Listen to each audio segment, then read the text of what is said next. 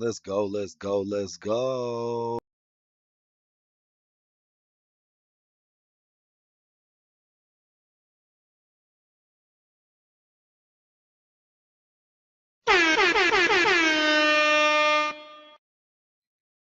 Oh shit, my camera all fucked up.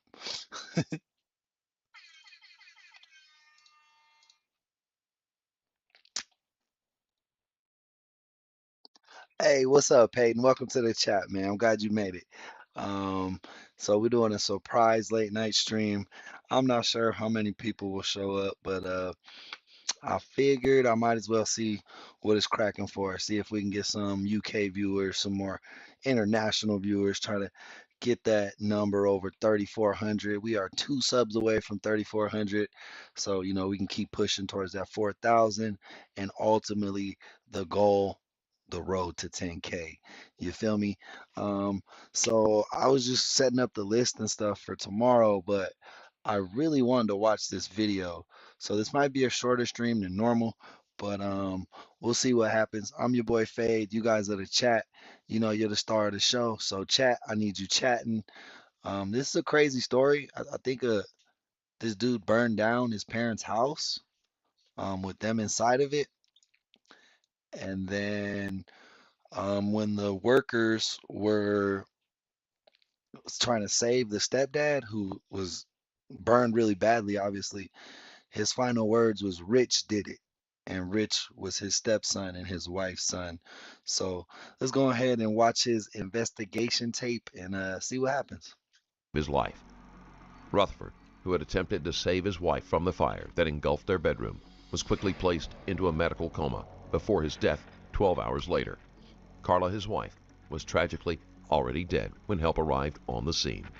This last attempt by Rutherford to seek justice immediately turned suspicion on Richard Taylor, Carla's son from a former marriage. Yeah, that shit's dumb as hell, right? Like, He was quickly brought in for questioning, feigning a limp from an unverified injury he claims he sustained days earlier. he probably burnt himself trying to light that shit on fire. Now he limping.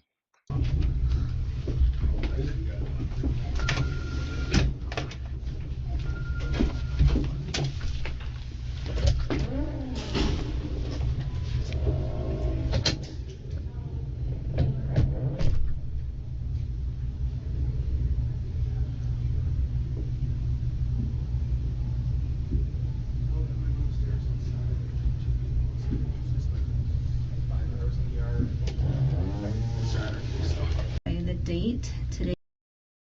Like imagine, right? Like imagine, I know it's a different situation, but to me this is like uh someone says that you beat them up or something, you know what I mean? And then you go into the fucking into the interrogation room and your knuckles are all bloody and shit. It's like are all scratched and scraped and you got like scratches on your arm and stuff.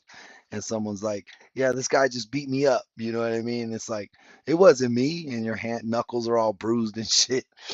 This dude's like, "Yeah, this is an undisclosed injury. I don't know what happened. I don't know how I got this big ass burn on my leg. Like my parents just died in the fire. What's the fucking chances, bro?" Today is Monday, July 9th, 2018, and the time is 4 minutes after 4. My partner, who you met when I came downstairs, Okay, yeah. he's in another room and he's taking notes of what we're saying. Okay. Okay, so if you can speak slowly and clearly, I'm sure he'd appreciate it. Okay. This room is audio and video taped. There's 2 audio speakers on either side of your head, Okay. and there's a video camera Guys, double tap them screens while you come in. up there. That's so I'm not sitting here. Taking notes. Yeah, and we can just have a conversation like this, okay? That door is unlocked. You're free to go at any time. I'm sure my partner's explained to you why you're here. Yeah, he said that when Alan went to the neighbors, he said Rick or something like that. So Yeah. Yes. So I'm here to talk to you with regards to that, and because of what he said, I have to caution you. Well, that's what we talked about. Okay, Like, yeah. so I'm going to read you that right now. you may be charged with first-degree murder ×2. You are not obliged to say anything unless you wish to do so, but whatever you say may be given in evidence. Do you understand that? Yes. And Hey, Rhonda, welcome to the chat. Thanks for stopping by. if you have spoken to any So before we get started, I see a lot more people just came in. Make sure you double tap them screens. This guy they believe this guy burnt down his parents' house with them inside, causing his mother and his stepfather to die. And he did it like at this age, not like as a kid. He just did this shit. And on the stepfather's last dying breath, he said Rich did it. And then they brought Rich in for questioning, obviously. other police officer or to anyone with authority, or if any such person has spoken to you in connection with this case, I want it clearly understood that I do not want it to influence you in making a statement. To understand that? Yes. What does that mean? Do you know? If in speaking to them, if they tried to persuade me that it's okay to talk. Yeah, that's exactly what that is.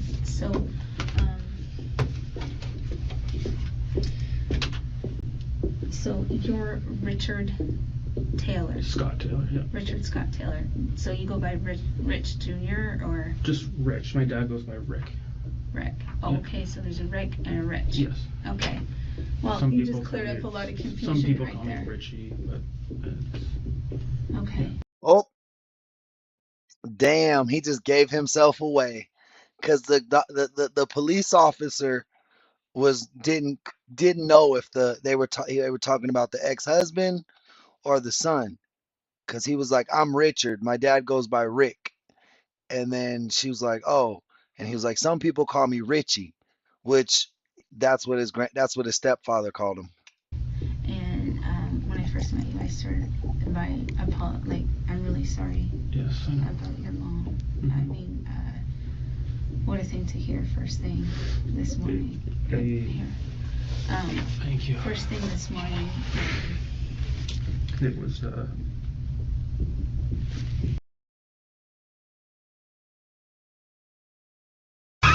You're gonna cry in the car. making my kids breakfast.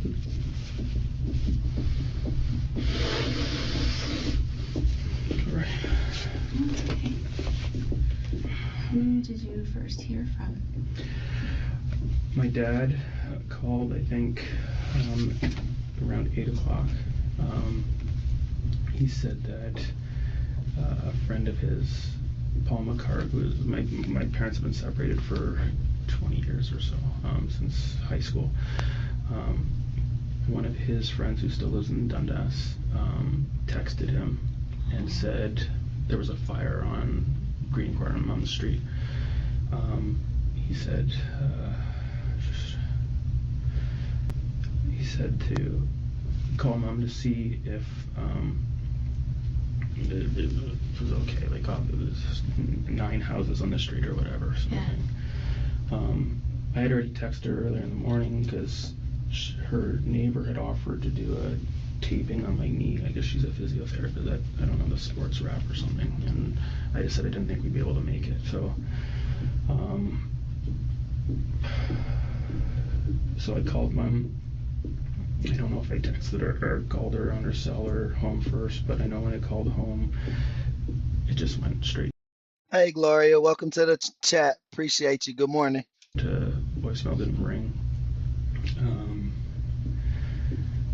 I called her cell, no answer. I texted her a couple times, and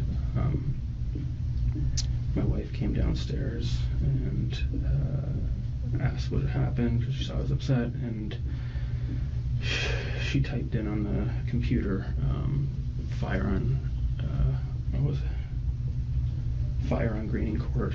And Damn crazy Dutch. That wasn't a fart, my boy. That was that was for sure a shark. to Google, and I kind of heard.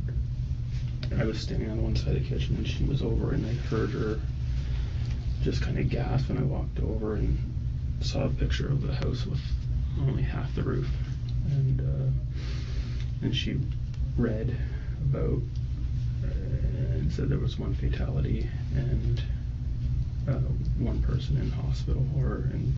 Hey, what's going on, my ecology? Welcome in. This guy burned down his parents' house, killing his mother and his stepfather. This is interrogation. They grabbed him up the next morning. Had made it to now. Um, I just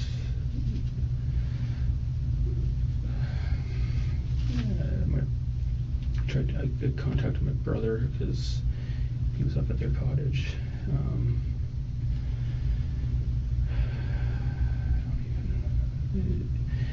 He was driving. Yeah, that's fucking cold-blooded, right?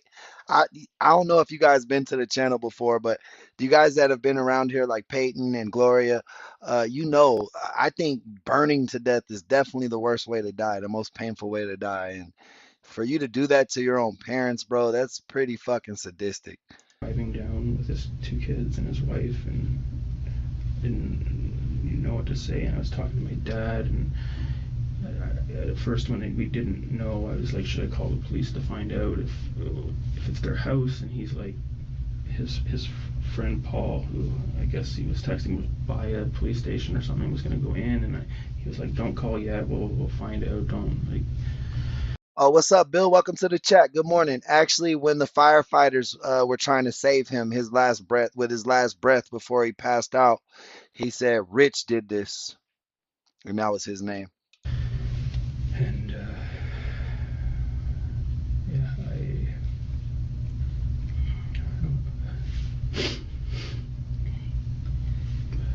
Um, so, as I was explaining out there, my position here is obviously to interview you yes.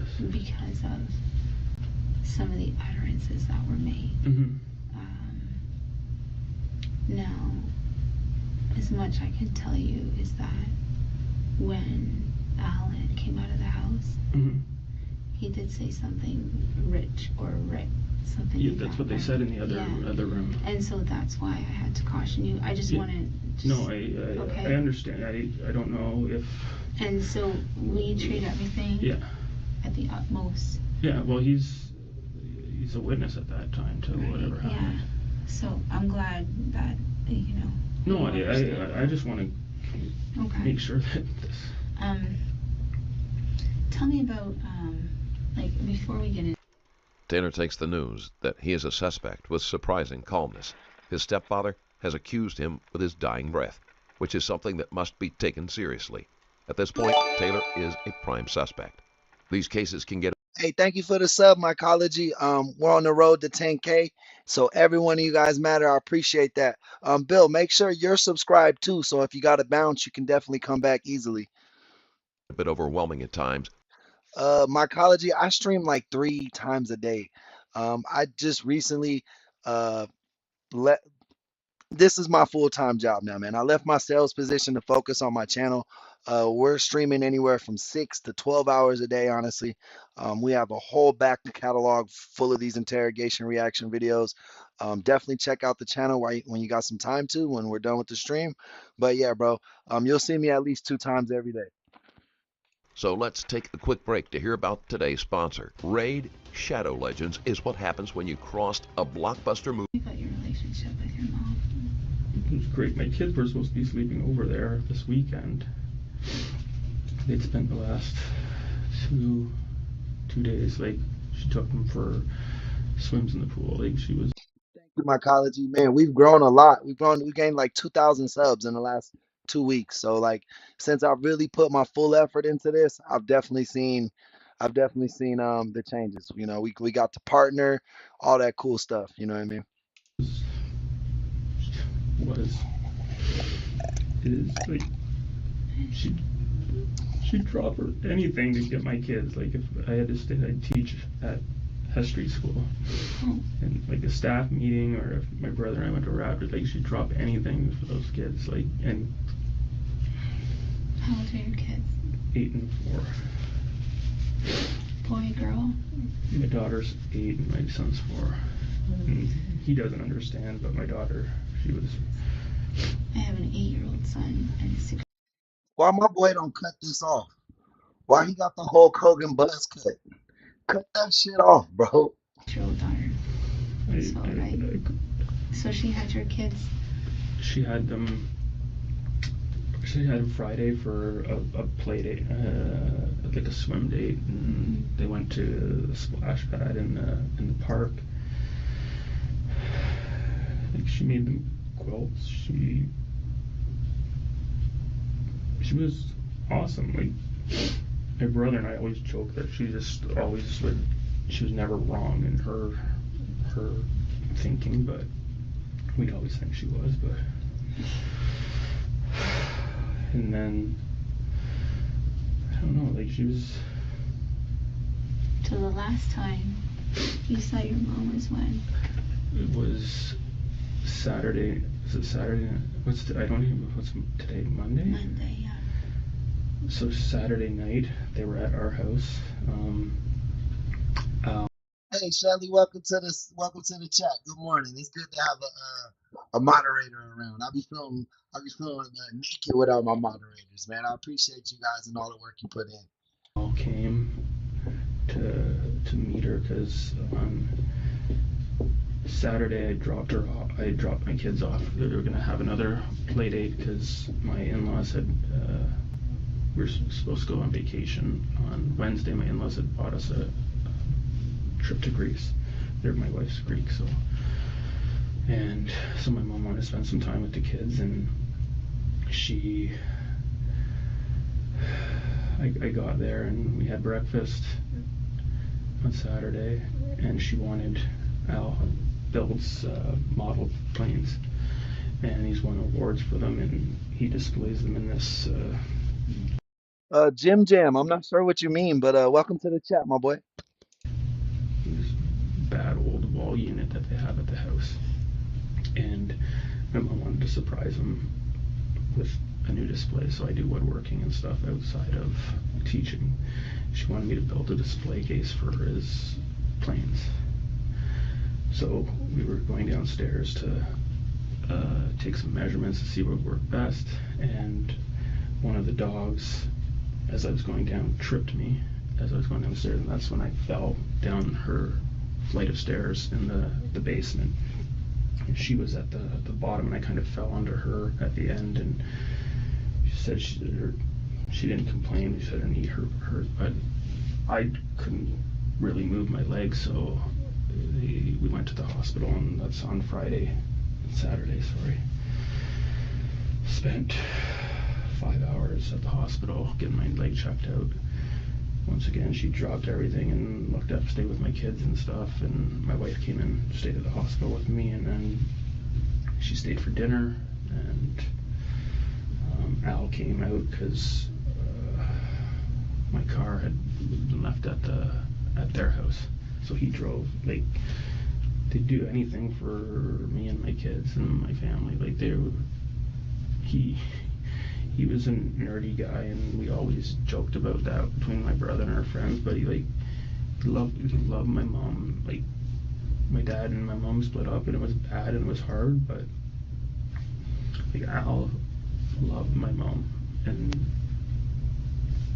made her happy, so That's all that matters, right?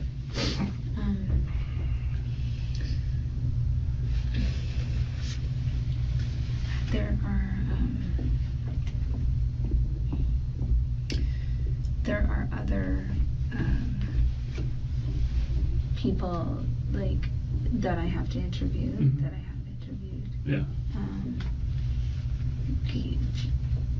He has daughters. Allison and Amelia, yeah. Do you get along with them? Oh yeah. We called them we called them this morning.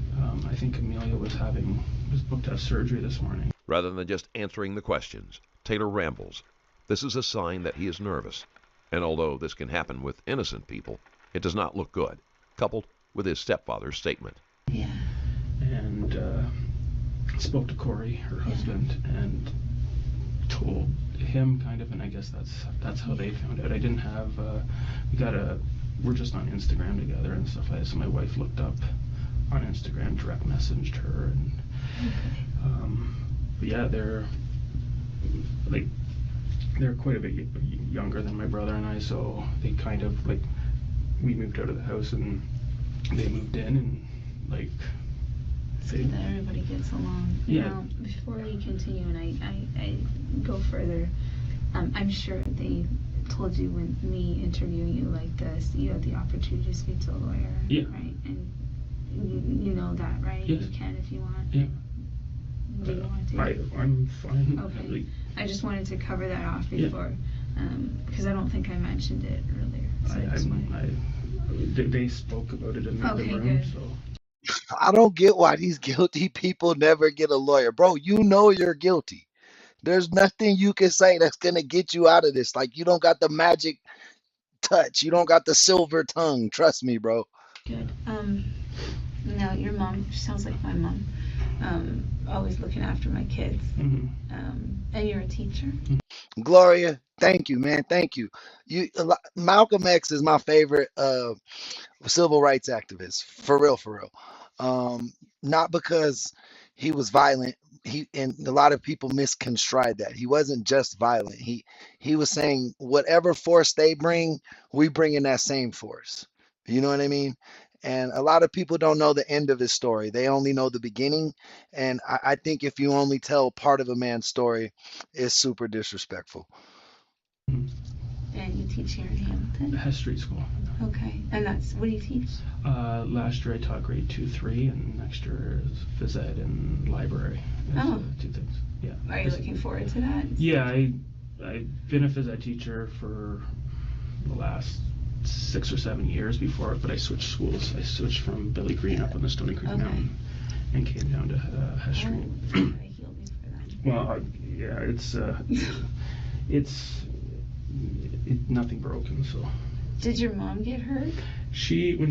When I landed on her, she says like she's got bad knees, and she had just been explaining that she's going for physio on her, or massage on her back, and she's been sore for a long time, and she said it hurt her knee, but she didn't really complain. Like, she just said she was. No, he said he went to the hospital, but I felt like bro hurt his knee running away from the house while it was on fire. Sorry? Which knee? He don't look very athletic, right? Like I could just see the house going up. He panicked, ran, and fucking busted his knee.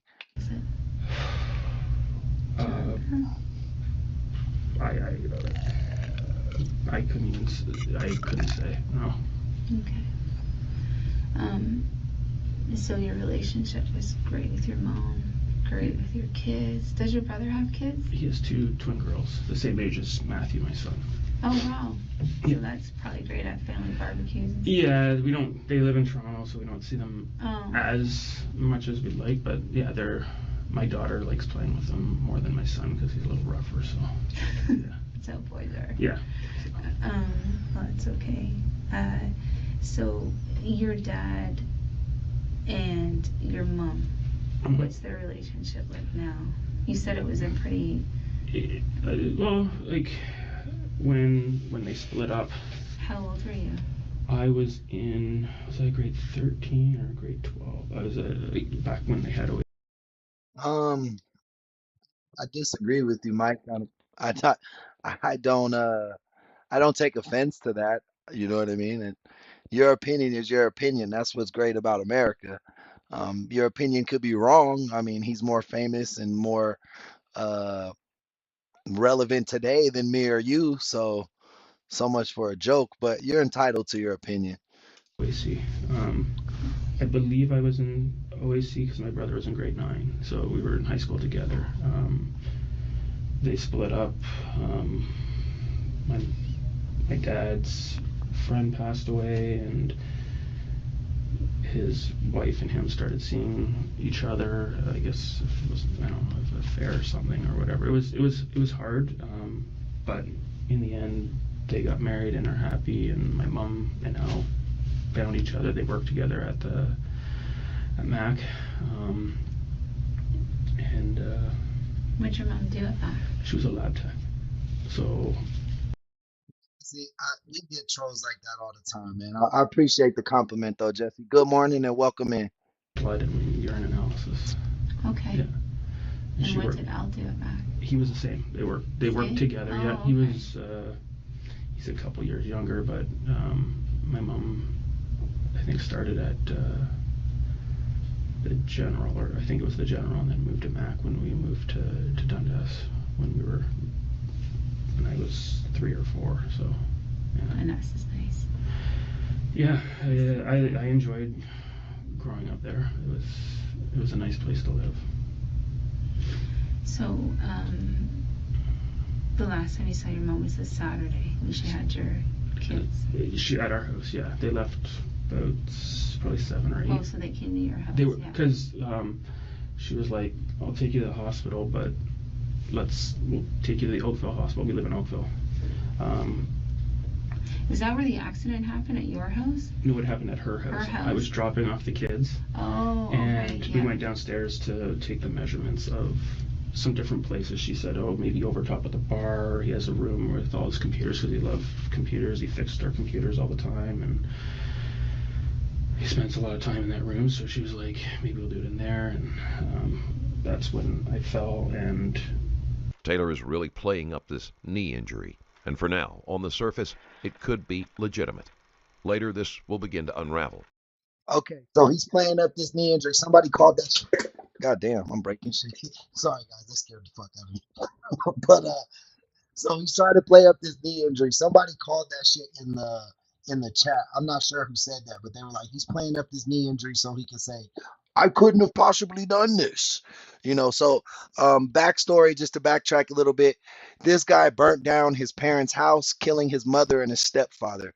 When his stepfather was being helped by the firefighters and paramedics with his last breath before he went into a coma and eventually passed away, he said, "Rich did this. That's his stepson. This is Rich." And be a major point that is used against him. we went to Oakville Trafalgar on Saturday, and she just drove the kids back to my place and waited for me picking up again. So. Okay. What's your brother's relationship like with your mom? What up, Kiki? I ain't heard a sling blade reference. I can't talk. A sling blade reference in a long time. So thank you for that one. Theirs is a little different. My mom would say it's good as far as they don't see eye to eye on some things. Imagine being able to build an app with your name on it. Even the other day, on the Friday when I was there, she had said about her back and all this stuff. And when I got home, I texted, I saw Mom, and she's complaining about back, going for massage, and he got angry, and she's like, because she doesn't talk to him, he's a chiropractor, so I don't think she wants to talk to him because he kind of talks down to her about it a bit, but he wants the best for her. But and then on the Saturday when I first got there, we were sitting down having breakfast, she's like, "Well, your brother sent me a snarky email about my back," and so they had just on that level of, I think her health is, she when his kids were young, and she would take the go into Toronto to babysit his young ones for 2 of the 5 days. So like she would do anything. Like I could call her at school at 3 o'clock and say, "Can you drive out and pick up the kids from the Y?" And she's like, "Yeah." Unless she had a quilting thing. That's the only thing that she probably didn't love more than the kids, but she had a quilting club. Wow. So last night, Yes. when this happened, where were you? I was at home, sleeping with my son. He came down. I couldn't sleep too much. At about 2 o'clock, I put Netflix on and was watching Sicario, which is then my son came down. I had to turn it off because it's a pretty violent movie. And he was upset, and he came down and laid with me for about 30 minutes or so, maybe around there. When he fell asleep, I took him back upstairs slowly and went back down. I just wasn't sleeping and with my wife because my knee, so I was laying on the floor downstairs. But, Okay. Does he usually get up when he's upset like that? yeah, he usually come like almost every other night. He'll come and he won't put his sheet back, like his cover back on, so he'll come to us every night. Can you put my covers back on? Can you put it in? So, or he still isn't toilet trained when he sleeps, so he'll wet his bed half the time or something. So we're up and down all the time. So yeah, I wish my daughter was toilet trained by 3. Wow. But good for her. Boys are different. So and girls don't like to. Yeah. He'll sit in it the whole night and just be like, oh. Okay. So you were at home, and today, obviously, you heard the news. What time was it when you and your dad? It was around 8 o'clock when I could check my phone when he called, but I thought it was weird because I had my phone in the living room and I heard it ring. I was making breakfast and coffee for. Hey, y'all, mother, welcome to the chat. And Gareth, welcome back, my boy. Good to see our subs returning, especially when we do a late night, early morning surprise stream. Um, I think he just gave himself away with that bullshit ass knee story. He literally said he got up at 2 in the morning to watch movies, and then his son came downstairs. So I think he was sleeping downstairs for an alibi, so that people would be like, "Oh yeah, he was sleeping downstairs." So he either did the fire, then came back home and watched that movie he was talking about, or after he put his son to bed, he went and did it. But either way, his alibi doesn't really keep him away from the scene. You know what I mean? Myself and my kids, and I ran. Matthew actually brought me the phone and was ringing. I saw it said Dad on it. So my dad doesn't call that often. We have probably the same type of relationship that my brother and my mom have. Yeah. My mom would always say I'm more like her, and Chris is more like my dad. So. It's like every family, there's always one. So, what's your relationship like with your dad? Like, kind of. It's gotten better. I think I had a lot of anger back when I was in high school. Yo, Savannah Bieber, welcome to the chat. Are you related to Justin? Big Justin Bieber fan here. Don't judge me, but the boy makes good music. When they first used my mom, he hurt my mom, right? And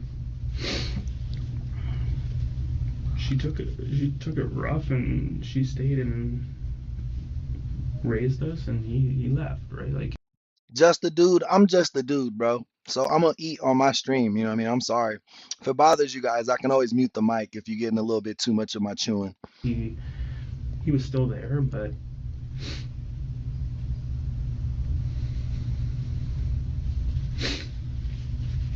Again, Taylor employs tears as he speaks about his mother, although it appears to be more sniffling than actual crying.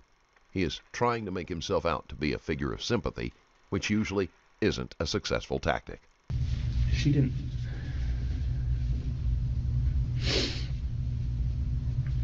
She Hey, reading books. Welcome in. Good morning. Welcome back. stayed and raised us and gave us everything. Like when I went to teachers college, she bought me a car so I could drive to Buffalo back and forth, right? Like it was a piece of junk K car, but it got me back and forth to Buffalo. And the day, K car. yeah, back before. No, that was after K cars were even popular. I It had was K car. yeah. So, your mom raised you guys. Did you guys visit back and forth with your dad, or no? Was it your mom?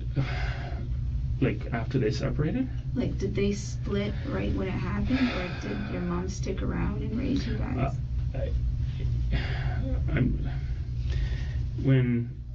I remember them telling us, my brother and I bought them a gift certificate to Shakespeare's for their anniversary, and later we found out that's where they finalized their divorce on our gift that we bought them for their anniversary. Oh, no.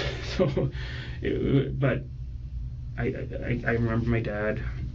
They split up when we were younger. I remember playing t-ball. My dad moved out for about a year, Yeah, reading books. He burnt down his parents' house, killing his mom, his mother, and his stepfather.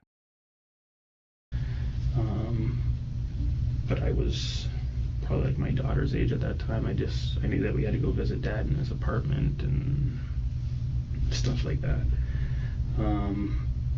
But when they split up this time, I think, I can't even remember totally, but I think he moved in with Kathy, who's his wife, basically right away. And she was, what hurt my mom was that Kathy was one of her friends. Now, she was also the wife of one of my dad's friends who died of cancer. So he, I don't know, there's always been, I think, to me, like, I felt like anger sometimes to my dad, but it's hard to tell him that, like, you hurt me like that, and I'm Bro, you too old. You too old to be talking about I'm hurt because my parents were divorced. And I'm mad that my dad remarried his friend's wife. But his friend died of cancer. Like, I'm sure his dad's friend is in heaven. Like, thank you, bro. Like, at least somebody I trusted is taking care of my wife now. You know what I'm saying? Like, people be acting like big ass children. This man's acting like he's an 8-year-old whose parents just got divorced. was just strong. Like, I can remember when they split up and talking, like, crying on the couch, and she'd just come down and hold me and cry with me, and, like, obviously she was upset too, but she just wanted to. Was your brother with you too? Like, Yeah, he's 5 years younger. And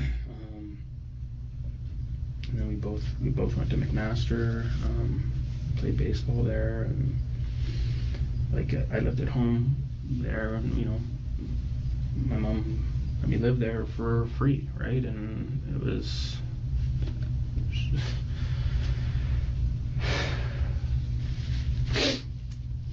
Oh my god. when's the last time you think your dad talked to your mom? It would have been at my, as far as I know, like they see each other at Christmases and birthdays. So my brother had the twins' birthday in. Their birthday's June 20th, so it would have been around that, whatever that weekend was there. My dad came, his wife didn't. My mom came, Al didn't.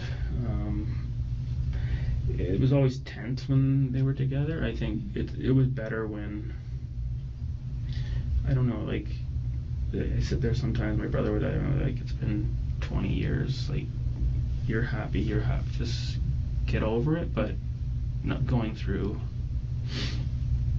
what she did, and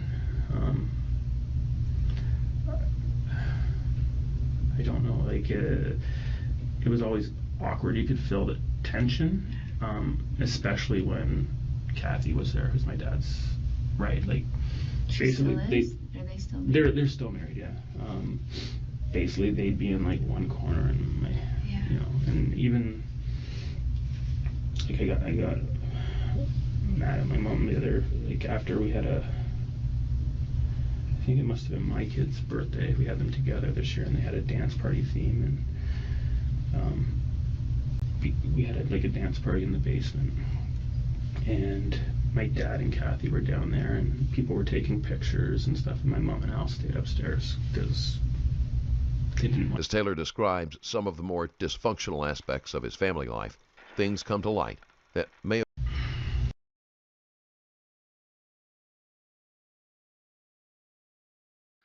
My bad, I was muted. But I was just gonna say, bro, he's so mad at his parents for divorcing. Bro, you are 40 years old. You said your parents divorced in high school. In high school. I I think that's the reason he did this. Still bothered her. Sorry. Still bothered her. Oh, it did, and But you're right. You don't think of things like that. Hey, Lynn, this gentleman burnt down his parents' house, which which killed his mother and his stepfather. And now he's complaining about how his mom and dad are divorced, and he's like 40 years old, and they divorced when he was in high school. You think of the pictures of the kids. Exactly. Like there was 20 pictures on Facebook, and my dad was in like 15 of them. But I used in the background, and the kids are dancing, and I just said, "Well, you didn't go downstairs with like they're not taking pictures of the adults and putting them on." But I just so stupid now.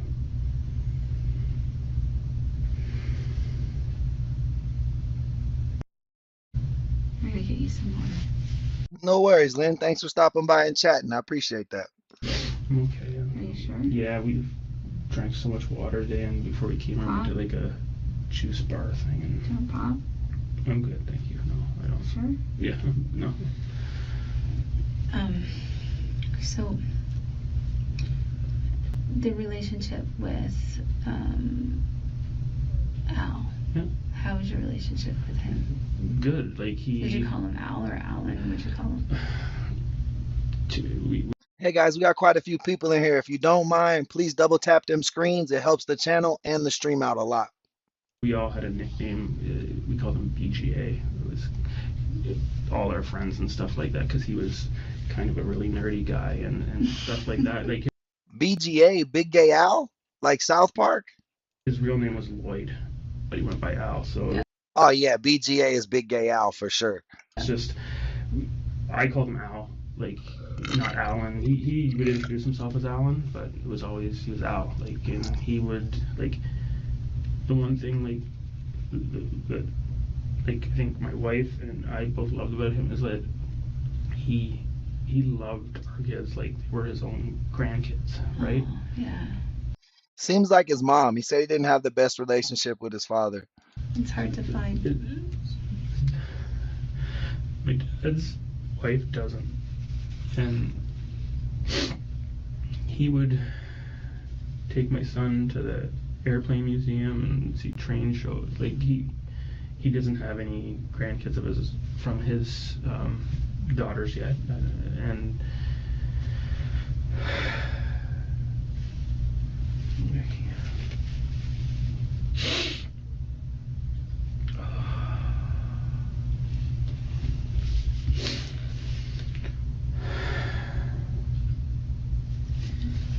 So I'm trying to wrap my head around why he would come out. No, Shelly, you're right. A lot of criminals have childlike tendencies. I'll never forget that one lady that was fucking sitting crisscross applesauce in the chair.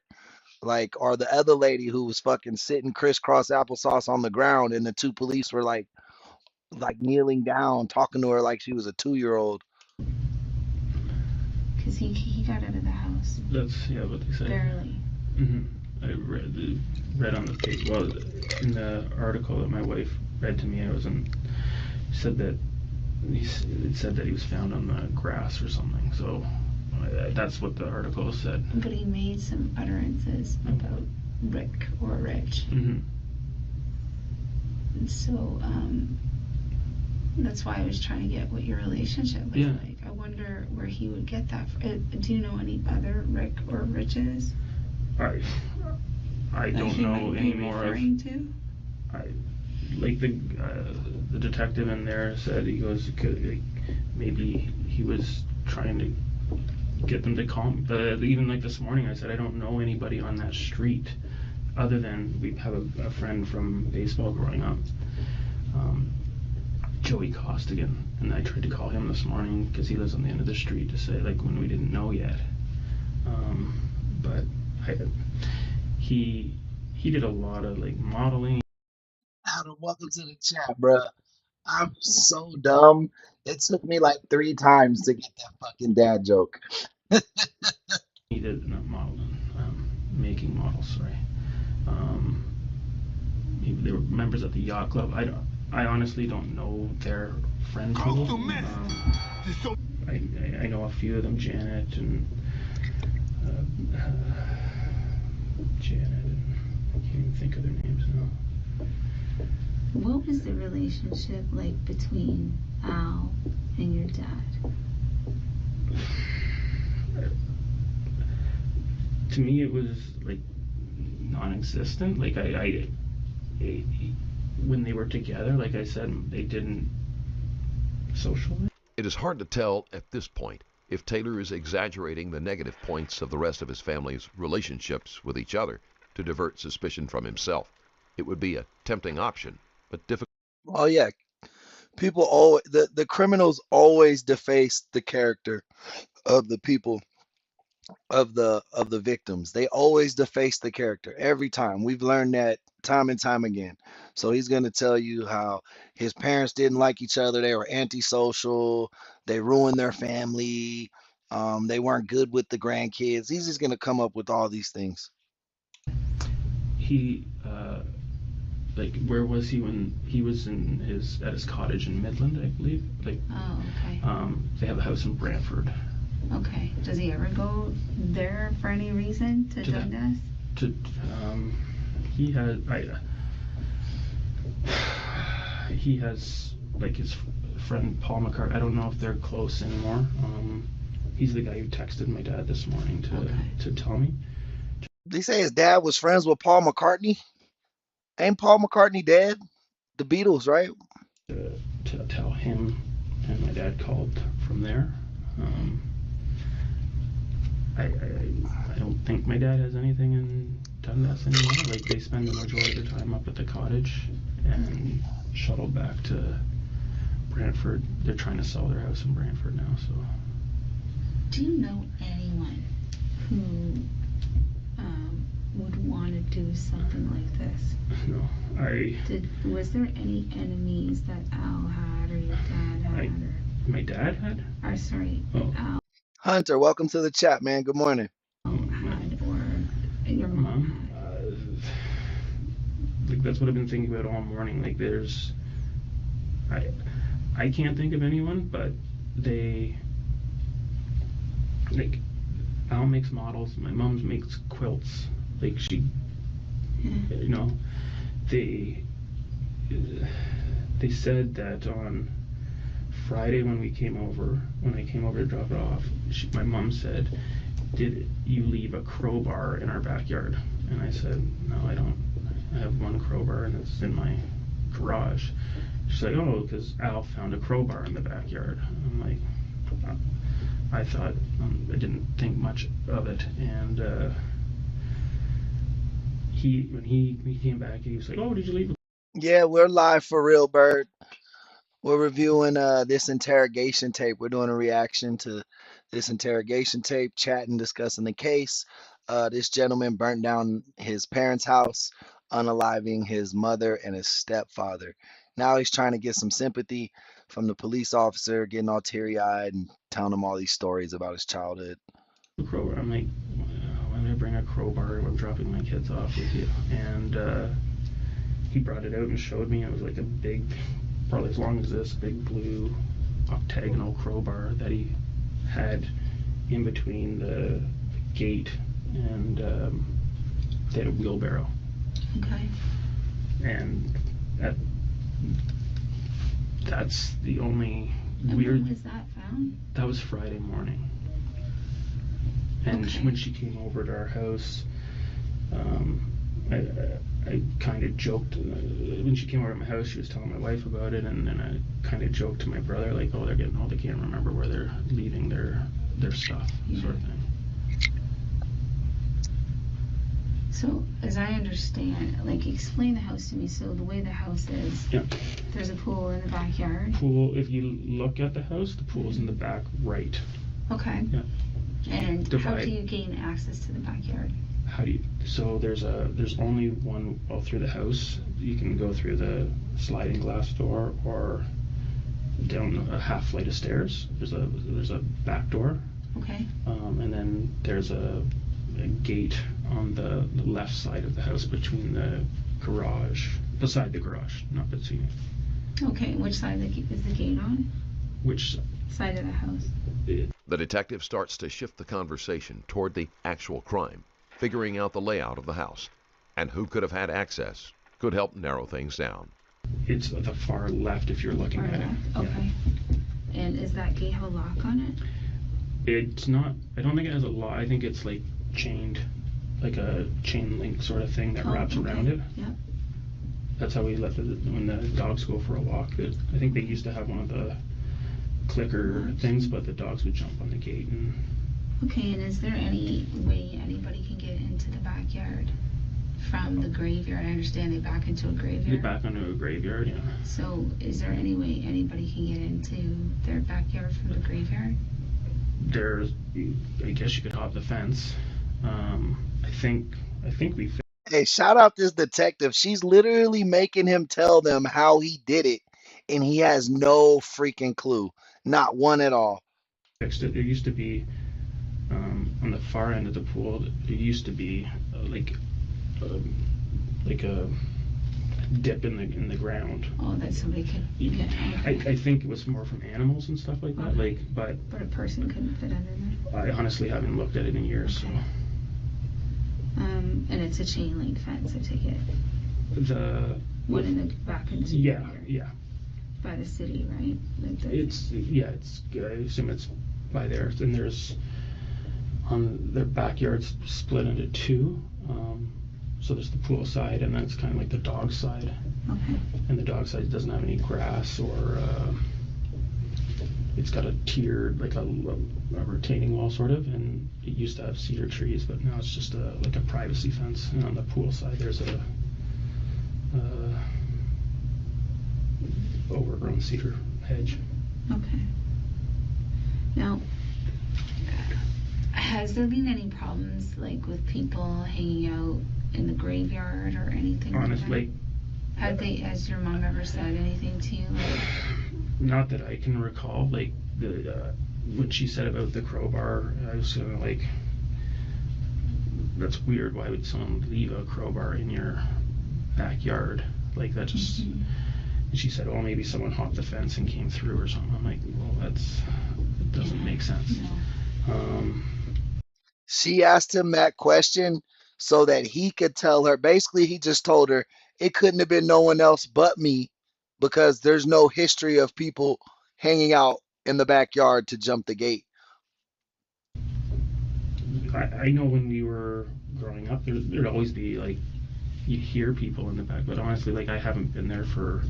See, now he's backtracking. He just realized what he just said. So now he's like, 20 years ago when I lived there, you would hear people by the gate.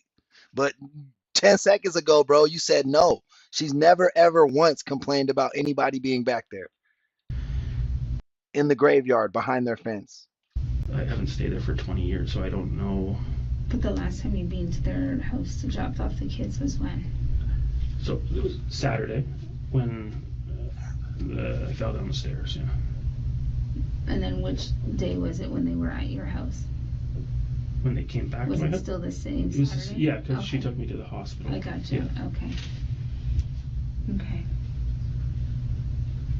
All right. So now investigations like this, I have to ask, and I'm going to take it anyways. But your phone.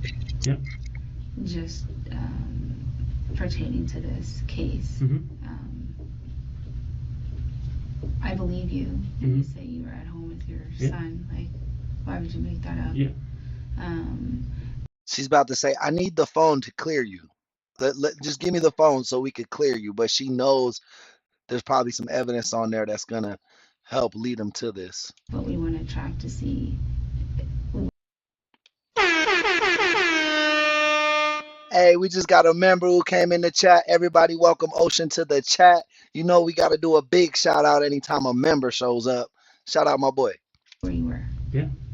Or your conversation. So I would take it. Yeah. If you want, you can sign a consent. Shows you're fully cooperative. And I'll download the contents and we'll. Are you fine without your phone till tomorrow? I've been talking to. It's like my main way. I know, communicating because of your mom. We would take it, download it, and give it back to you. She was like, "Damn, I shouldn't have said that till tomorrow." Shit. She know he not going home. That's why she told him that. She knows he's not going home. We're gonna have so much stuff to do. Like I know. Okay, I'm gonna talk to my bosses and say that you're willing to give your phone Yeah, over. you can, like, if you could do it now, like, I just... Let's see if somebody, I don't know if somebody's still working now. Let me just check. Okay. Okay? Are you sure I can't get you anything? I'm fine. No, What kind of phone is that, an iPhone what? That's a cane, Ocean. He's faking a knee injury. That's gonna be like his main hook as his alibi. Like, I couldn't do this. I have a knee injury. He set his parents' house on fire, unaliving his mother and his stepfather. And now he's complaining about how his parents got, well, he was complaining about how his parents got divorced when he was a teenager, and it still makes him sad to this day, type thing, just in a nutshell. S6. S. Not very new. Okay.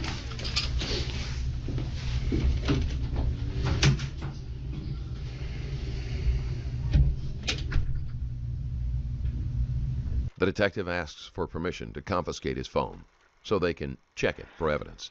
He agrees, but there's a tinge of reluctance.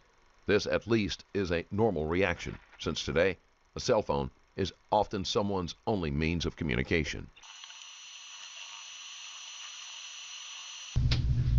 I think his dumbest lie was my knee was hurting so bad that I couldn't sleep in the bed with my wife, so I slept on the couch.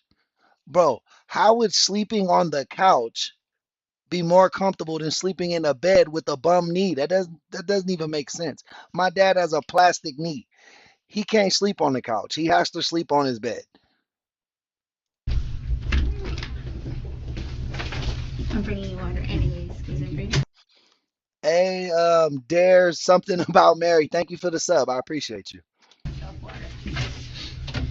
Um,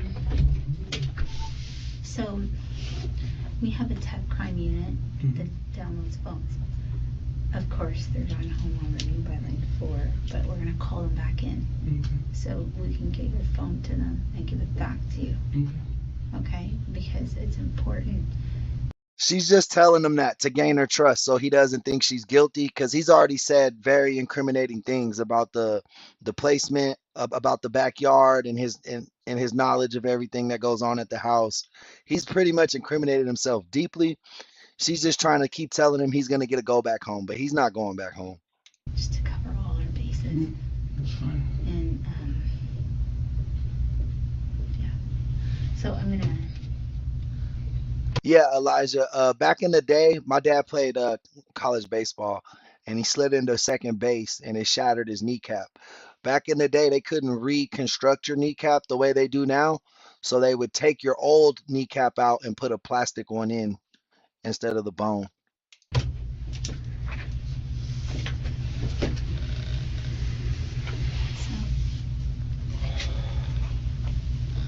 do you need meds or something for your? I took some Advil before we came, so... Not that I'm like supplying them, but I don't know if I'm past like a No. dosage. You sound like you're. No, in no, pain. it's sore. It's, that's all. Yeah, it's always sore, so it's not a big deal, but...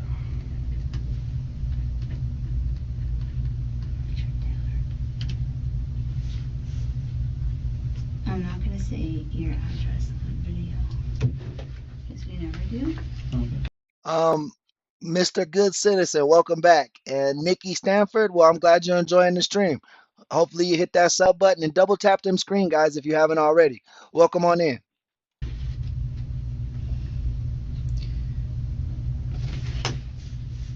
Tell me if this is right. I'm looking right.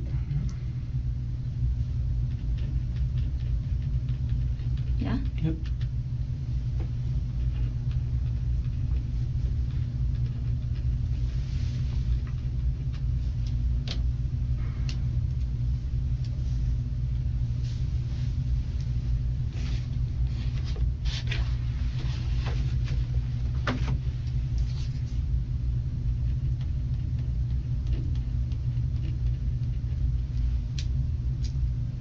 Hey, what's up, Mikey? Welcome back, my boy.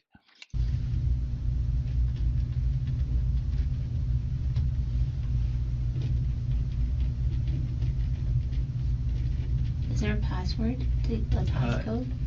Eight, eight, eight, eight, eight, eight, eight. Just as many eights as you can Just put in. I think eight six eights. We turned it off to come in, but. Okay. So it's a black iPhone? Yeah, black iPhone 6S. They said to turn it off when we came in. Yeah. So.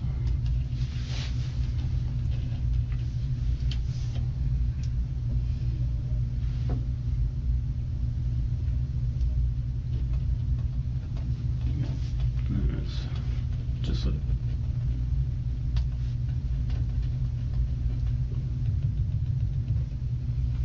So, 1, 2, 3, 4, 5, 6. I think there's 6 of them, yeah. It's just I just hit it as many times as I can, basically. I'm gonna do that. Probably not the best code, but. I wouldn't have guessed. Looks like a white desk.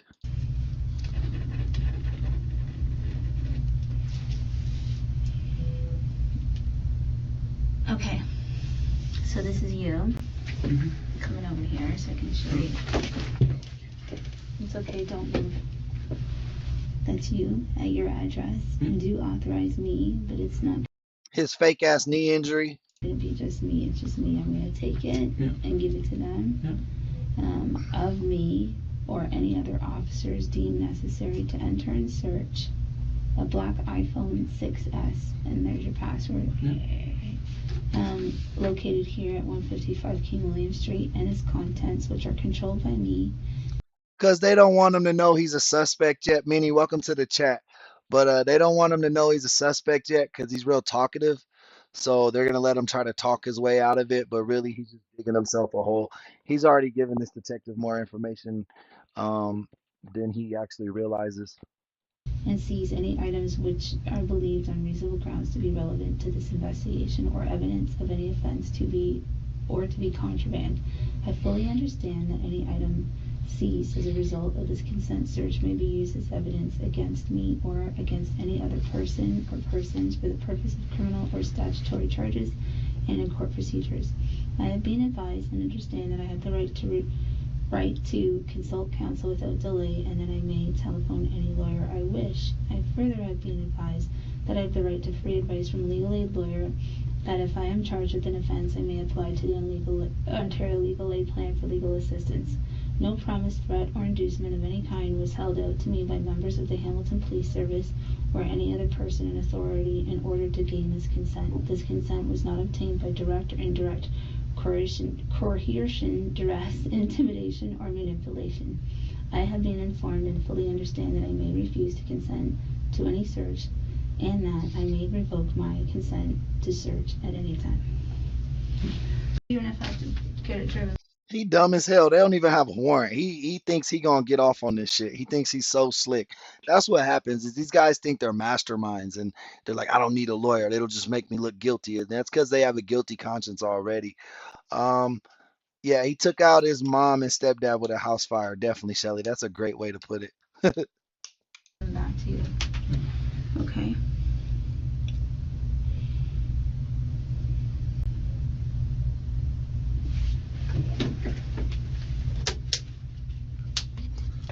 Hey, we're getting a little deep in here, guys. Let's double tap them screens. Let's get them likes up, man. Let's try to shoot for 50. We're halfway there.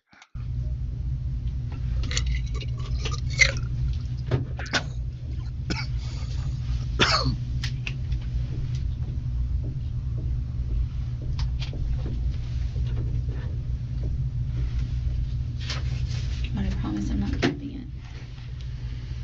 Okay, good.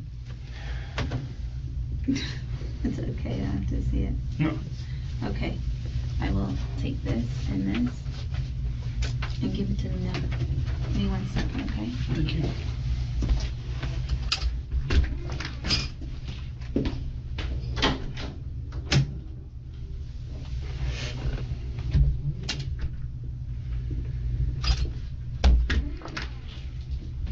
She says, okay, babe, love you. Oh, thank you. Okay.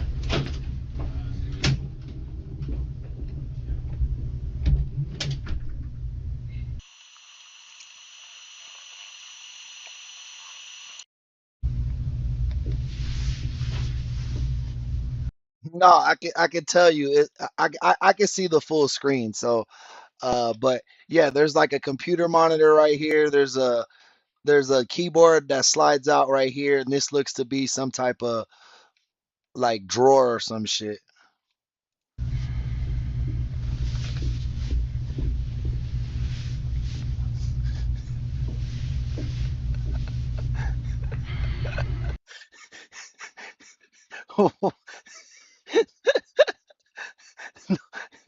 Hey, Mary, he's just trolling, bro. That's not what happened.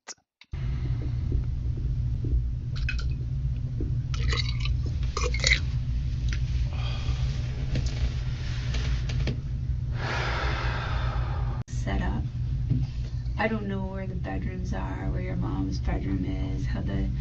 Can you draw it The for me? layout. Yeah. I don't know if you're gonna draw this way or this way. Goes that way again. Because I'm trying to get a picture of where they were in relation to how this might have happened. Do you know what I mean? And I want to know also if there's anything in the house that could be flammable. Like you said, he builds models, but there's, like I can't see engines lying around or anything. No, not working model, like little plastic Toy models. yeah. So I have try to think of what could be in there. Just so I know, because I haven't been to the house. Mhm. Other people have gone. I haven't gone. So the people that I talked to describe Yeah, I'm assuming this is an older case though, because my boy had an iPhone 6S. What are we on, like iPhone 16 now? I know kind of the court and the outside, but I Mhm. don't know what the inside looks like. Okay, so I think it's pretty much a big. There's like a front door Mm-hmm. and a step. See, now she's having him draw the map, and that let them know that not only has he vocally told them the way that he came in, but he's going to show them with the map that he has the exact knowledge of it. And he's not even realizing he's telling her this shit. Steps, like a half wall, and then Is it a 2-story, 1-story? bungalow. I think, right? Like it's 1 story and then a basement. Is there a step up to a back? Like a. So this you have to go up like 4 steps Okay. here, and then this should all be one wall, I think. Like, so that's like the living room. Okay. Yeah. And then there's a wall with a door. Taylor is very unfamiliar with the layout of the house, but he has every right to be. That particular piece of knowledge isn't going to prove anything one way or the other. And this is like kitchen, sliding glass door out to the deck. Oh shit, really? That's what he did with the first when she was asking him about the graveyard in the back, and then she said, "Does anybody ever hang out in that graveyard?" And he goes, "No." And then like a few sentences later, he goes, "Well, actually, when I was in high school, I used to hear people back there," because he realized he had just fucked up, and now she's having him draw the map to confirm like what the fuck he just told her. And the pools.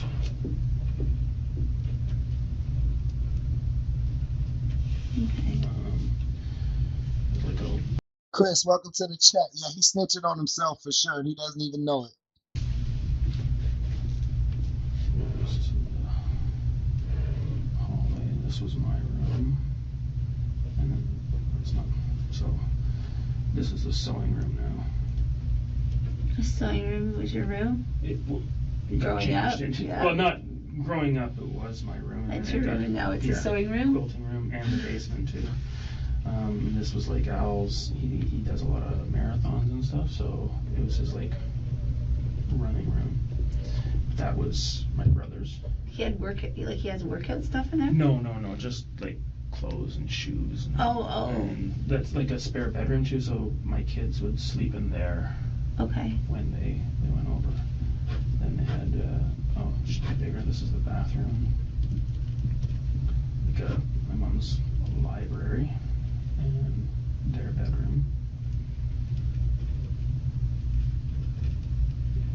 Master. And, this is not right. This should come over to like there, kind of. And then this door goes downstairs. Okay. So this is the first floor. I'm gonna get you. And this is the garage. So the garage is on the side of the house? Garage is attached, yeah. So my bedroom and my mom and Al's bedroom would have butted against the garage. Where's your windows? Window. Hey D, welcome to the chat, my boy. DJ NJ. Did they have one or two? I think it was a pretty big one. And then there's a window like here, and a window here, and a window here. Sliding glass. Maybe a window here in the kitchen. Big, like pretty window. nice layout, I'd say. It's nice, the kitchen. It's nice with like the old, I think it was built in like the 70s, so it's a little compartmentalized, but they were thinking someday to Hey Ryan, good morning, Sheena. we open up this wall. Man, it's Make nice. it into a. What is this? Is this the rest of the So backyard? yeah, so there's like a big, there's a fence that goes along here, and then like steps that go down, and then if you can't see it here, but there's a door here that goes into the basement. Okay. And then this is the dog. Just some cheap ass geek bar nicotine thing. I think it's a Miami Mint. Area, and Big it area. actually goes on the other side of, so that gate. That walkway is on after the garage. Yeah, so there's a walkway that goes all the way like that and down, and then the sculpted driveway. Okay. And, So you can. the We're watching some interrogation footage of a guy who burnt down his parents' house, unaliving his stepfather and his mother. fence, the graveyard goes all the way there. He's low key been snitching on himself without fully snitching on himself, Adrian. He's given this detective a lot of information that she needed, and he hasn't realized it yet. He's still trying to play innocent. And then there's a, like, I'm trying to think, there's a Chris, welcome to the chat. Adrian, welcome to the chat. little, I think a fence here, like a little one, and their neighbor's fence goes like that. And So can you gain access from this side? you probably could hop it, but there's like the furnace, not the furnace. What's the Air conditioning? I think the air conditioner, but the heater for the pool. Oh. So there's all the pool stuff Yeah. here. Okay. So Why would you on this side? yeah, you probably could, but I don't.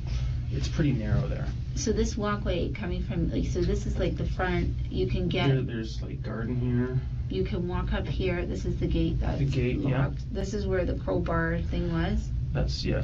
And you can walk up here, and you can just go right back here. Yeah. Okay. Okay. Show me the basement. So this is the top. Okay. So put it. I didn't do it good, but the stairs come down like this, and this That was a good guess. Oh shit, you got the joke right, I guess. is a door. That this is where I fell. On the Saturday coming down Okay. these stairs. There's a little area there, and then there's a computer. With an understanding of the layout, it is possible that Taylor could have easily planned this. It will be up to the detectives to figure out if anyone else, including a stranger, could have made their way. Lola, welcome to the chat. onto the property and cause the fire. The likelihood of that is low, and Taylor remains their best bet. So this is like the utility. That's what I mean. Nobody knows the intricacies of getting in and out of that gate but him. He's the only one that would know how to do the chain and all that shit. He's literally mapping out how he did it, and he has no fucking clue. This is where Al makes his tea, and that's where the model furnaces Oh. and the my mom, they've got some racks with food and stuff along here, and this is the computer room.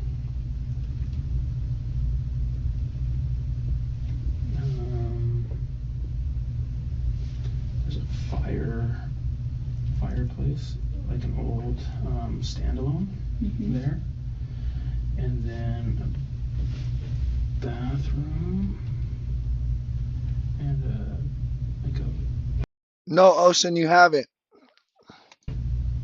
bar. It's a nice layout. Yeah, it's very, there's two like big concrete pillars there. And, like there's seating here, but it's all one big room. That's nice. Is there windows in here? Like, can you fit through a window there or no? I've never tried to fit through that. We used to climb through my brother's window when we lost our key when we were growing up, because all these are raised up. Like No, yeah, Chris, but what I'm saying is a random person wouldn't have the knowledge to do that. So it doesn't matter if he has the knowledge because he lives there. It still means that he's going to be their top suspect. So, and then there was some other things he said along the line too that was very suspect. But just on that, on the knowledge of the house, obviously he grew up in that house, right? But the way their gate was set up, he would be the only one that would know how to get in through that gate. Like a random person wouldn't know how to do it. It was like chained up. It was wrapped up with chains and shit. you couldn't get into my window. But when we were growing up, we'd always go into my brother's because there was a landing. Okay.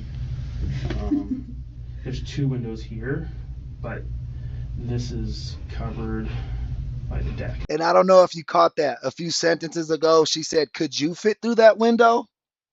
And he was like, "Well, I've never tried." But she was trying to catch him up. Like if he would have said, "Yeah," she would, you know what I mean? Obviously, how the fuck do you know you fit through that window?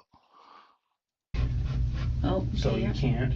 Yeah. And then there's a window in the utility room. I think it's there, but I don't think you can use that because of all the heater and stuff like that. Yeah. I think they used to have like a shed there, but I think they took it down.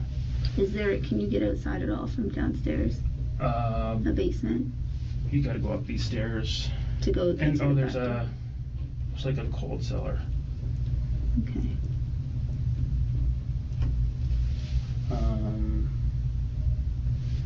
Yeah, because that's the garage. So there's no, and this is all under here. Yeah, that's 1, 2, 3. There's 4 windows in the basement. Yeah. So the only way in here upstairs is through the front door or through this door through the deck. Hey, that's what's up, Remy. That's what's up. I think OT is a cold rapper, man. For real, for real. And the rest are just windows, right? Is there an entranceway from the garage into the house? No, there's a door into the garage. I think the motive right now, the only motive I have is his parents got divorced in high school and he's been upset about that for fucking 22 years. And then the retractable door. Okay. But I don't think they have an automatic garage door. Okay. I'm gonna get you to initial your artwork so it's not, can't say I did it. You wouldn't want to say you did it. Oh, trust me, it's better than my artwork. Trust me on that one. Okay, now that I have the layout. If the cops ask me anything in an interrogation room, whether I'm guilty or not, I'm asking for a fucking lawyer. Because nothing I say is going to get me the fuck out of there, bro. These cops are super smart and tricky. I'm either answering no questions and lawyering up. Because if you say anything, they'll pry at you and get information from you without you even noticing. That's good. That explains, like, it's hard, right? Talking to people, and I'm trying to picture things. I know the outside of the court. Yeah. How there's the house, like they lived in. They live, well, yeah, right, at the very there. end. At the very end in the middle, and then. All right, see you next time, Gareth. Thanks for stopping by, my boy. They've had so many neighbors. I know the Russ Powers used to live. If you're looking at the house to the right, he's a town councilman or something. He grew up with his son, but there's been a lot of turnover in the last 5 or 10 years of neighbors. So. My understanding is that they're the longest. Oh yeah, they've been on the street the longest. Definitely, yeah. We moved there when I was, I think, 4. Wow. So 38 years, wow. Basically. So I take it their house is paid off.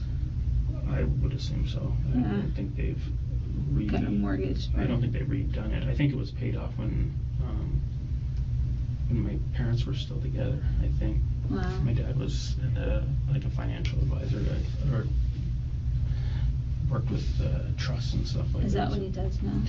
No, he's retired. Oh. They when they got separated, his wife inherited a trucking company. Oh, okay. So they ran that together. I guess he kind of did the books and stuff like that, and then they sold that probably 3 or 4 years ago, I think. And basically they just. You know what? I didn't ask you what your relationship and your brother. Oh, you get to stay, Gareth? You thought you had to go back to work or something? Yeah. Do you have a sister or no just sister? Your brother? Yeah. Just the two of you. Yeah. What's your relationship like with your dad's wife? It's. I think my. Hey guys, post where you're tuning in from in the chat. Everybody post where you're tuning in from. Let me know what city, state, or country you're watching from. Brother's relationship is better. It usually revolves around when we go up to see them at the cottage. So my dad wants us to come up, and she has had some difficult I was gonna say, Ryan, we all know that's ground beef. times with my children. So when we go up, we don't want to drive up for the day. Like, we're not driving 3 hours on the day. We go up for 4 or 5 days, and she'd kind of, after like 1 or 2 days, kind of be. Shout out New Jersey, Chris, man. Shout out Jersey City, Elizabeth, Chevilleport, Louisiana, maybe. LA, I'm not sure. I don't know what flag that is. Is that Finland? Shout out the Bronx, New York. Shout out the Bronx, Mississippi. I love it. Florida, home of these videos. You funny as hell. Sun Valley, California. Shout out Cali. That's where I live. Gulf Coast. Welcome to the stream. The Gulf Coast, baby. How's she having a hard time with your kids? It's just.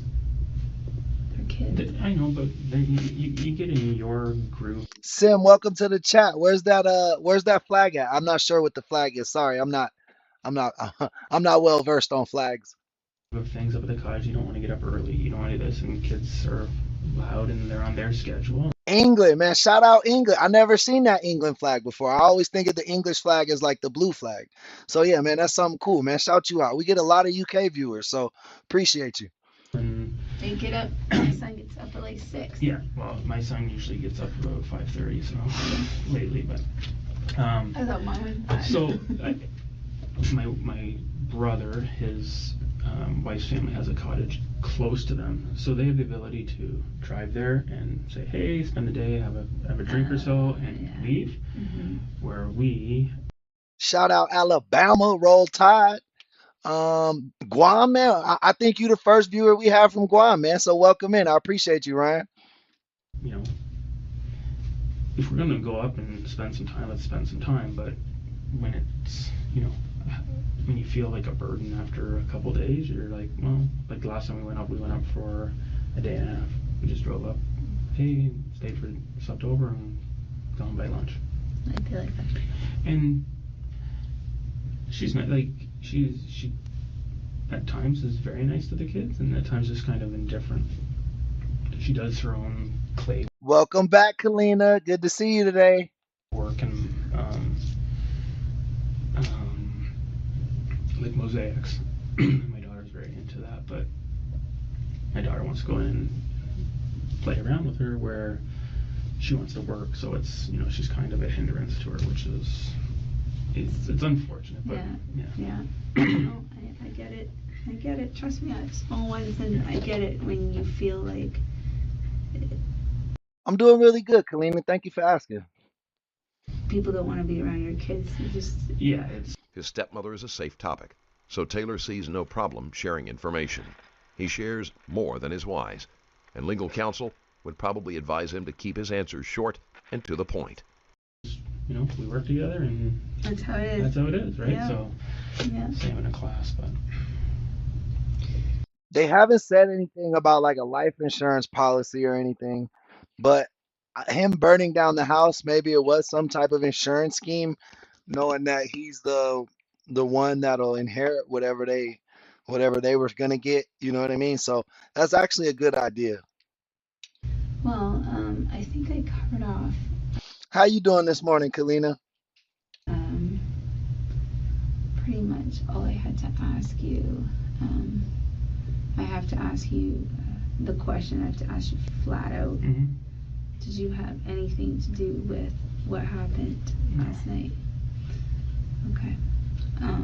Do you know anyone that would have harm to your? we were all racking our brain today. Like the only thing, like when we were saying coming in and interviewing, my wife was like, "We'll mention the crowbar thing," but even that, I was just like, I honestly thought, you know, my mom tells the same stories over and over and over again as she's getting a little older. She's very smart, but and that was one of the jokes we always had. I just thought that My parents do the same thing. I just thought maybe they'd forgotten something, but they were pretty adamant that someone had left a crowbar at the side of the house, and I. Does somebody have keys besides? Do you have keys to the house? Yeah. Does somebody else have keys to the house? Their neighbor, I think, when we were over there, when she took me to the hospital, her neighbor to the left. I know they did. We used to just leave the key in the mailbox all the time. Like, we'd come home and my friends would be in the house downstairs watching TV when we were home, right? Okay. But yeah, my brother probably has a key, I would assume. Like, my mom would give us a key to come over and swim if they weren't there, right? Like, if it's just like it was our house to her. Yeah. Have you seen anybody That's all right, Kalina. You'll pass that exam. Don't worry about it. I know school's starting back up, but you'll get what you need to do. on that street or around that area that doesn't belong there? We're honestly, like, if I'm there, we're in the backyard. Is there any issues in behind in the graveyard? People coming through there? I think there's always been, like, I remember as a kid cutting through the graveyard, because you cut through the graveyard to get to the park. Is that a big grave? Like, I don't. As far as graveyards go, it's. I don't know how big. Like, I don't know the street. Yeah, it's a decent size. Like. Is it fairly big? Like, if you were to look out. Oh, if you look at it, it's just black. There's no lights or anything. So at nighttime, you couldn't see anything. Like, we'd always hear stuff growing up, and like hooting and hollering and. Ryan, you're about to join the military. Well, thank you for your service if that's true, bro. If that's what you're trying to say. Yeah, I got a lot of friends and family members who are servicemen, and we appreciate you guys putting your life on the line for us, man. Thank you. Police used to patrol it sometimes, like just do a drive around because there's a couple loops and stuff like that. But Okay. honestly, I haven't been there at nighttime to see anything. Like, I wouldn't know if anything goes on in the corridor. How do you get into that graveyard from which street? York. So you can. There's probably a couple of different ways. Like, you can. So. Down, Kalina, would look at you with your 3,000 IQ. Shit, I couldn't even pass junior college. You about to make it all the way to a doctorate. Green. So behind what the house is the graveyard, and if you basically just go straight down to the left, there's the That's what's up. My best friend was he served two tours. He was infantry soldier. That much respect to you, Ryan, and all blessings to you because I know the political world is crazy right now, and hopefully these wars keep calming down. You know what I mean? But good luck with your endeavors, man. I respect the military man for real, for real. gated entrance, and so you can drive in, you could walk in. At the top, because it's all tiered up. At the top, there's there was a way to walk into the driving park, which is behind the. So basically. So Dundas Driving Park. Yeah. My grandparents are buried there, I think. It's a big graveyard. Yeah. It's I've been to ones in Toronto because my wife's Greek, and there's huge. You see how she played him? So is it like a big graveyard or like a small graveyard? He's like, I don't know, it's not that big. And then he starts describing it more. Actually, my grandparents are in that graveyard. It's a huge graveyard. But yeah, Chris, he digging himself a hole, bro. He going straight to lethal injection. Wait, I think they're in Canada. They don't have capital punishment, but he getting life for sure. Like it's massive sprawling thing. So it's not small. Like we used to toboggan there in the winter because they had these slope toes. It's as bad as it is now. You think back, but that's what everybody did, right? Like in tobogganing in between the graves. And there used to be a works, like a city or a town works building. And they had works trucks that were kind of attached to the. I'll tell you the reason why I'm asking is if there's entranceways in, I want to know if there's businesses around, cameras around. Do you know what I mean? If there's anybody exiting or entering the graveyard at that time or on your street. Yeah, essentially he burned his parents alive, bro. He burned down their house while they were inside of it. They didn't make it out. I'm curious as to know if there's any people, and we do our own canvas, so I'm sure they've already covered it. Yeah. But check and see who has That's cameras. what Chris, my brother, said. He's like, did Mom and Al have a camera or anything? I said, I think they had. Did they have any floodlights? I think they had We go random. I mean, we go live 2 to 3 times a day, Mary, and it's pretty much random right now. I want everybody to have post notifications on so that you know when we go live, and then I also give everybody a 5-minute warning in Discord that we're gonna go live, like a heads up. So if you join our Discord, it's easy to keep track of the lives a little better. But right now, because we're still growing the channel, I like to do different times of the day so that different parts of the world have a chance to tune in. Because if I did the same time every day, I would only catch the same people, and we're trying to and grow our community. I think If his parents had such a thing, he would have easily been able to figure out a way to disable them beforehand. I just wanted to let you know real quick that my merch shop, strangerlabel.com. Yeah, Kalina, please do join our Discord. The link is in the description. It's in the description of this video. Guys, we just opened up our memberships this week too. If you guys want to join our membership program, it's 99 cents a month.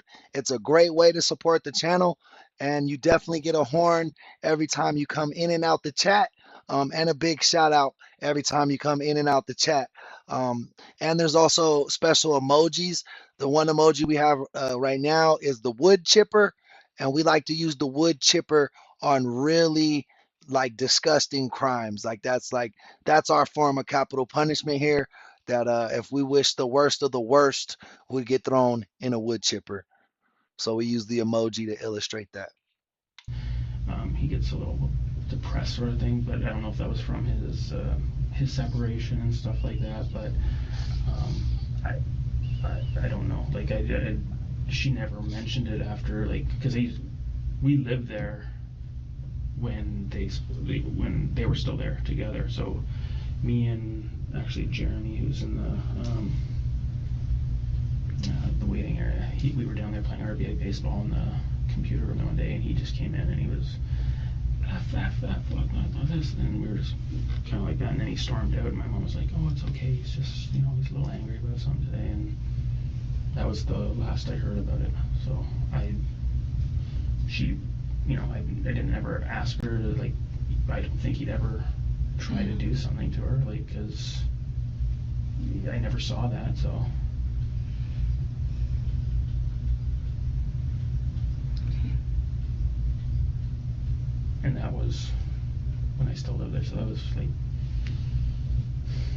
you know, like 17, 20 years ago that happens, or however long, so. Okay, I think, I'm trying to think if there's anything I missed. I'm gonna go ask Ben, the guy you met out, the lead investigator. Yeah. I'm gonna go check with him and see if there's anything that he wishes for me to cover off. And I think pretty much I wanted to get the family dynamic. And I think every family's a little messed up. Everybody has. Oh yeah, no. My wife always complains her family is they're Greek and they're very close. Our family wasn't as close, but it's not that we didn't love each other. We weren't raised she was raised like family.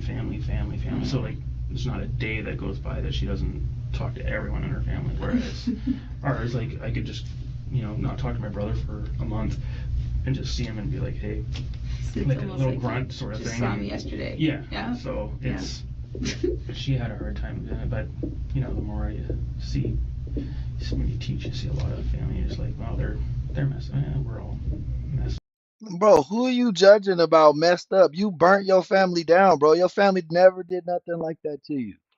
up Everybody's got in a some little way. bit. Man, there's no family that's perfect. That's for sure. No. None.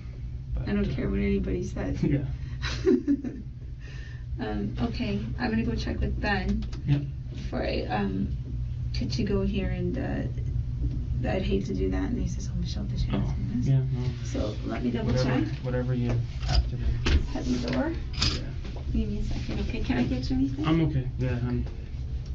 Maybe something to stay awake. I've been tired, but. Do you want a Coke? No. I don't drink that much pop, so. No. No. Chocolate bar? No. Maybe chips? No. Lots of No. sweets here. Lots of donuts, right? I wish.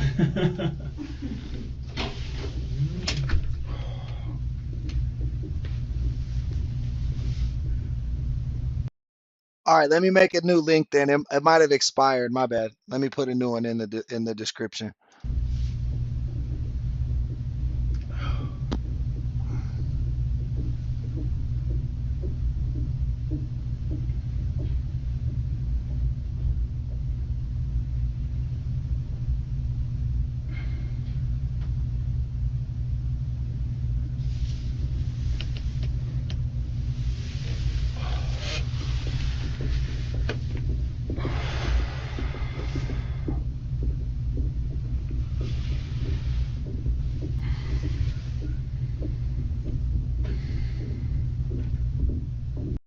Try it now, Kalina.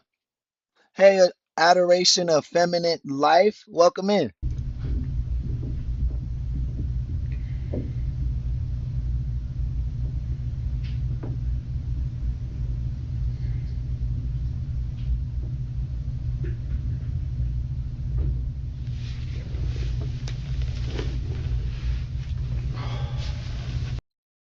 Dual Zaster. Welcome in, boy. How's it going? Welcome back, DJ NJ.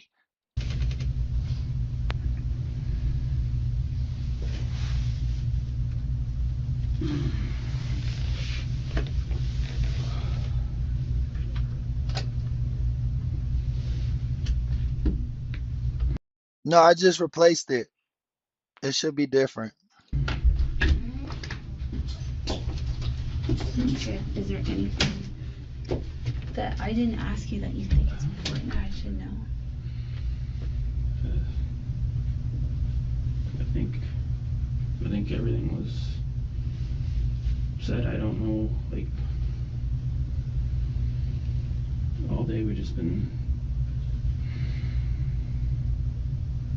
like, I almost had an argument with my wife because she was doing the layout of the house, and I was like, no, that's not how it is. Like, I lived, and she was thinking that Selena, you have to copy and paste it into the Discord app. If you just click it, it'll take you to Discord web, like on like your web browser, and it doesn't work right. Just do it, copy the link and put it into your app, and then like go to the app, then hit join a server, and then add the link. Like, maybe it was the furnace or something like that. I was like, no, that. Oh yeah, that gets me back to my other question. Was there anything that might have caught fire? The, Yeah, we're having a great morning, Feminine Life. Thank you for stopping by. Right now, we're just watching a little interrogation footage discussing this case. This man burned down his parents' house, unaliving his stepfather and his mother. He's been in here lying the whole time that he had nothing to do with it, unknowingly giving the officers all the information they needed to convict him. like the only thing that would be flammable, I would assume, is like Al had anything that he built his models with. I don't know if he like But to do something like yeah.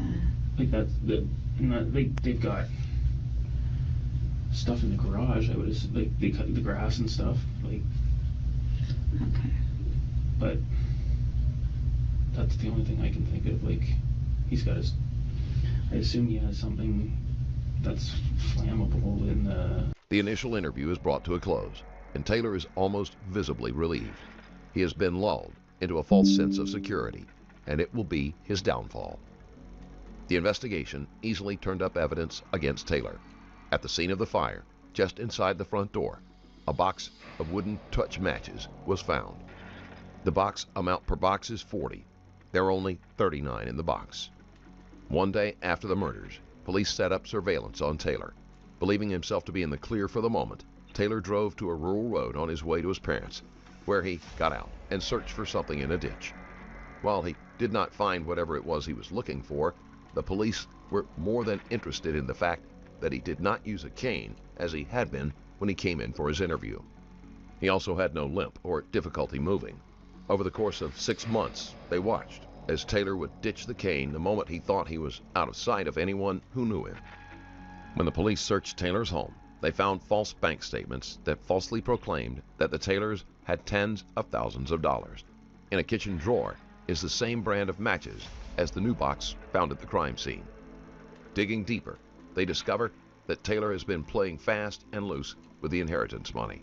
He is the executor of his mother's estate, but money conveniently disappears, and his brother is left to pay for expenses out of his own pocket. Unknown to Taylor's wife, they are nearly $200,000 in debt. With no other leads and all of the evidence pointing to Taylor, the police Damn, was my boy on a coke binge?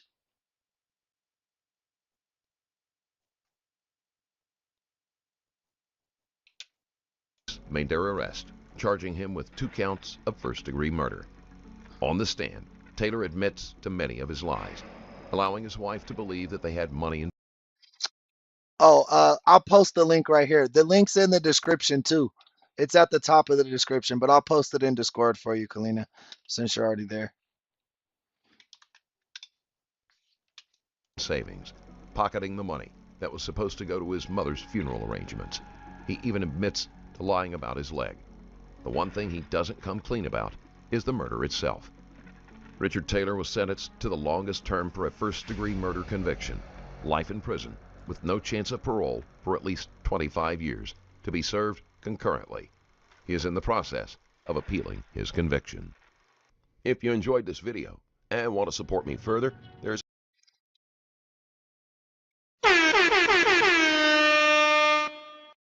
Hey, what's good, Justice? Welcome to the chat. We just had a member enter the chat. Everybody welcome Justice with warm love and embrace her warmly and give her a big shout out, everybody.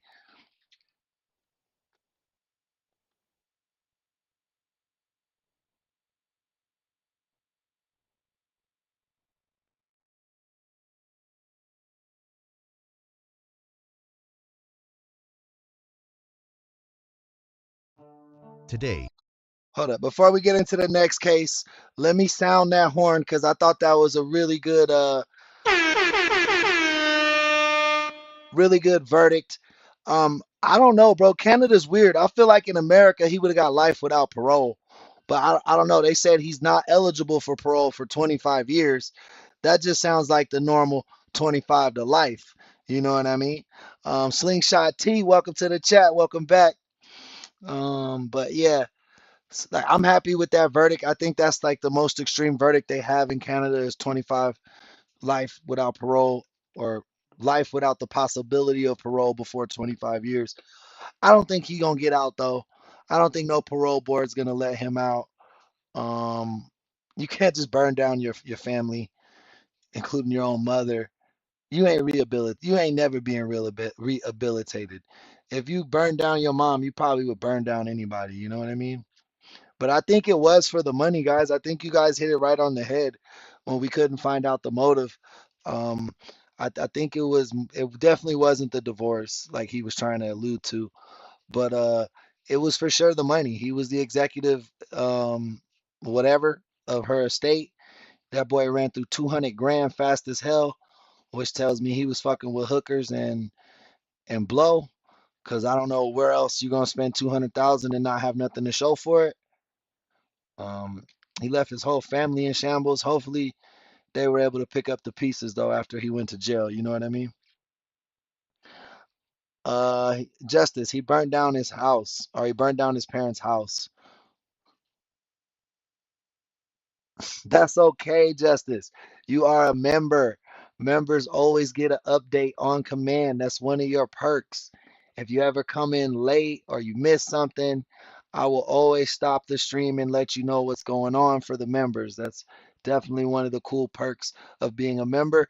I think we're almost up to like 30, 40, 35, 40 members now. So appreciate you guys for embracing the community and making sure that we could come back and do this every day. We just got new gifts too. I don't know how gifts work on stream, but um, they said we unlock gifts. You guys can now send gifts in. But yeah, there's always the super chat button in the membership. Like I say, the super chatters and the members are the heartbeat of this community. You're allowing us to progress forward, and I can't thank you enough because without you guys, none of this would be possible. So let's just keep growing. You know what I'm saying? So this one's called The Disturbing Case of Giselle Maxwell, or Ghislaine Maxwell. I don't know who she is or what this case is about, but let's find out. You are going to watch as a woman descends from jet-setting socialite into a notorious madam, grooming underage girls. Oh shit. We got something. Thank you for the subscriber. And Ocean, you sent 100 for 2 jewels. Hey, I'm not sure how the gifts work. Uh, but it worked. So thank you, brother. I appreciate you. That's dope as hell. I don't know the conversion or anything like that. That's the first jewel we ever had. So thank you so much, Ocean. Not only you a member, but you out here setting the trends for everybody else too. I appreciate you.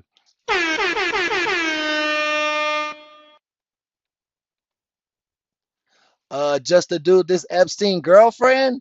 Oh yeah, I see his ass right there. This gonna be good. It's only 15 minutes though. So let's see what we got for us. Let's see what we got. Girls to fulfill her lover and employers. Today, you are going to watch as a woman descends from jet-setting socialite into a notorious madam, grooming underage girls to fulfill her lover and No worry, Dual Zaster. You have a good day at work, my boy. When you get off, we'll probably be streaming again. So come check us out. employer's sexual appetite.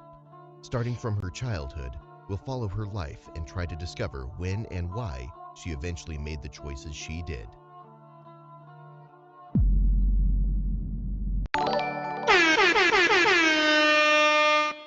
Shout out Kalina, brand new member.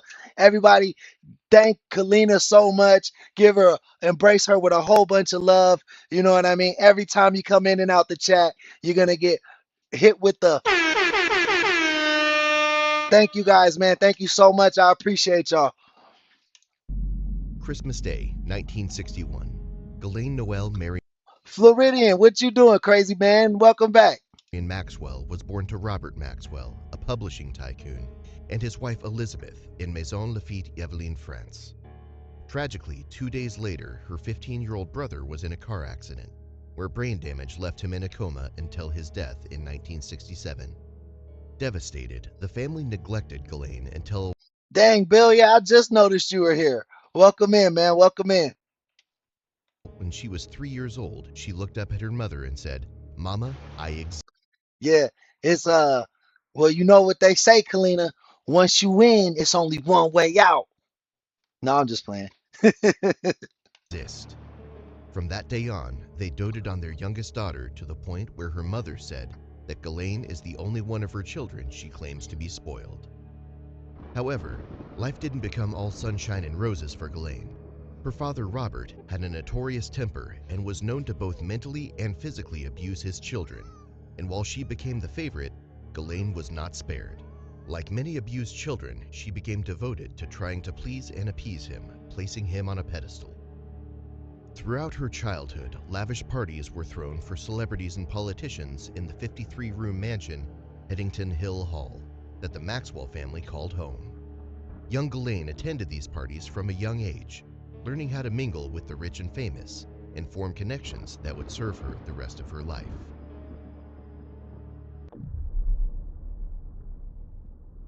In 1973, Robert installed a Wang computer, the price being equivalent to a cool $43,141 today, where he immediately set up Ghislaine to learn how to operate it as well as write code. As 43,000 for a PC, and you can't even stream on that mug. What? What? Lola, thank you so much. If you guys don't know, our members are the heartbeat of this channel, as well as the super chatters. Thank you so much. I appreciate you guys. It means a lot, man. Like, you guys are really, really doing your thing. And like I always say, the chat is the star of the show. I'm only your co-host. So thank you. forward-thinking as he was with technology, he maintained a heavy hand on Ghislaine, not allowing her to bring boyfriends home or even being seen in public with them while attending Balliol College in Oxford. This didn't prevent her from pursuing her own agenda, using her time to forge her own connections outside of her father. Shout out Sheena with the gift, man. Thank you for the gift. I feel like it's Christmas, y'all. I appreciate you so much, man. Y'all don't know. I stepped away from a pretty good paying sales position to go full time on YouTube because this is my dream. And I feel like I could always go back to sales. But once you guys started showing love and subbing, and I felt like this could be real and we were really building a community, I felt like I had to give you this time and attention just to try to give us as a community a real shot to build something amazing. And you guys show up each and every day and let me know that I made the right decision. Thank you. I appreciate you so much. Father's sphere. She never became close with other women, maintaining only a polite facade unless she thought they might be used to reach powerful men. Fellow students described her as calculating and interested in power, which makes her eventual relationship with Epstein unsurprising. Still, during this period, she spent most of her time working closely with her father in a variety of roles, a poster child for entitlement and nepotism. Robert made her the director of Oxford United Football Club under his ownership, and she also worked at the European, a publication that he, you guessed it, also owned. This dealt in corporate gifts, but it wasn't profitable. Still, Ghislaine remained her father's favorite. I'm sorry, guys. I don't want to watch this. I thought this was going to be an interrogation. I don't want to get a copyright strike. I don't know. This seems to be his original content. I don't want to, I don't even want to play with it, bro. We already got a strike from the news this week. Can't get no more strikes. Damn, that seemed interesting too. My apologies. We'll go into this is what a compulsive. Nah, what do you want to do? This is what a so one or two community choice. What it looks like to interrogate a Hollywood celebrity, or this is what compulsive psychopaths look like. Which one? Which one do you think it is? Hey, every cent counts, baby. Every cent counts. Every cent counts. You need a penny to get to a million, right? You got to get a penny before you get to a million. So thank you.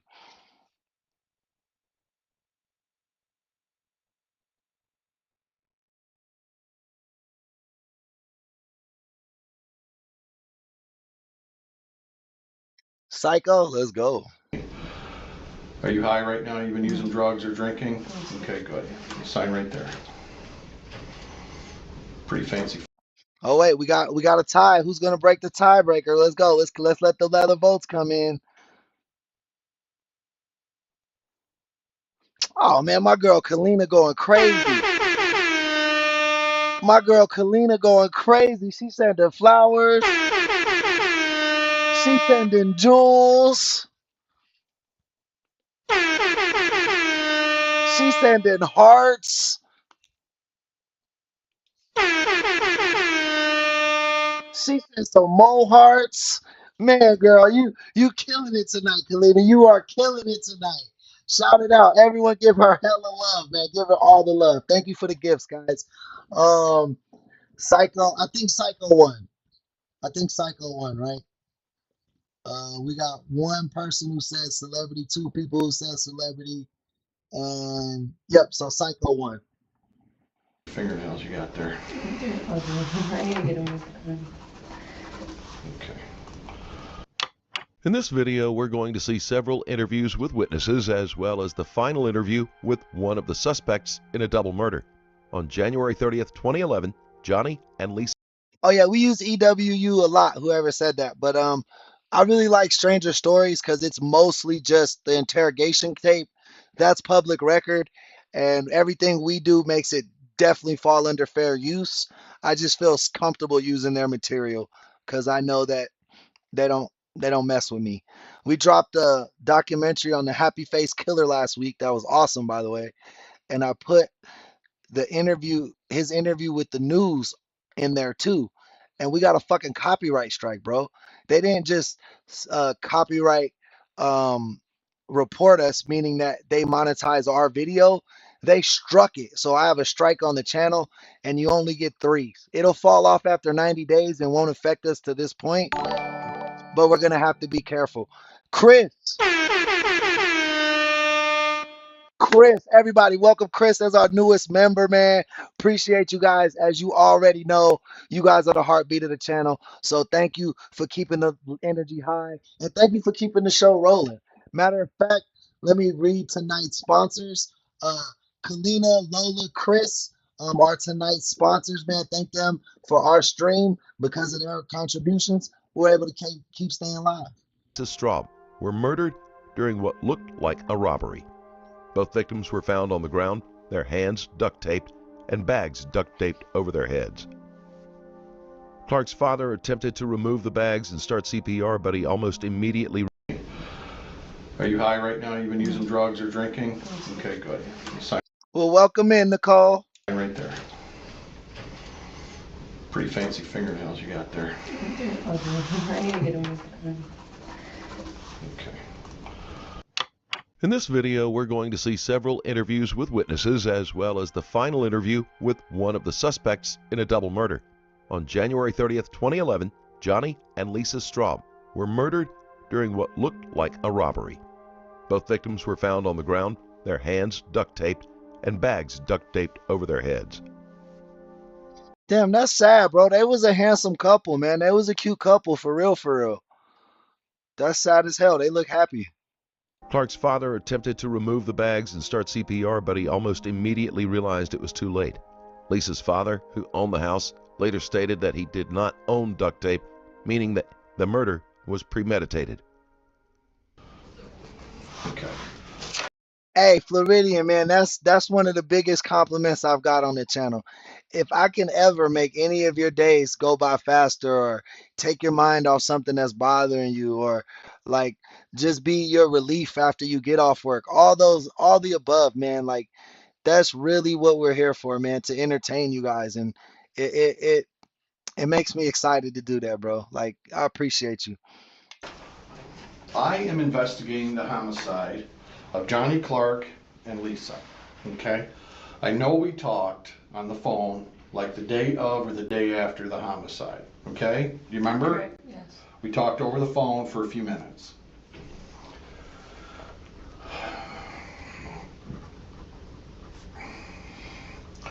I want to go back now. Okay? I want to go back to the circumstances where you purchased that car from Johnny and what happened with him getting the car back. I need to know exactly what happened. First of all, how long have you known Johnny? Had you known Johnny? Well, I have known of him since probably '09, but I actually really started. Thank you for the sub, Nicole. Thank you so much, man. We're on the road to 10K, and we're approaching 4,000 now. We should hit that here sometime this week.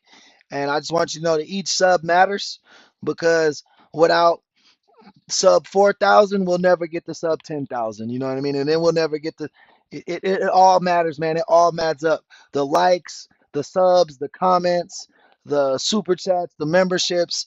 It all brings us together as a cohesive community, man. So thank you. Hanging out with him in last summer of 2010, the summer of 2010. Okay.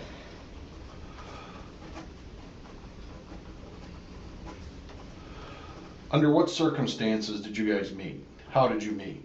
Mutual friends. Who was that? Honestly, I just know him, like, I don't, it's kind of, Like, did you know him through, did you know Lisa first? No. Did you know Johnny's friends and then you guys hooked up? Honestly, I think I was hanging out with his cousin. Man, shout out my girl in Dublin, Ireland. In Ireland. Ireland. Is that a good Irish accent? Ireland. Uh, shout out Mary, man. Who's that? Lacey. Okay. Okay. So you guys started hanging. I mean, was this a physical relationship? Were you guys ever dating or No. sleeping with one another? We slept with each other once. But You did? It wasn't anything, yeah. Well. No, I know, but it wasn't like, no. Is this while he was seeing Lisa? No. They had broke up for a while. Okay. So. They were really like touch and go, like, All right. back and forth. So they had broke up. And then you slept with Johnny, but only once. Once, yeah. Okay. All right. Did you use with Johnny pills? Yeah. Smoke weed? Yeah. Did you buy your weed from Johnny? No. Did you buy your pills from Johnny? No. Who'd you buy your weed from? Casino is pretty open about her drug use and fling with Clark, but her eye movements and nervous laugh after several of her statements say that she may be hiding something. I mean, I know all the players in this thing. Yeah, I really do. No, I know you do. But see, there's a lot of, like, with this whole situation. Yeah, he threw that fish back. Chris, he threw that fish back to the lake. Like, I'm from the east side. I'm not from the south side. So, like, a lot of people over there I know, I really don't know them, though. Because Okay. they won't, like, talk to me. They won't have nothing to do with me Okay. because I am from the east side. All right. So, okay, after Johnny and Lisa broke up, you guys sleep together. Did you still see Johnny every so often at a... We just, like, like, bumping each other, like, out and about, you know. Okay. But, like, we didn't really hang out or nothing like that. Johnny had some good friends. Johnny had a lot of good friends. Right. He had, well, one of his good friends was Tiffany. Did you know Tiffany? Yeah, you know I know Tiffany. Her child's father was killed at my house. So, I know Tiffany. Okay. And we don't get along. You don't get along with Tiffany. Now, you got arrested that night. Yeah, for obstruction of justice. For what? Not saying anything? Yeah. Not talking? Yeah. And then they dropped the charges. They wanted me to identify the people that had walked into my house, and I didn't know them. Okay. I knew of them from seeing them at, like, house parties, but I never actually, like, hi, how you doing? What's your name? Okay. All right. Stop the cap. So, yeah, that all happened at your house. Yeah. Well, you didn't own that house, though. No, it was an apartment. You had to be a part. Okay. So you know Tiffany, you don't like her. She doesn't like you? No, I don't have no personal problem with her. I don't have any reason not to like her. I think she doesn't like me. Stop the cap. Because everything with that, Donald, and then everything that's going on with her and Aaron. Okay. Because Aaron's my ex-boyfriend. So. Okay, we're gonna get to that too. Yeah. Okay. All right. So do you know Zach? You said you know Zach. You've Zach's known one of my Zach. best friends. Okay. Let's talk about Zach. He's young. That's one of my very best friends. When you say best friends, I just trust him. you're older. Yeah, I'm 21. I mean, you're 4 or 5 years older than Zach. Yeah. How can you guys be such good friends? How'd you guys meet? Through AP. Through what? What'd she say? I mean, you're 4 or 5 years older than Zach. Yeah. How can you guys be such good friends? How'd you guys meet? Through AP. Through EP? Is that what she said? Stranger than the age gap is the timing of the relationship. In February alone, there were over 400 calls between Casino and Burkett, starting just days after the murders. But Oh, I think she had that young boy kill that couple. I tell you all the time, bro, teenagers are the most dangerous people in the world. I do not fuck with teenagers, bro. If I see a group of teenagers, I'm crossing the street. I'm not getting, bro, I'm not that tough to be fighting. You don't realize teenagers be in their prime, bro. Like, I think teenage me would whoop 37-year-old me. I really do. Like, I used to play football. I was in shape. Now I'm just some fat dad. You know what I'm saying? Like, I'm not fucking with no teenagers. If y'all got that shit, like, you got it. They crazy. They'll kill over a skinny girl, like, that's been passed around. They'll kill for her. They don't understand the value. Zach, he doesn't. I don't know how he is if when you've talked to him, sir, when he's with his mom. Like, he might play the part of trying to act young, but he doesn't have like a young mind. We talk.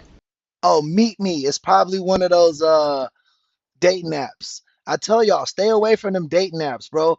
All them dating apps, they especially women, bro, stay away from that because all of it is underlying hookup apps. Like, let's just call it what it is. Tinder, Bumble, Hinge, Meet Me. Like, when you meet someone on those things, there's already a preconceived message, thought that there's sex going to be involved. So just take yourself out of that element. Don't be a woman like that. Don't be a man like that. Just go out into the world and find somebody you connect with because that fast fucking life, man, it'll catch up to you.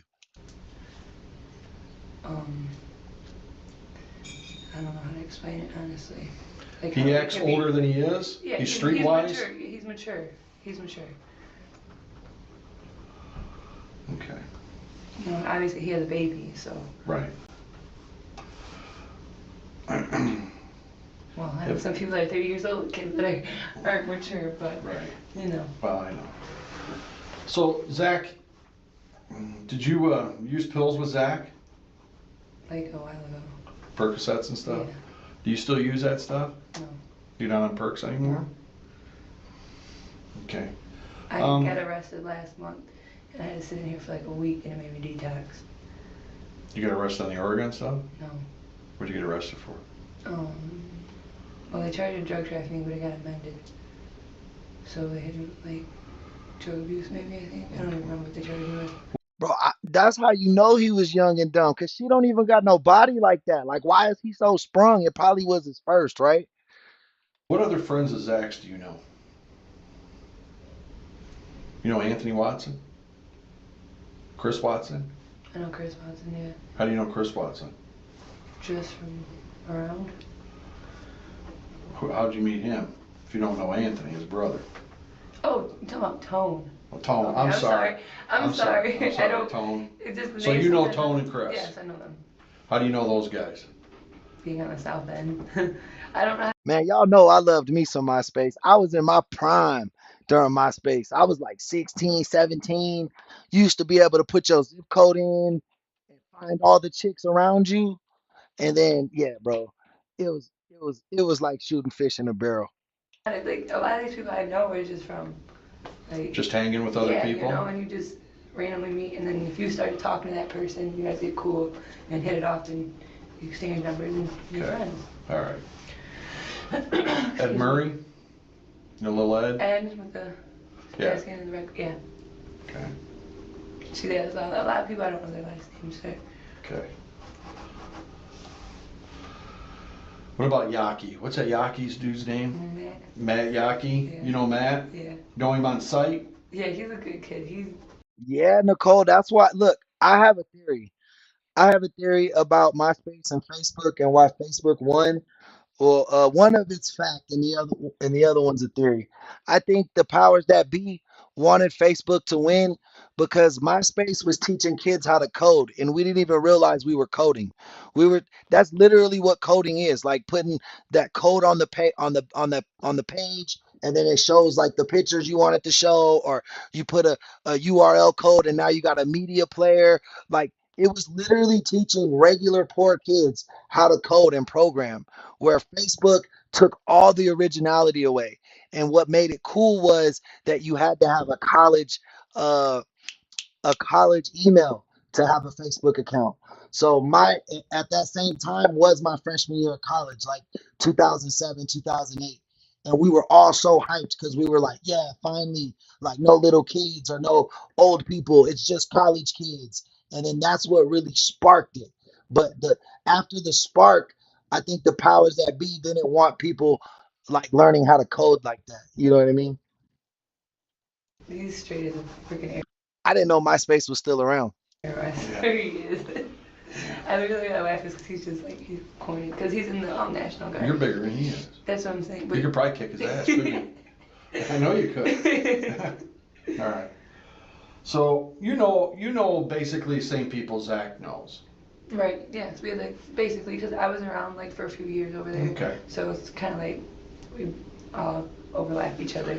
So When you were, I mean, did you and Johnny actually date? no, we never dated. We never like went out together. That was like a fluke. It just happened? It was a fluke. Yeah. Okay, it That's just why it was happened. only But you were around him enough to know what Johnny was like. Yeah. You know, Like his character. Right. Yeah. Right. I heard Johnny liked to talk. Yeah. Is that true? He like exaggerated a lot of things. Like what? What did he ever say to you? Like what He kind would of exaggerate about like money and just like little stupid stuff that really doesn't matter, but it can't do no harm maybe, but it matters because it's not the truth. So it's still you're not being 100%. Mm-hmm. But honestly though, at the same time though, I don't know. I mean, maybe he wasn't exaggerating about money before and like What'd he it's just say? status in life basically. What'd he say? Like what would he say? Like what? Maybe I'm trying to think. And here's the ways in my head too. Oh, that's just crazy. He would just talk about like he just gas money basically. He never been like say no dollar amounts or anything, of course, but he's always like he's not hurting out here. But I think he really was though. Yeah. Because I know he had a really really bad pill habit. I mean, it was bad. It was to the point where he was So you knew Johnny before he started seeing Lisa too? No, I didn't. No. Ever since I've known Johnny, it's always been Johnny and Lisa. Okay. Did when they broke up, Johnny and Lisa, he was still living with his mom and dad then? Yes. Did you see Johnny much after he moved Hey Cheyenne, welcome to the gang, man. Appreciate the subscription. in with Lisa? When he moved to her mom's house? Yeah. No. Me and Johnny, last time I talked to Johnny, it was probably, the first or second week of December. I just put in myspace.com on my second screen just to see what it looked like. It looks way different now, but it's up and running for sure. I don't know who's on there. Maybe. That's even pushing it. Okay. I think it was the first week. So he had moved in with Lisa by then? Yeah, honestly, I don't know. But I know that the only thing I know him and Lisa living together, before this incident happened, was they had an apartment together by Southwick Mall. Nicole, just do Chat GPT. Go to Chat GPT, say make a spreadsheet for this, and it'll do it for you. Right. And I knew that they lived together there, but I didn't know he was living with her at her parents' house. Okay. While describing how well she knows his character and saying that he isn't always entirely honest, Casino fails to mention the fights she has had with Clark.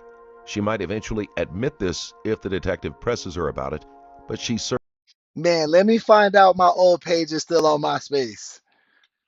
certainly not volunteering the fact that she had problems with the victim, understandable, but could cause her trouble. Had you ever been to Lisa's house? Had Zach Her ever? apartment, yes, but not her parents' house. Not her parents' house? No. Zach had never taken you there? No. I don't even know where it's at. Okay.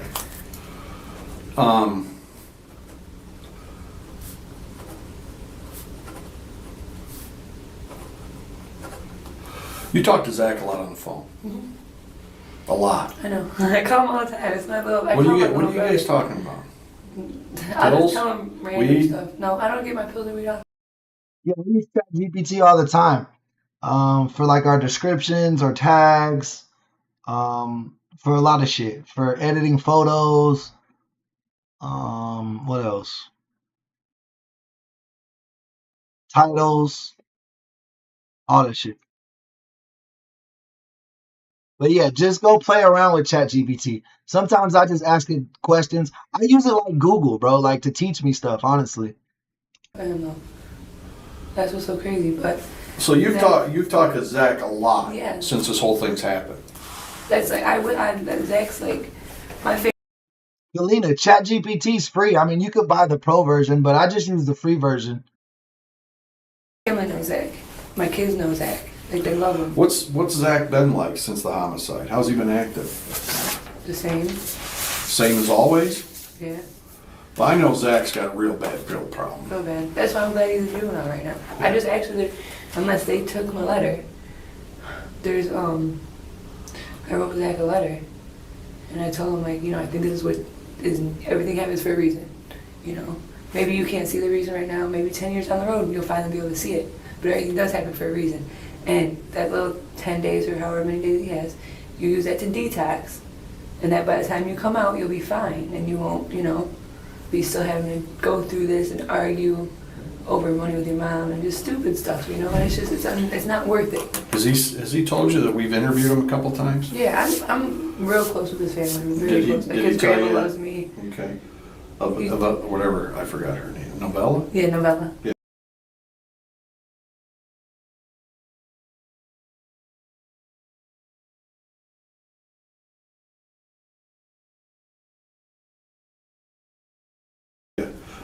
She's granny to me. Did he tell you he took a polygraph? Yeah, he said he took a polygraph, and you guys said he was too high, but he said he was tired. I don't know. Well, See, this is what Zach only tells me certain things because he knows that I'm gonna ride his ass. Period. Point blank. Like I might not be a perfect person, but I know what mistakes I've made in life, and if I can prevent him from making any of the same mistakes I've made, or even start going down the same path that I've made, I'm not gonna let him. Like I'm not gonna personally sit there and just watch him fuck his life up. Like I'm not going to, because I love Zach. So I'm gonna sit there, and he knows if he does something that's messed up, I'm gonna tell him. I'm gonna tell him about himself. If he's disrespectful to his mom, me and him get into it. I thought so. When she first came in, I thought she was fake thugging. She's for sure fake thugging. The first thing I seen her say was, "I'm from the east side. They from the south side. So we really don't talk to each other." When I was like, But now when she's like talking and like she's fake thugging for sure. And I'm gonna beat your ass, Zach. I don't care how big you are. You know, and his mom and his grandmother, they both love me. They both, you know, always pull me to the side, like, will you please just try to help Zach? And, you know, I've been trying to get him in school, all this, and it's, I don't know. Well, so Zach told you about the time we picked him up and we took him for a polygraph and he fell asleep, so they canceled it. He tell you about that? Yeah. Did he tell you about the other one he took? No. But he might have, and I might just not, like, because I just know polygraph. I try not to talk to people about this situation, sir, because it's like, I don't want to be at other people's problem with it, if whatever they're into with it, or what, you know. So Zach never told you that he took another polygraph and he flunked? Ever told you that? Okay. That's crazy. Does that surprise you? Huh? Yeah, it does. It does surprise you? It only surprised me. But then again, I don't know how polygraph tests work, you know. I know they go Well, off polygraph, right, they work off with your body rhythm. the way your body reacts to certain things, like there's things you can't hide. Right.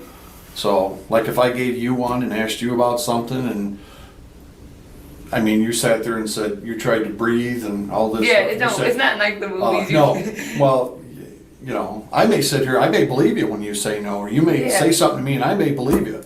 You can't fool that. Yeah, because. But anyway, so I just thought I'd throw that out there. Yeah, Zach, he took another one. Anytime, Kalina. You know it's a pleasure. You have a great night sleeping. Everybody tell Kalina good night. Thank you for joining and signing up for the membership. We really appreciate you and hope to see you tomorrow. Hopefully everything goes good for you in school. Don't stress because you got it. You got that brain power, girl. You're gonna ace all them exams. You're gonna be OBGYN lawyer in no time. He didn't fall asleep or anything, and he flunked. He flunked that test. So it's just interesting. You're a close friend of his, and you guys talk a lot. And I was just wondering, maybe he brought something up to you that might be of use to me. Well, okay, think about it. Let's go back. Let's go back. I'm sorry, sir. I'm just That's really. all right. I think it's like, you know. Okay, let's go back. Let's talk about the car. Okay. All right. So when did you start talking to Johnny about buying his car? It wasn't that I started talking to him about it. This is the situation. This is the time I was actually living with Zach, like staying at his mother's house for a little bit. Like you were? It wasn't like moved in. All my stuff's here. So okay. I was in between places. So you're sleeping with Zach too? No, I was staying at his house. You're staying at Zach's house? Yeah, I'm staying at his house. You know he's a juvenile. Yeah. You sleep in the same room with him? No, that's fine. Okay. I'm really good with it.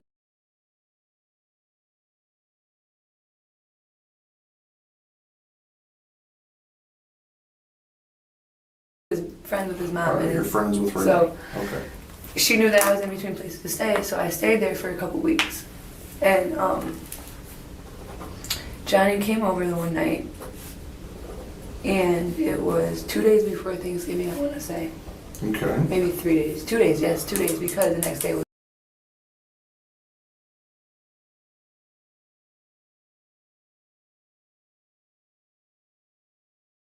Black Friday. The next evening, everybody went shopping for the Black Friday thing. Oh, I said she put that roast beef cat. She put that roast beef overcooked cat on Zach, and he ain't know what to do, man. He was like, "I'll kill for you. I'll kill for you, girl." Or something. It was like, yeah, 2 days before Thanksgiving. Well, we were all at Zach's house, you know, smoking. And we go to IHOP, airport. Excuse me, sir. And who goes to IHOP? Me, Zach, and Johnny. Okay. Johnny had me drive there because he couldn't drive. So I drive there, and we just get talking. And he was like, "If you want to buy this car, you can." And I was like, "Oh, really?" Like, so you guys went in Johnny's car, but you drove? Yeah, I drove to IHOP. In Johnny's car? Mm-hmm. With Johnny though. Okay. Johnny wanted me to drive. He just couldn't drive. So I drove his car. Okay. And we talked. And he brought up, he said he told me I can buy his car if I wanted to. And I said, well, you have to let me, you know, get the money together a little bit. But did he say how much at that time? Yeah, $1,500. Okay. And that's the only reason why I bit down on the offer was because it was a 06 Sebring for $1,500. Like, but this is the thing though. I told Johnny that night because he was kind of like high, and I told him like I'd rather wait till tomorrow morning till you sober up because I don't want to give you this money and you say fuck me basically because I want to go get the title notarized, you know, before I do anything. She don't got no $1,500. Look at her fit, bro. She don't got $1,500. Anything. Okay. So the whole entire time where I mean, basically, I felt like he was putting me in a corner because he kept begging me to buy the car off him. Like, he really need the money. I really need the money. I really need the money. I'm like, okay, well, I had the $1,500, but I didn't want to give him all my money, so I told him I'll give you half. Where'd you get that kind of money? Huh? Where'd you get $1,500? Just from, like, you know, holidays and stuff. No. But, No. Again, casino. She be selling it. I told you she had roast beef. I told you she had roast beef. She's sitting on an Arby's sandwich right now. You don't want that. Nobody wants that. That's how she made the money, man. She was selling the punani. Gives that Nervous little laugh and avoids eye contact when the detective asks her where she got that much cash. I don't know, just from around.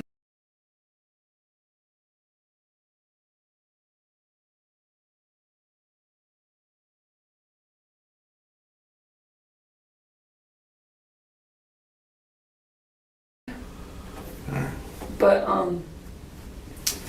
so I tell him that, you know, I'd rather wait. Well, he's just pestering me, will not stop. Like, he's begging me, like, he's really literally begging me. Like, and I was, Johnny, like, what if you just, you know, take off with my money, you know? And so by the time we got back to Zach's house, we reached an agreement that I'd give him half money, $750. Well, I give him $750. Okay. Yeah, it's half. And that I would give him the other. My bad. My Meta Ray-Bans, I had to recharge them. So when I got my regular glasses on, I got to mute the mic because I don't like wearing headphones and I don't want you guys to hear the echo from the speakers.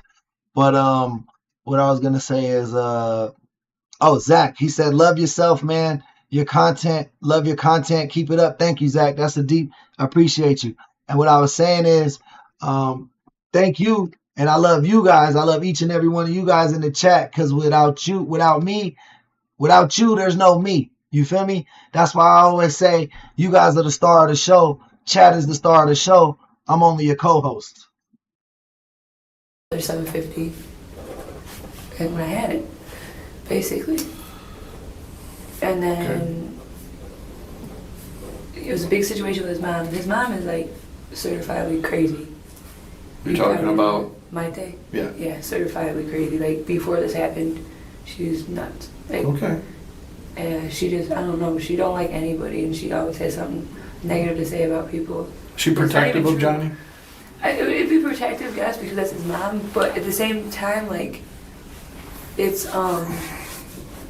like, incorrect, you know? Like, how she comes, kind of, like, she assumes stuff a lot.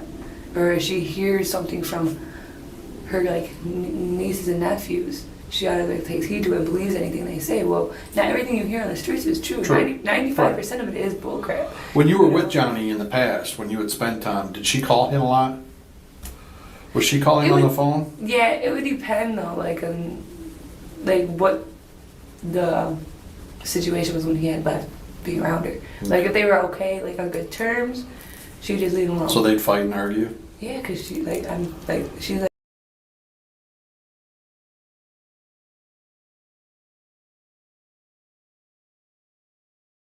Oh, sorry guys, I was muted. But could you guys do me a favor real quick? Double tap your screens. Let's get those likes up. We're 12 away from 50. Let's get that 50 ball. They realize overbearing. Yeah, really overbearing though. But she just assumes stuff a lot. Like, and it's automatically. She always has something to say about everybody that, and she don't even know. She don't leave the house. Like you don't. You stay on. She gets on Facebook all day long. That's all she does. And like she's on. Like there's a website. Just she's crazy for real. And I understand. Like right now, you know, being a mom myself, like I couldn't imagine. I could not even fathom what she was going through. You know, not only losing his son, but losing his girlfriend, who he was also close with. Right. I mean, that's you're not supposed to outlive your kids, you know, and that's like one of the worst things that I can even think of feeling in my heart. So I mean, I do understand like now, but at the same time, before, you were just as bad, you know, and you just directed it towards Johnny, and like she would flip out on him though, like freak out on him, where Johnny would be like, I can't deal with her. And that's probably part of the reason, honestly, why he wouldn't, you know, turn to drugs like he did, because his home life was stressful. His dad is, you know, tough to, I know the family Johnny comes from, probably influenced him to live the lifestyle that he lived. It's possible. You know? It's possible. He probably owed money to a lot of people. He might have. Like I'm not talking about like a few hundred. I'm probably like thousands. Well, we'll discuss that in a second. So you give Johnny the $750 right then? Yeah, that night I gave it to him. So you what? Had to go home and get it and brought it back? No, I was staying with Zach. Oh, so you got it from Zach's house. You gave him the money. Mm-hmm. Did you take the car right then? Yeah. How'd Johnny get home? I dropped him off. So you took the car and dropped Johnny off. Correct. At home? Yep, at his mother's house. And then you immediately got a phone call from Mom? Yes. Mm-hmm. Was she pissed that you bought that car? Yeah. What exactly did she say to you? Now I've talked to her about this. Yeah. Did she say that you drugged him? That you drugged him and then got the car from him or something like that? She said, yeah, that's what she said, but I OMG, Lola. I'm so sorry. That's tragic. I'm sorry you had to go through that. That's deep. My condolences and prayers go out to you and your family. I know it was a long time, or 7 years ago, but something that deep I know still hurts today. So, you know what I mean? All jokes aside, I know we do a lot of comedy here, but for real, from my family to yours, I'm so sorry for you. didn't drug Johnny though. That's what my dad. She knew what Johnny was doing. She didn't know really. She knew. I don't know if she knew about the perks like as bad as they were. Right. You know, like I don't. Johnny's dad.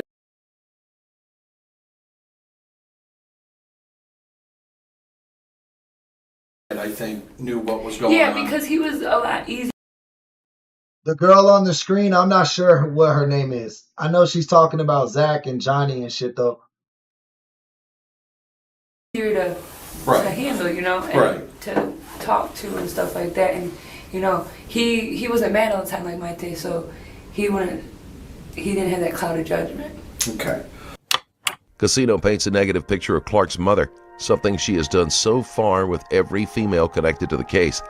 Taking that into consideration, her statements may have some personal bias and may not be entirely accurate.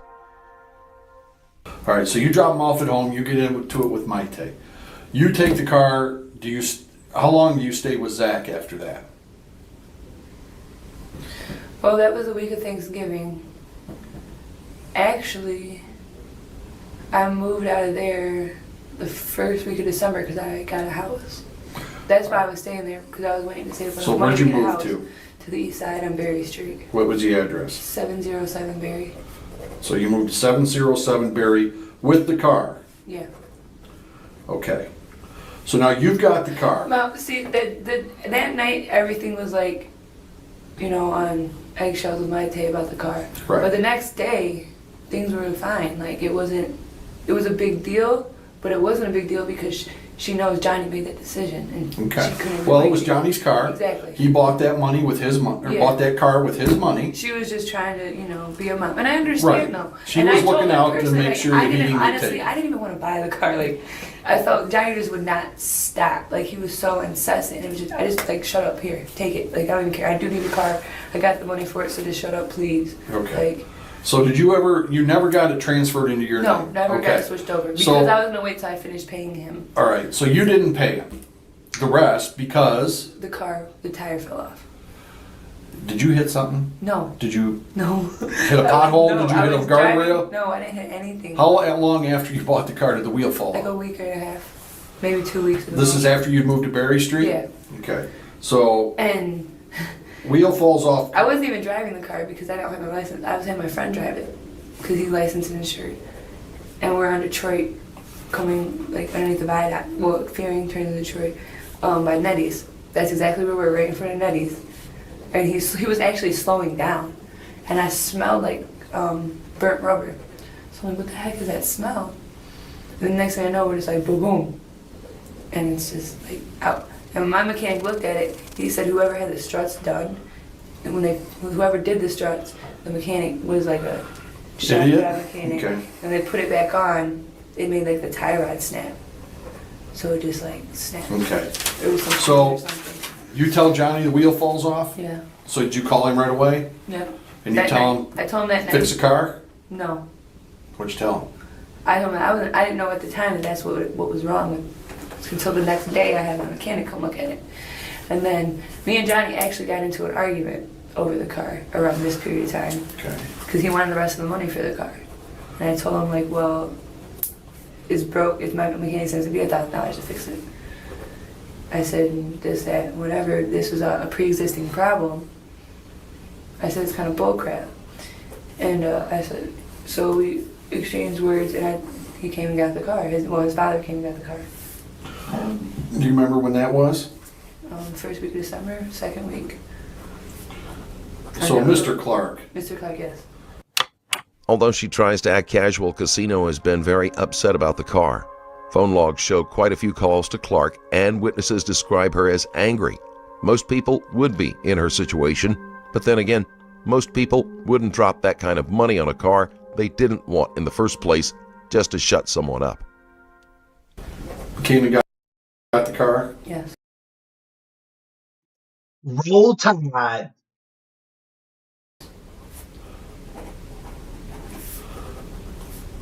On Berry Street? Yeah. How do you get it out of there? I think they had it towed. Okay. Did you make any comments?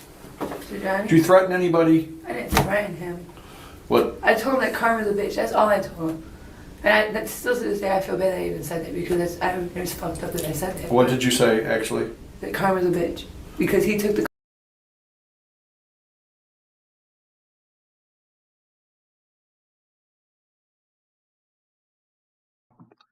The video is "This is what a compulsive psychopath looks like" on Stranger Stories channel.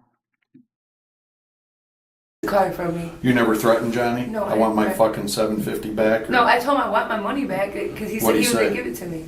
And then after they had got the car back, and his mom, I don't know if his mom, because I heard her the whole time saying it, about she broke the car, she has to pay for it, That's not fair. Were you talking to AP at all during this time, Aaron? During what time? Like all this is going on with No, Johnny in the car?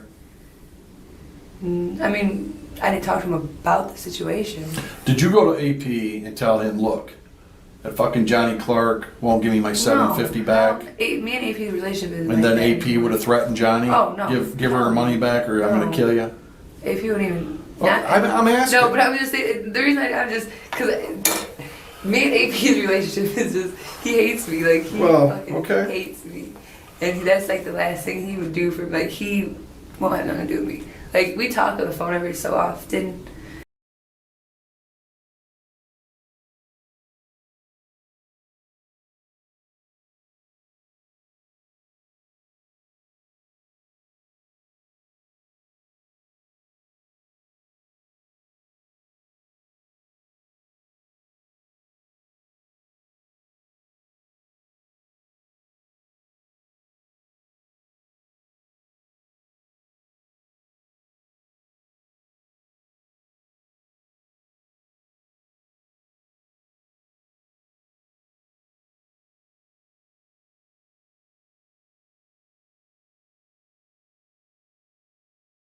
Man, I'm muted, bro. See, I be tripping without my fade. I need the fade vision meta glasses. My shit charging right now. Sorry, I keep forgetting to push the mute. But what I think happened is she whipped it on little Zach. Zach's like 15. He got P-whipped. And she was like, yo, I need you to do this. And I think, I don't know if she was at the murder, but I think she had Zach kill that couple in retaliation over this car. Not 100% sure yet, but I think that's what I'm putting together right now.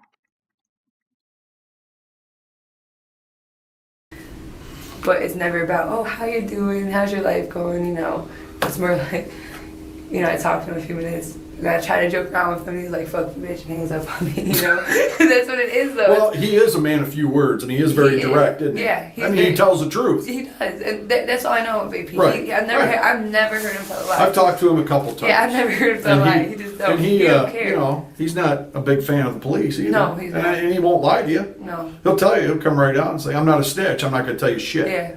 So, which, got to respect that about the guy. Right. I mean, he's honest. Yeah. So, doesn't beat around the bush that much. Right.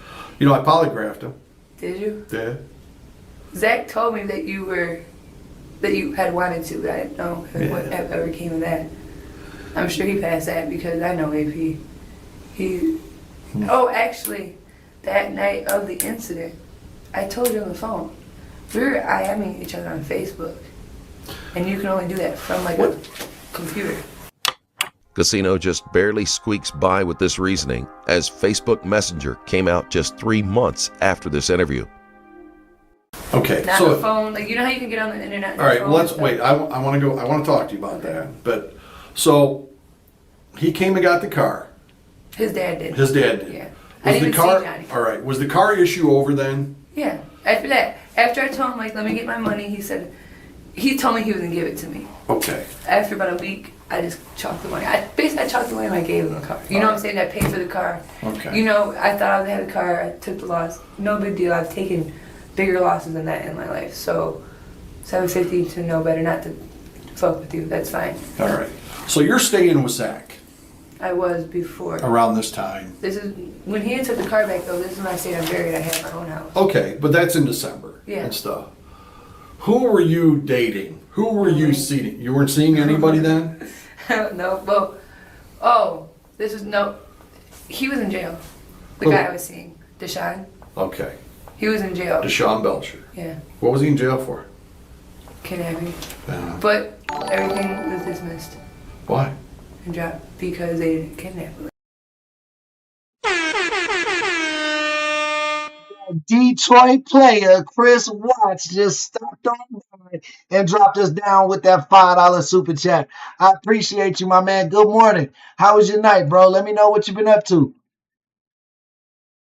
Everybody give Chris a warm welcome and thank him for his contribution to the community. He definitely is one of our sponsors for the episode. Appreciate you. They were trapping at her house and she was a fiend. And she got mad because they would give her no dope probably. And So you're saying that she allowed him to do it. yeah, she And then allowed when them she to when be- she wasn't when getting she any more wasn't dope, getting she high got out. anymore, Okay. She like went to All an right. AA meeting. All right. So you're And she you were wasn't saying mentally stable either. I know that. well then they took advantage of her though. Wouldn't you agree? Because I'm not mentally stable, and I wouldn't let nobody take advantage of me. Wow, Seem I'm pretty serious. stable to me. Right now. Is that him? Yeah. All right. So you're seeing Deshaun. I got a lot of stuff I guess so. about you. I bet you I got all do. sorts of stuff. You got my mug shot from 2010. Oh man, yeah. Look at this innocent little girl. I wasn't even. What happened to her? Thank God. Well, I tell you what, I've read some reports about you, I Alex. bet you have. Man, oh man, what are you doing with an AK-47 assault It rifle? wasn't my gun. Are you a terrorist? It's not funny. I mean, that's the gun of choice of our enemy right No, I there. know. And there, here you are. You're not even big enough, strong enough to hold one of those. It wasn't mine, that's why. Yeah. These aren't my pants, right? No, they are. Oh. No. You ever heard that before? Yeah, but Okay. Yo, everybody says that to him. I think my boy Chris just got the same name as a psycho. He's not that guy though. Okay. Well, all right. So. that was the first case I ever caught. Mm-hmm. Right. Okay. So let's talk about Deshaun for a minute. You guys are dating, right? You're seeing each other, but he's in jail.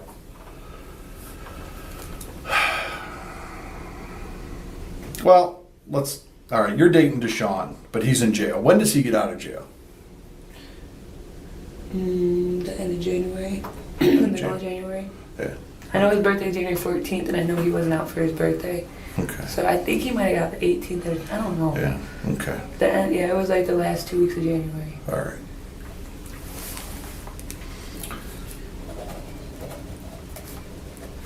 You guys are pretty serious then? I mean, you're spending a lot.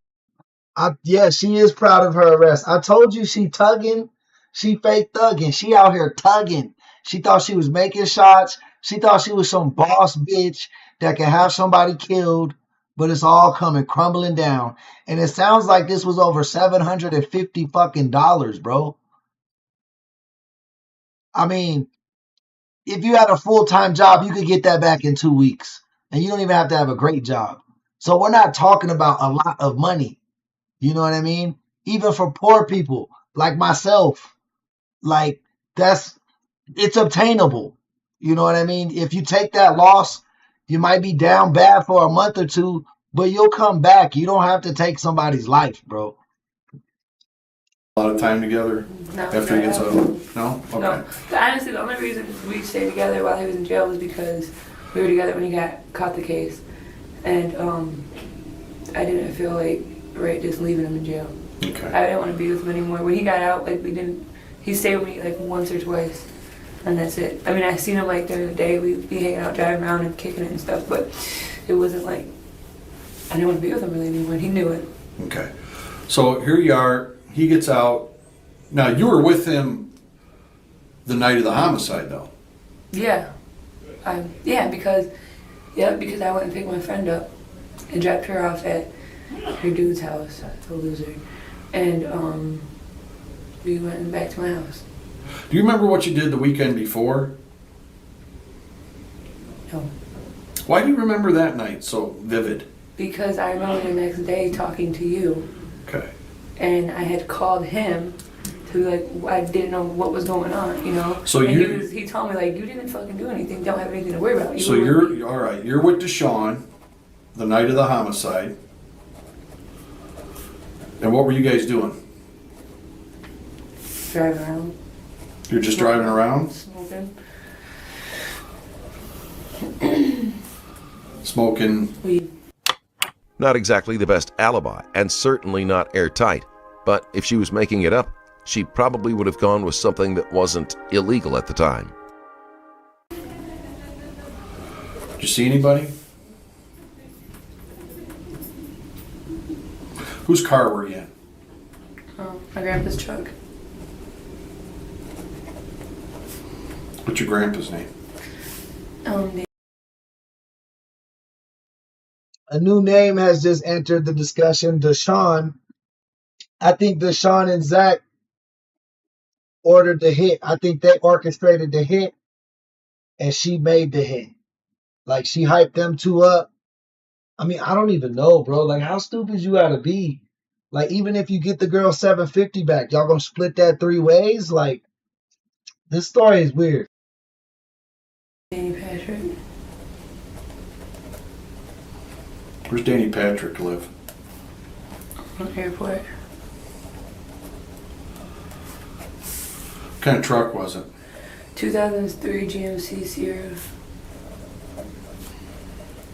Is that the truck you got in trouble in Oregon? No. Or where'd you get in trouble in that truck? Manure Street. At the Wendy's when I got set up with freaking police. Oh, that's when you got caught with the drugs. Weed. Is that when you got caught with the Yeah. drugs?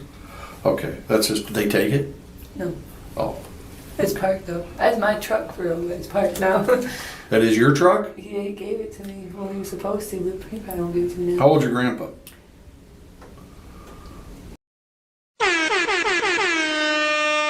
Everybody, we got a new member in the chat. Or we got a member who just showed up to the chat. Welcome Bradley in with a whole bunch of love. Everybody tell him hello and say what's up. That's my dog. 60s. He'll be 60, 60, 65. Did he know you had your truck that night? You had that truck that night? Yeah. All right. So He knew I had it until I caught the you're with Deshaun night of the homicide. You're out driving around smoking weed. What else did you do? I probably went to the little corner store on the east side, the east side mini mart, like 15 times, because I always go there. It's like everybody on the east side. Did you ever come across the river that night?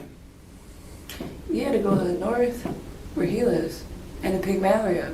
To Deshaun's house? Yeah. Where was Deshaun living? What's that street called? Putnam, maybe? All right, so you picked up Deshaun first. What time did you pick him up? No, I don't remember. I know he was with me that day. I don't remember how he got with me. I don't know if he was with me from the night before that, too, and I just never dropped him off, or if I just picked him up randomly and just smoked weed with him. I don't honestly remember how. He's setting her up. I think they got her phone pinged because he's asking her about her whereabouts and letting her just kind of ramble. He's not really forcing her to stick to something. She keeps saying, well, I went across over here by Platinum Way. Actually, I didn't go over there. Like, she don't remember where the phone's going to say she was. So she's panicking a little bit. I don't remember how he got with me. Okay. But is it dark out? No, it was during the daytime. All right, during the day. And he's with you all day? Mm-hmm. Did you guys eat? Yes, Cats. He already knows. He already knows. Welcome to the chat. I don't think I welcomed you in. Appreciate you stopping by. Probably Did you go out to somewhere. eat? No, we didn't go sit down nowhere. So you're with him, then you're with him all evening? Yeah. You're still just driving around smoking weed? Yeah. You didn't go anywhere to do this? You're just driving around all evening? That's what I. That's But what you're still don't, you don't want to be with him though? No, because we were cool, like we hang out and stuff. I don't have a lot of friends like that I can sit here and I trust 100% to really be around me like that. And Deshaun, at the time, we were.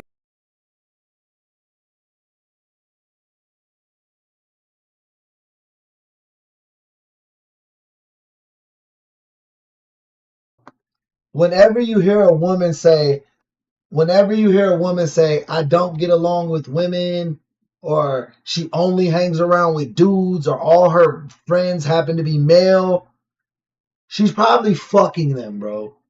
It always works out that way. Now I know there's definitely platonic friendships in the world. Don't get me wrong. I'm not being misogynistic, but I'm saying in this particular case, or in a situation where a woman says, I don't get along with women, I only hang out with men, they're always for the streets, bro. Every time they're for the streets. I have yet to see someone who has play brothers that they don't be screwing. You know what I mean?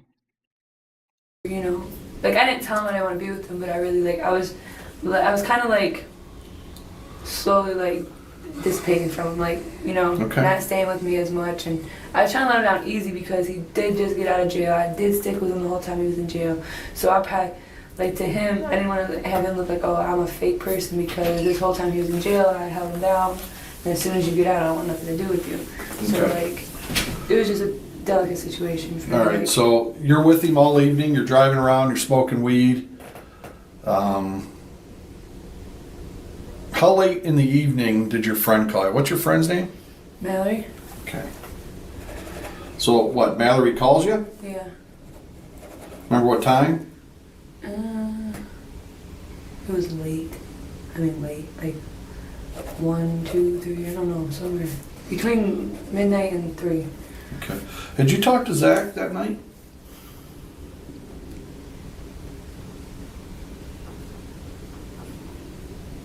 I might have for some perks. About some perks. I don't know if he called me and asked me if I can get any perks or not. But that was like that wasn't anything else, because I always talk to Zach every day about perks, That's when I was still really like taking perks. Percocets. Okay. Did Deshaun take perks? No. No? Just like smoke weed? Yeah. You guys drink it or anything? No, I don't drink. Okay. So Mallory calls you, it's late. What's she want? She wants a ride. Wants a ride where? Always. To the west side. I think that's the west side. By Central and Detroit. What, she gonna go see her boyfriend or something? Darlene, do you know how many girls say that? Like, I'm not coming at you personally. If it don't apply to you, let it fly. But I promise you, if a girl tells me I don't get along with women, I know she's a whore. Like, it's been my fucking... It is. I'm not saying you can't have guy friends, but if you say, I only have guy friends, I don't get along with other women, it's because those other women think you're trying to fuck their man, bro, every time. Yeah. What was his name? Marquise Lane. Ugh, I just don't What is know. it? Marquise, I think. But that's not a boyfriend anymore. Marquise what? I don't know his last You name. don't know his last name? Black male, white male? Yeah, he's black. Okay. Deshaun a member of a gang? Not like, I don't think so. Is Marquise? No. I don't think, no, I know he's not. Is Deshaun still living over in Fulton? Casino needs to work on her tells because it's becoming a dead giveaway. Whenever she tries to hide something, she laughs. She's oddly hazy on things, like the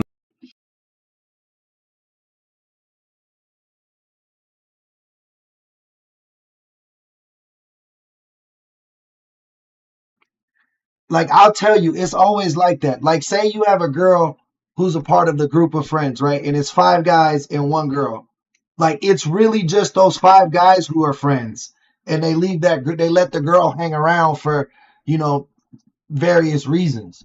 But now if you're a girl who has 5 brothers that are your blood brothers, that would make more sense. They're around you to protect you. So if you're with the boys, the other boys who aren't your brothers, they're not going to let that go down. You know what I mean? It's like if you have real blood brothers, you have built-in protection, which other girls don't have. The name of her boyfriend, and yet she's pretty insistent that all they did was drive around. If she can't even remember someone's name, surely it's possible that she's forgotten they stopped somewhere? Yo, that's the street phone, thank you. I don't know why I said Putnam. Is it fun? Yeah, see, Darlene, that's 2 different things. That's why I said if it don't apply, let it fly. You didn't have 5 people in your neighborhood that you were like, this is my brother. You know what I mean?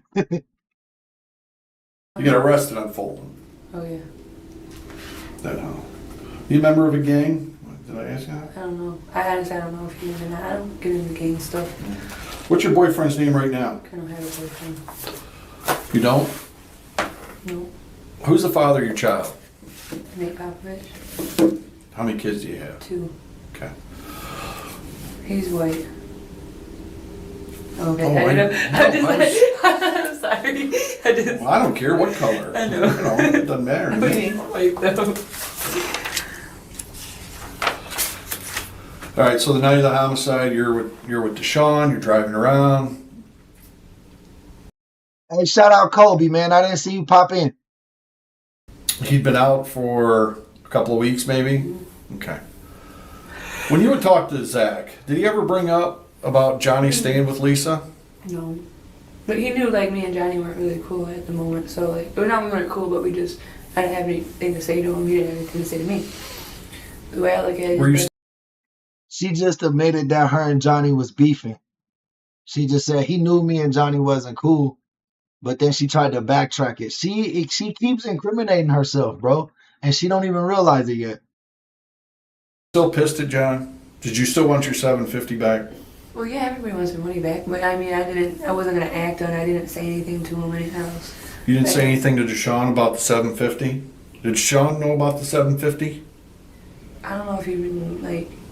Well, you were I don't with him think he at the knew time. the whole situation about it, but I think he knew like. Did you ever? I think he knew I was supposed to have $750 owed to me from somebody. I don't think he knew who it was. He never met Johnny, never seen Johnny, so like. You think Deshaun had taken it upon himself to go try and get that money back? He didn't even know. He wouldn't even know where to start, you know. Now I know he wouldn't do that. Like, well, I can't say I know he wouldn't, but you know. Did you ever say in front of Deshaun, that motherfucker owes me $750 and I want it back? No. You never said that? No. Did Zach ever call you She for sure said that. and say, I know where we can make some money? No. I know where there's a safe? No.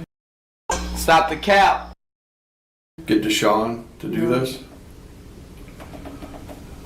And plus, like, I just no. That situation, I wouldn't involve anybody else. Like, that's not something you do. It's ignorant. Do you know who went over to Johnny and Lisa's house and killed him? No, I don't. Like, I really don't. I have no idea. I don't even. My speculation is that people you owe money to. And Did you see Aaron that night? I thought I seen him, but honestly, I don't know if it was him or his brother because he didn't say anything to me. They were in a car, and I just seen like a profile view. Okay. All right. Who do you know that Johnny owed money to? Who did he owe money to? I'm the only person that I know he owed money to. Well, you said My speculation is that he owes money. Like that he was getting his drugs off of money, like not like $100, not a few hundred, not 700, like probably like several thousands. Boy, if you... Guys, we are 4 likes away from 50. Come on, double tap them screens. Let's get that, guys. Let's get that nice round number, 50 likes. Let's go. You know Paula Randa? No. Cousin Paulie? Paulie, I know of him. I don't know him. Never met him? I've seen him. Never like, hi, my What's he name's do? Alex. I don't. Heard he deals really a little don't bit of work. weed Yeah, I and don't think stuff. he works. Okay. So, I don't know. I know his cousin though. If I asked you, everybody that I've talked to that's involved in this investigation, I've asked for a DNA sample. Would you give me one? Yeah. Would you? Yeah. When asked about a DNA sample, Casino sounds very confident and doesn't laugh. Bro, that's a terrible fucking name. Casino, and then the way it's spelt, like Cousin O. Like, who the fuck is this woman's parents? Like, did she make this name up herself? Did she change her shit? I know her mama didn't write that down on the birth certificate. I know she didn't. She does end up giving a sample, and it does not match the DNA found at the scene. But when asked about taking a polygraph, the laugh returns. If I asked you, would you take a polygraph? Yeah. You would? Yeah. Are you lying to me? No. You're not lying to me about anything? No, I'm not lying to you. That's why I said I'll take a polygraph. If I wanted a DNA sample, I could get it from you? Right now. Right now? Right now. Okay. Wait right there. You know how you get DNA, right? Swab.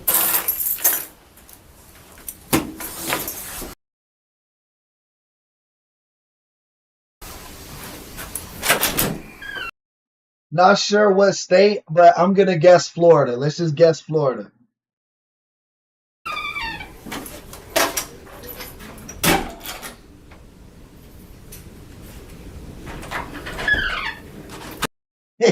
Yeah, right, Bill. The name is fitting.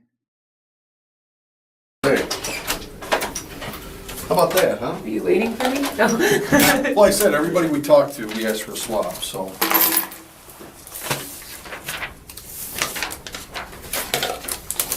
So what else have you heard? Anything at all? No. Y'all got the 50 likes, man. Clap it up for yourselves, chat. Y'all working hard tonight. Nothing? No. Just that he did owe people money though. And I'm like not the only person though. Because Someone did your right.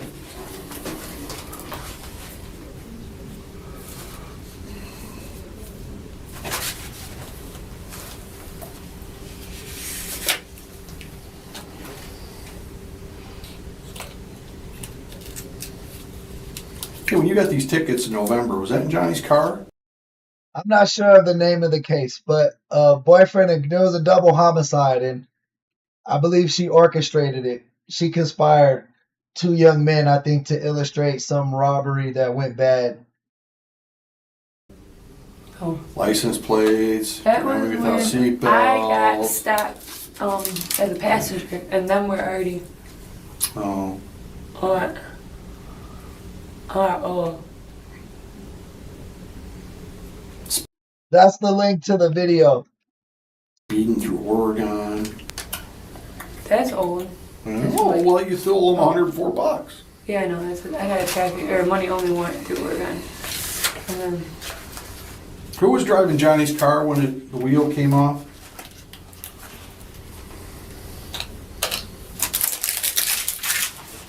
Thanks, Phil.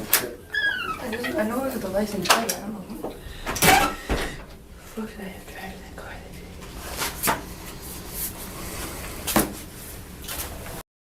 Yeah, bro. Cousin O, that's the dumbest name I ever heard, bro. That's literally the dumbest name I've ever heard. I'm sorry. This is just. I don't. all right. I smoke a lot of weed. I don't even. It's so hard for me to remember certain stuff. Like I don't. Cause I don't. Can I see your tattoos? Yeah, I got a lot of tattoos. What's that say? And God I trust. All others pay cash. Yeah, I'm so happy that dumbass criminals don't lawyer up, because then we wouldn't have a channel. There wouldn't be no interrogation videos this good. It would just be don't say nothing until we go to court every time. I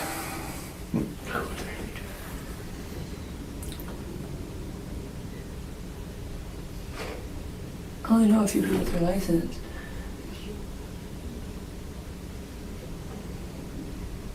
Have you talked to the Watson brothers since this happened? Yeah. What have they had to say? I don't talk to them about the situation. I won't talk to, the only person I've talked about the situation to is Zach. Because Does Zach seem nervous about anything? No. You think Zach knows? The only thing Zach tells me about this is he said the police are looking at the wrong people. They're looking at his friends. They're looking This girl do not believe in Jesus, bro. She ain't finna feel guilty about God or Jesus. The people who really cared about Johnny. Well, what does Zach think we ought to look at? No, I don't know.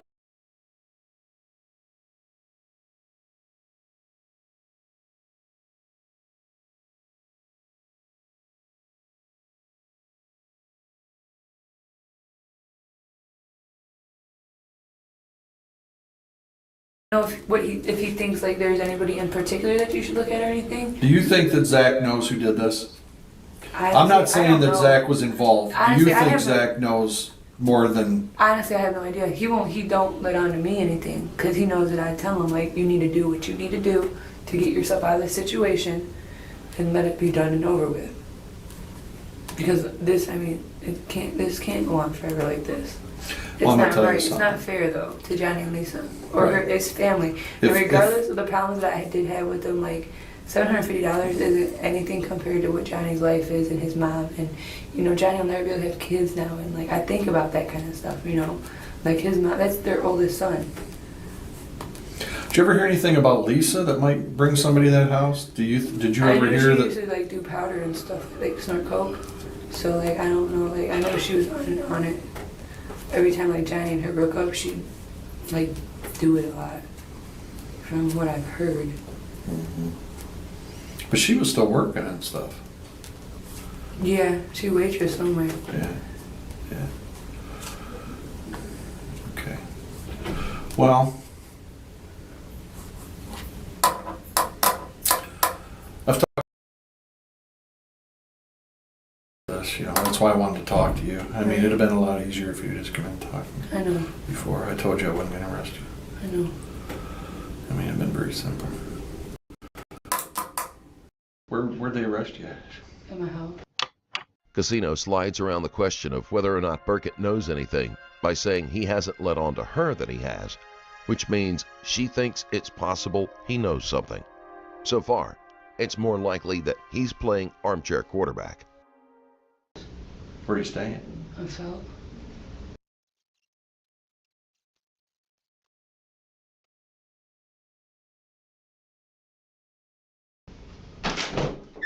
Alright, they're coming. Now you gotta pee and I'm gonna give you a walk. I know, that's I was just thinking about that too. Is that okay? Yeah, it's fine, thank you. So, well, if you do know something, I would tell you, sir, because most of it, like, I don't, like this, like whole, waking me up out of the sleep thing and all that. Like, I don't want this in my life. Like, I don't need it, especially now that, we're driving around at my grandpa's house. No, I didn't go out there and get it. No, because he lives out in Holland. Like, I'm not gonna drive out there. The truck was at my mom's house when I did receive the truck. And your mom lives on Corduroy? Yeah. Okay. So you got the truck on Corduroy. Yeah. You didn't go out to your grandpa's No, I house didn't go that night.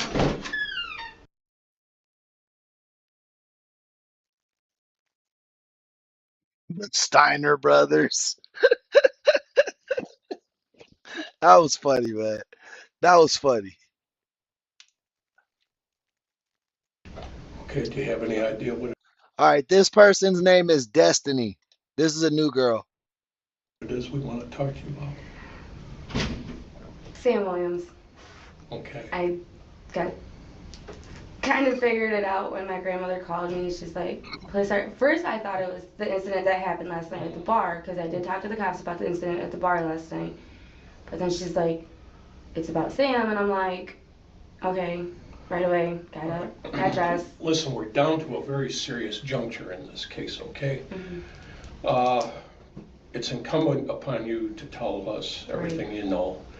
Cooperate with us fully. Otherwise, and this is not a threat, we're just letting you know this exists, the chances exist, you could be charged, all right? Right. And I don't think you want that, and I don't think we want that for you. I think we'd rather have you tell us everything you know. Right. Okay, so. Right away, Madrid knows this is about Sam Williams and his possible involvement. During the time period around the murder, Williams was cheating on his girlfriend with Madrid. Any information Madrid has may be inaccurate because his behavior shows that he's willing to lie. So there's every reason to believe he has lied to Madrid as well. Tell the detective everything you know here at this point. Well, tell me, how long have you known Sam? Well, okay. I know Sam. I didn't start knowing him until December of 2010. I know. You met him then? That's when I first started. Well, I met him back in October on Facebook. We started talking on Facebook, and I've known him because I used to date DJ Hummer, which was one of his good friends that was friends with his ex-wife, and I seen him around. Okay. Never really hung out with him, never really talked to him until October of 2010. Started talking to him on Facebook, never like met him in person or nothing. We just, chatted over online. That's it. In December of 2010, Johnny J's house got raided, which was on Morrison, where he was at. He was hanging out there. Where Sam was at? Where Sam was at. Who's Johnny J? Johnny J. Willett. His house got raided. There was, I think it was Sam and 3 other guys that was there, plus Johnny. Do you know any other names? No, I just know Johnny J and Sam. Okay, go ahead. Johnny J took the full blame for Sam and the 3 other guys. Sam got out. Angela, welcome to the chat. Or Angeline, welcome to the chat. Angeline, welcome to the chat. My bad, I'm sleepy. And no, I never sleep. They brought him down here. I'll go to sleep once we get to 25K. Once we get to 25,000 subs, I can rest. Talk to him, whatever, see what, like you guys are doing with me, talk to him. He called me that night. And like I said, I talked to him. Sometimes I would talk to him on the phone. But he called me that night, and I was on my way back from Detroit. Because my grandpa's, he was in the Army. So he had like this Army get together, whatever, in Detroit. So I'm on my way back. It was storming with snow and everything. I'm in the car talking to him, and he's like, I want to see you. Who said I want to see you? Okay. Sam was like, I need talking somebody. to you on your cell phone. Talking to me on my cell phone. He was like, what cell phone did you have at the time? What number? Oh, man. You know what? I've been through so many phones. It was through Page Plus. I don't remember the number. You'd know it if you heard it? I would know it if I heard it, yes. Okay, all right. That's okay. Mary, go ahead and fall asleep. We'll be your bedtime story. Just leave the video playing. That someone might check here shortly. Okay. I mean, I could find it out and let you guys know. I think it's a 419-726, maybe. I'm not sure. I could possibly ask my grandma because she keeps all the records of my numbers at 716, you think so? 726. 726. 419-726. This would have been last December that he called you. Yes. And let me see it. 726-8974, maybe? Possibly. Okay. I want to say I'm not. I'll put a question mark. I'm not quite sure on that. Okay. All right. But he called me. I'm on the phone with him. My phone was getting really bad reception. So I'm like, look, I'll call you when I get home. I'm not that far away. It's storming. It's snowing. We're stuck on the expressway because there's this big old cloud of snow coming, and everybody just completely stopped because there was just no way. A semi almost. Yeah, we were just moving slow. A semi almost went off the road. So I'm like, look, call you when I get home. And he's like, no, I really need to talk to you. And I'm like, what's going on? He's like, Johnny J's house just got raided. I just got, they just talked to me. I need to sit down and I need somebody to talk to. He's like, and I really think I could talk to you personally because, he's like, I've known you for so. Mary out here typing, tired as hell. Shout out Mary, man. You sleepy too? Many years, but he's like, I think I can trust you. So I'm like, okay. What was it rated for? I think they raided him for drugs. Okay. It was, they found so many drugs in his house and with so much money or whatever. He only told me so much of the details. Okay. He didn't tell me everything. He just said, fuck, bro, this lady's annoying. She's using that bird hands. You know I hate when they talk with their bird hands. Well, you see this shit? Watch, I'm not tripping. Yeah, we were just moving slow. Semi almost went off the road. So I'm like, look, call you when I get home. And he's like, no, I really need to talk to you. And I'm like, bird hands. what's going on? He's like, Johnny J's house just got raided. I just got, they just talked to me. I need to sit down and I need somebody to talk to. He's like, and I really think I could talk to you personally because, he's like, I've known you for so many years, but I don't, he's like, I think I. Bird hands. See it? See it? Bird hands. She's pointing them at herself because she's not trying to be aggressive to the cops. But Karens, they will bird hand you. can trust you. So I'm like, What okay. was it rated for? I think they raided him for drugs. Okay. It was they found so many drugs in his house and with so much money or whatever. He only told me so. Bird hands. You see, I'm not tripping. Y'all know I'm a body language expert. Y'all know this shit. Detective Fade got his Fade visions on. Let's go. Much of the details. Okay. He didn't tell me everything. He just said I need to talk to you. I'm like, okay, whatever. All right. I get home. He picks me up. I call him. All right. What number did he call you from? Do you remember? 419-917. Hold on. 917. 7021. 702. Yeah, I had to look at the phone. So he called you from that number. Yeah, that was his old cell phone number. I don't know his current one right now. That's how Karens talk, with bird hands. That's the name I call it. That's when they scrunch their hands up and do this shit. Because he was calling me. I just started talking to him again because me and him had got into a big old fight. I stopped talking to him. Okay. And I don't know his new number. So this will be the first time you've actually met him when he comes over. Right. Well, I met him before, but me and him by ourselves. Okay. So this is in December. Right. You just got home from wherever. I want to say it was December 3rd. No, Michael, that's a Detective Fade. The greatest YouTube detective ever. Term. Or 4th. I could find out from my grandma because. Oh, that's all right. I mean, that was the same date that the party was, so I can find out the date. But I want to say it was either December 3rd or December 4th. Madrid is the type of interview investigators love. She overshares, going into detail when she should. I just saw that, Mary. Mary said, yeah, give her bread. Touche, Mary. I like it. I like how you played off the bird hands. That's a good one. That's a good one. Shout out to chat. Chat, keep chatting. If she chooses to speak without representation, only be answering questions with a minimum amount of words. So he comes over. Right. I called him when I got home. I said, look, I'm home now. Let me change out of my dress clothes. Give me about 5-10 minutes. What my boy say? I was going to cut the grass after opening a mosquito farm? Well, that's wild. So I came in a hurry thinking that I would miss your live. Hey, man, if you rushed in the house to catch the live, bro, that's much love. I appreciate you. That's cold as hell. You just made my day. Or whatever. If wherever you're at, you can leave now. You know where I live. Pull up in front. Beep the horn once or twice, and I'll come out. He comes. He calls me. He's like, I'm outside.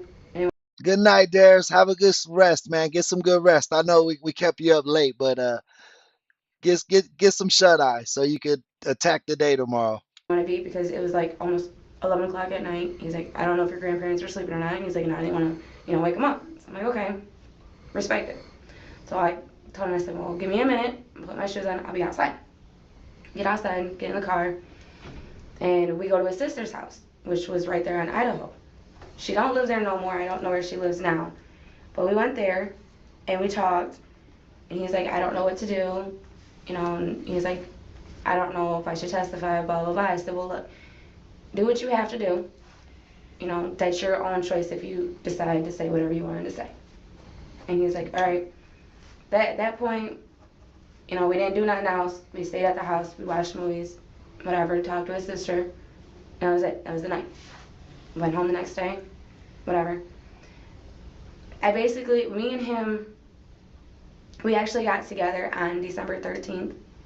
Was actually a couple at that time. He tells me, he's like, look, I have a baby mama. She's due in February with my second kid. And I'm like, okay. And I'm like, well, does she know about me? I don't want to see her. I don't want us to be together and she sees us and then it starts a big old thing. I said, does she know me? And he's like, well, I told her about you. I told her that we were together. She's fine with it. And I'm like, okay, like, and I never had no problem with her. The whole time he was together, did not have no problem with her, and that was a very shocker to me. Very understanding woman. Right. And I'm like, and he was like, well, she don't want to be under no stress because it could put her into early labor. And I'm like, okay, which I understand. So I never talked to her. I've seen her, but no altercation, no problem, nothing. Williams gives one of the standard lines used by cheaters, and Madrid falls for it. He's playing both sides against the middle and has no doubt come up with an equally improbable lie to tell his girlfriend. Okay. And then he finally, it was like when, let me see, I want to say that beginning of May or middle of May, he goes to Stryker for 30 days, was writing me. I have the letters at my house from him.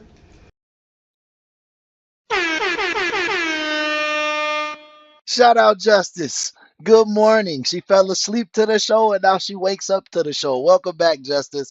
Everybody give her a warm welcome and tell her good morning. She just woke back up. And she comes and she's like, look, I need the letters from him. He said that he's been talking to you and he's been writing you. I need the letters. I'm like, okay, whatever. I gave her a copy of the letters. I said, look, I'm not going to give you the originals just because I don't know if it's true or not. I'll give you a copy of them. That's not a problem with me. I will give you a copy. Gave her a copy. He calls me, three-way, and I'm like, look, did you tell Starla that, that you've been writing me? He's like, no. I'm like, well, she came to my house. Not in like a disrespectful way, not getting all mad or anything. I'm like, but she called me and she came to my house. I said, is she lying or are you lying? He was like, she did it on her own. And I'm like, okay, whatever. I let it be after that. Let it go. I'm like, you know what? I'm not going to sit here. I'm not going to argue with you. Okay. She just had her baby. Not going to argue with you. I let it go. He gets out of jail. We started arguing because of that whole situation. I did not talk to him at all. I told him, I said, look, I don't want nothing to do with you. She bird handing this shit all the way. Y'all not gonna tell me this not a thing, bro. You guys are gonna go through life and you're gonna be like, damn, fate is right. Anytime you run into like an annoying lady and she starts doing this, you're gonna be like, what the fuck? It's gonna be like men and women, men and women. So, ladies, if you run into another annoying lady and you start seeing this, you're gonna be like, damn, Faye taught me about this. Let me stay away from that lady. Leave me alone. Be with her. You guys have a kid together. Be with her. Leave me alone. I don't want to be in that picture. I'm like, you didn't even, when we first got together, you didn't even tell me that you had a baby mama. I knew your first baby mama because I used to hang out with her. I'm like, but you did not tell me about Star. So I'm like, you know what? Leave me alone. Don't call me no more. Don't text me. Don't come by my house. Just leave me alone. He left me alone. Recently, and that was back in June. I didn't talk to him for July, August, but in September, towards the end, I just started recently talking to him. And Once he was arrested? after he was arrested. Well, no, before he got arrested. I was talking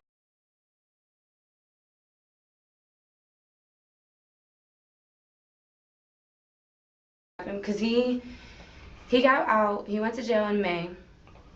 I want to say it was either beginning or the middle. I'm not sure, but he got 30 days in Stryker. He got out in June. I didn't talk to him July, August, a little bit of September, but towards the end of September, before they arrested him, which I want to say was like 3 weeks ago.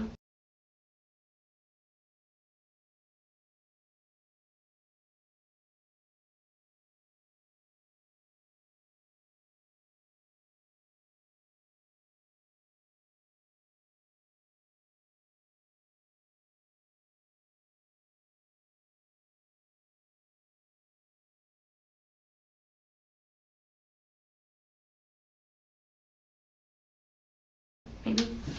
I started talking. Damn, I muted the fucking mic. I'm an idiot. I'm a fucking idiot. But shout out everybody. No, I was saying, Matt, I hate when people smack their hands too when they're angry. Now, like if someone's making a joke or like explaining something like why the fuck did they do that? I'm okay with it. But like if they're smacking their hands at me, like that's very fucking rude. Yeah, I don't like that shit at all. No, I seen him. he came over to my ex-boyfriend's cousin's house. We were all sitting outside, talking, you know, just catching up. And me and him was talking about getting back together, but I was like, you know what? I want to take it slow because I don't want to deal with the drama with you and your baby mama or whatever. So, you know, we'll just take it slow at first. And then I get the call. The sweetest cat has arrived. Make sure you guys give her a warm welcome and bring her into the chat. She is a longtime member. And they're like, Sam went to jail for murder. And I'm like, are you kidding me? Like, what do you mean? And they're like, he went to jail. I'm like, shut up. You're playing with me. You know, don't play with me. They're like, no, Destiny, we're being serious. And I'm like, shut up. So I didn't believe it at first. So me, personally, I called down a booking. I was like, do you have a Samuel Todd Williams? And they're like, what's his birthday? I said, 8/23/87. They're like, yeah, we have him. And I'm like, can I know his charges? And they're like, 2 counts of burglary. Does she think doing this is going to make the cop believe her? Like, does this make it more believable? If I talk to you like this, do y'all believe me? Can y'all believe me now? I'm 6 foot. I'm really 6 foot. It's hella believable, right? And 2 counts of murder charges. And I'm like, are you serious? And we hung up. And I called my ex-boyfriend's cousin, Angelica. Called her. I said, when did they arrest him? They were like, she's like, today at 6 o'clock, they picked him up on a warrant. And this. And I'm like, you know, okay. M1 Culture Tron, welcome to the chat. So I'm like, well, who was it? You know, who are the 2 people that he's getting charged with this for? She's like, Johnny Clark and Lisa Straub. And I'm like, that was back in January. I'm like, he was with me that night. And I want to say, I'm not quite sure, but I want to say that we had went to the Bedford Hotel that night. But I'm not sure. I haven't went to the hotel. I don't know if I can go to the hotel and get the like records unless I have a warrant. I'm not sure if I can like go in there and be like, look, you know, can I get the record of me? Because the hotels were in my name in Bedford. They were in my name. So I don't know if I can like go down there and ask them like, you know, can you at least give me the dates or whatever. But I know that night on January 31st, we were at the Bottom Line watching the football games with his cousin Larry House, and it was his cousin's 21st birthday. Bro, hella side details that we don't care about. Like, we all know, we all super detectives in here, so we know that's a lie. We know when they get over detailed about everything except for what the officer's talking about. She lying, bro. They was all in on this. They was all in on murdering that couple, bro. Me, Larry, and Sam left, went to go pick up Larry's car, and we went back. Me and Sam went back to his sister's. He had to pick up a pair of clothes, and I want to say it was that same night we went back to the hotel, but I'm not sure if that was the night or if it was the next night. But I know one of the nights we were at the hotel because him and his sister had got into it. But I want to say, I'm not quite sure if it's that night. Welcome to the chat, Tim. Or the night after. I'm not sure. Where's the Bedford? Until. No worries, Chris. You have a good day, bro. We'll see you next time. You know we'll be back on tonight. Telegraph, right? You go down Telegraph. It's Alexis. It's like the state line, and it's on the right hand side. It's on the right hand. What's it look like? Looks like I don't know. It's not. It's like a 1-level hotel. Do you remember a color or anything? It's brown. Nell, this one's a little interesting. They're interviewing like 3 or 4 people that they think are involved in a conspiracy to kill a couple. There was a double homicide, and they've this is the second woman they're investigating, and I think there's 2 other people that they're gonna interrogate as well. It's Bedford Inn Suites. Madrid is very open and a little bit shocked by the situation. She reads like someone that has been brought into a situation without her knowledge. It hasn't hit her yet, but the most likely scenario is that Williams was trying to use her as an alibi. Do you remember the desk clerk? I think she was an Arabic, maybe? Think it was an Arab lady? Yeah, I'm not sure. Do you recall how you paid for it? Cash. Do you have to show an ID? Yeah. How many times you been to the Bedford? Twice. Who with? Sam.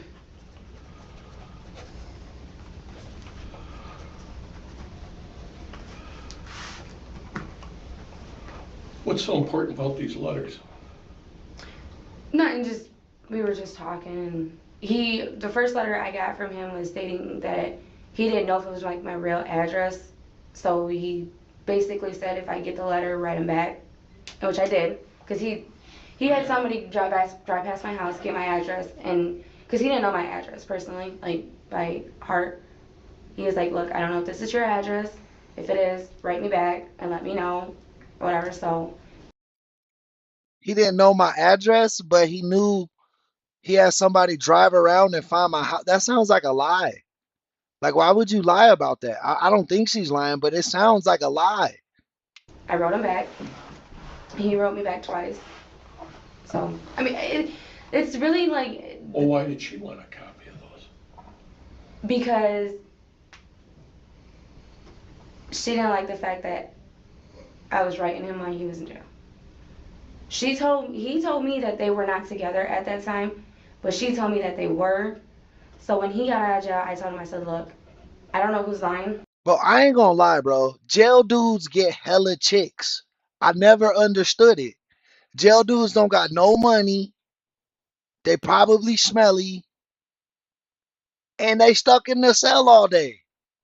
Like, you can't even see them. But chicks really do be writing dudes in jail, put money on their books. I mean, shout out to them dudes. I ain't hating. Do your thing. You know what I mean? It ain't my chick. I don't care. But I just don't understand it. Like, I never understood, like, what they get out of that. What does the chick get out of that relationship? I don't know if to believe you or to believe her. I said, but you know what? I don't want to deal with it. I don't want the drama. Let me be. Do you still have those letters? Yes. Okay. I still have them there at home.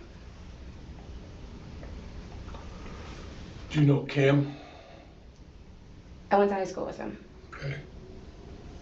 What can you tell us about Cam? Not a good dude. And personally, he's not a good dude. I know his sister and all that, but I don't know. Back to back good points by Sweetest Cat and Mycology. Sam like that, or Cameo like that. Like, I just know he went to high school. I went to high school with him. He's mainly all about the trouble. Cam and Sam are good friends? Yeah. Kind of since childhood, right? I think so, yeah. Have you ever been with Sam when Cameo's been along? No. Never? Never. Nope. Not once at all. Do you drive? I do, but I don't have a car. I have a license, but I don't drive. I don't have a car personally. Whose car do you use when you need a car? Oh, my grandmother's. Okay, what's she have? I want to say 2004 Alero, silver. Silver? Yeah. Is that the one that's parked on the side? Yeah, but when I need to use it, she drives with me. Or she'll drive or I'll drive. She can't see really good at night, so when it comes like night. Lady just making shit up, bro. I didn't think she was involved, but the way she keeps lying about nothing makes me think she is involved. My grandma. Like, what the fuck is that? Right here. I know this is a phone, but is that like her purse or a cell phone or something? My grandma told me on September 26th or 27th, Star came to my house. Mm-hmm. And she gave me a description. I know what Star looks like. Star's just tall, white girl, blonde hair, wears glasses, she's kind of heavy. My grandma gave me another description. She told me that it was a girl about my height, skinny, black hair, wears glasses. And I'm like, that's not Star. So honestly, I don't know who she brought to my house, but my grandma did say that they came in a gold car, kind of like hers, but a little bit smaller. She said there was a white girl driving with a bunch of kids in the back. What'd they want? The girl that came knocking on my door wanted to talk to me about this whole situation, and I'm like, my grandma called me after the girl left, And I'm like, look, I don't know who that is. Next time they come to the house, just call the cops, because I don't know who that is. I know that's not Star. You know? Yeah, you're right. It's a Diet Coke, Bradley. That's a Diet Coke. As soon as you said that, it looked like a can to me. Star's tall. She's a white girl. She has blonde hair. She wears glasses, and she's kind of heavy. But yeah, Kat, I thought it was like a BlackBerry or something at first. Because they keep saying like 04, 06 for the cars. So I think this was like around 2010. It doesn't say in the description, but I think this case was around 2010, 2012, maybe. I'm like, but the description that you're giving me, and I'm just taking that from context clues. I don't know who that is personally. So if they're coming to my house asking you about me, and I don't know who that is, if they come again, call the cops, because I don't know who that is. Do you know what they wanted? She wanted to talk to me about Sam going to jail and she wanted to know where I was, what hotel I was at with him, and that night, and what did we do, and she knows where I live and she knows my number. I don't know Starla's number. I just know that Sam lives on Kelsey, but Sam told me that Star does not live with him. The detective is being misleading. It's true that Madrid and Williams weren't on the security footage, but that is because there was no security footage from that night. Most places like that have security cameras, and innocent people like Madrid naturally assume that they will show up, and she expects that to prove Williams' innocence. When's the last time you talked to Sam from the jail? I have not talked to him from the jail. He has talked to you through other people?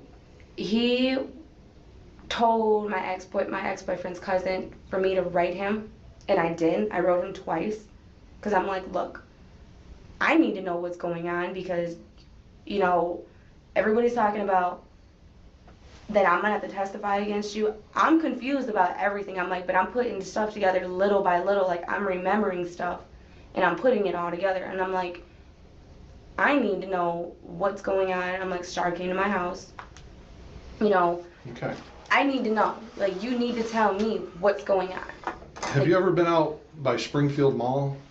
Or that Spring Meadows Mall area? You ever been out there? Where's that at? You go out Airport Highway? I've been out there with him once. You were out there with him? Yes. Where at? At some hotel. It's by Sam's Club. Behind, what is it? It's Burger King, and I think there's Chili's.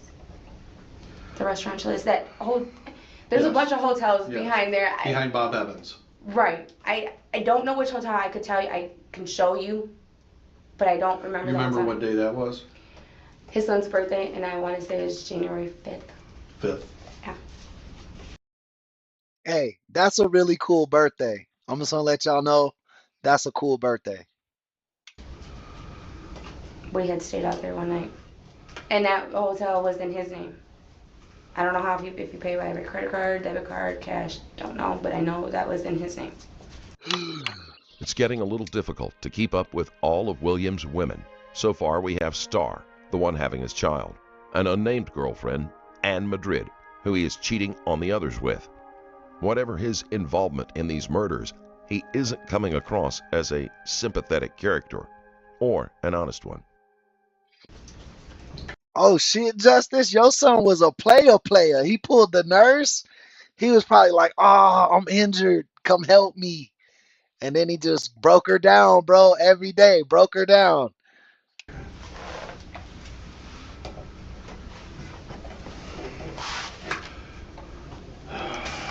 me 1 minute. I gotta check something. Excuse me, sorry.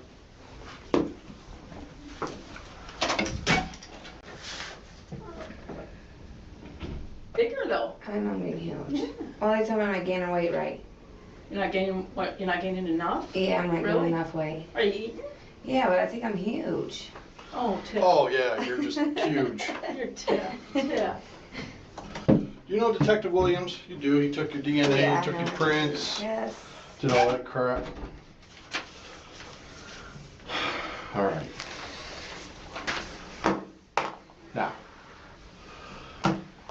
When we first talked, the first couple times, there's some things that you omitted, right?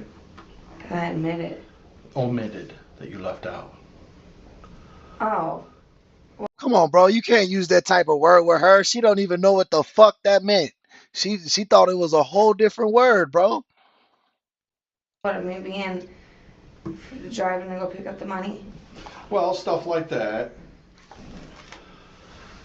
Or are you talking about when I was with the FBI guy and the emotions and feelings?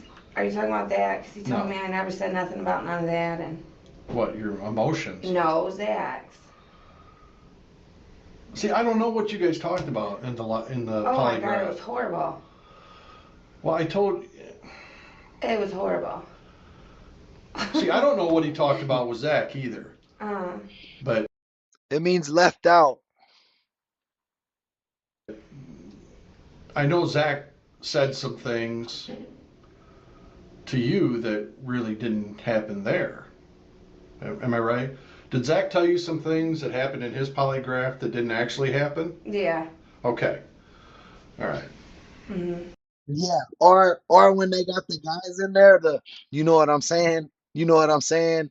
They had this one white jit from Florida the other day in the holding tank or in the interrogation room. Every 3 words was, you know what I'm saying? You feel me? You know what I'm saying? If we would have played a drinking game that night, we would have been fucked up. Alcohol poisoning. Do you know how Zach did on his polygraph? I guess horribly. His mom called me crying. Said he failed all the tests or I know, Bill. I was just talking. I was just fucking with you. failed them all or failed most of them or I don't know.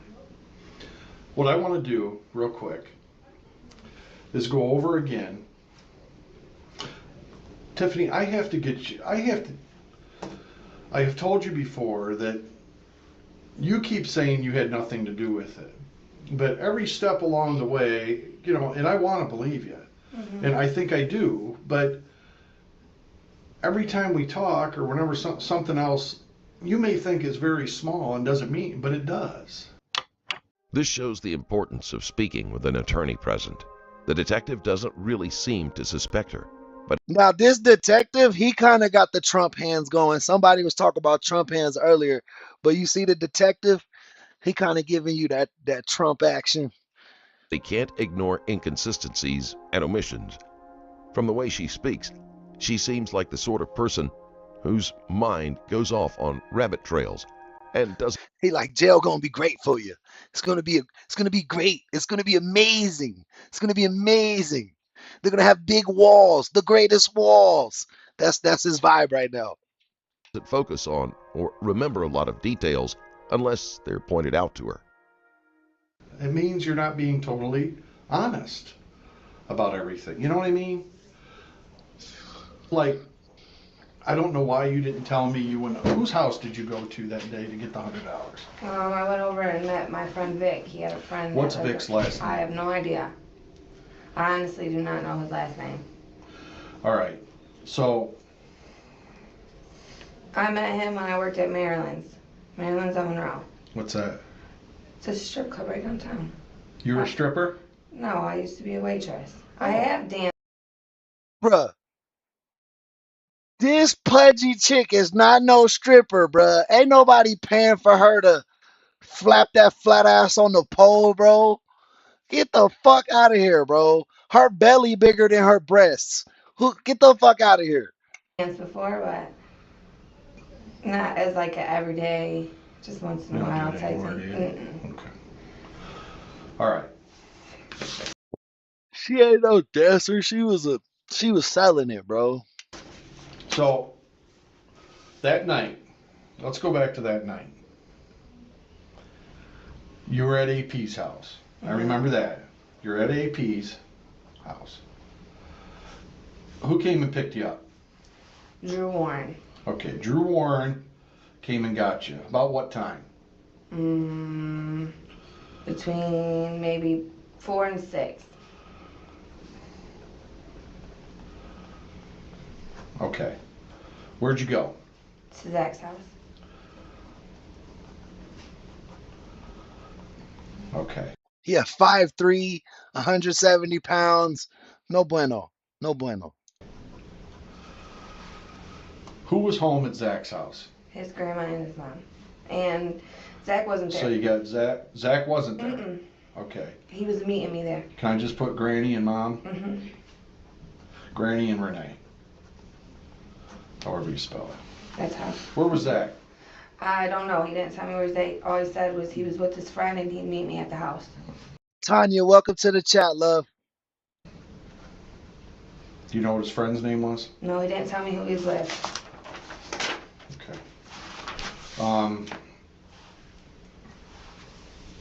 So you get there. I'll just say Mr. Williams seems like he's more of a quantity over quality type of guy because he got a lot of chicks, but I don't want none of them. I wouldn't want none of those chicks, like, at all. Where'd you go then? We went to Zach's. I waited for Zach to get there. And I'm not sure. The big and tall strip club. He funny. She not tall, but she big. She wide. She wide bodied. I know we stayed there for a minute, but I think we might have left and went and got pills. I'm thinking that we left and went and got pills. I'm pretty not sure. I'm not sure though. What time? It was early, maybe an hour after I got to Zach's house. So 7 o'clock? 7, I'm guessing. Right. Guys, if you like what we do here, please consider joining our memberships program. You'll see everybody with the blue star next to their name. They're a part of our membership program. It's only 99 cents a month. It starts at 99 cents. There are 3 tiers. All 3 tiers give you access to the same perks. It's really just whatever you feel comfortable with and whatever title you want to have on your membership. But yeah, definitely consider that, bro. Our members is growing fast. You guys are the heartbeat of the channel, and definitely it's what helps keep us coming back every day. So yeah, if you like what we do and you could afford to donate, think about our membership. It gives you a lot of bang for your buck. Where'd you go? Like I said, oh my goodness. I do not remember where we went and got. Was it somebody's house? Yeah, somebody's house, yeah. Somebody you regularly buy from? See, Zach always got the pills, so I would always just drive him where he had to go. Did you go in or did Zach go in? Zach. All right. Then where'd you go? Back to Zach's house.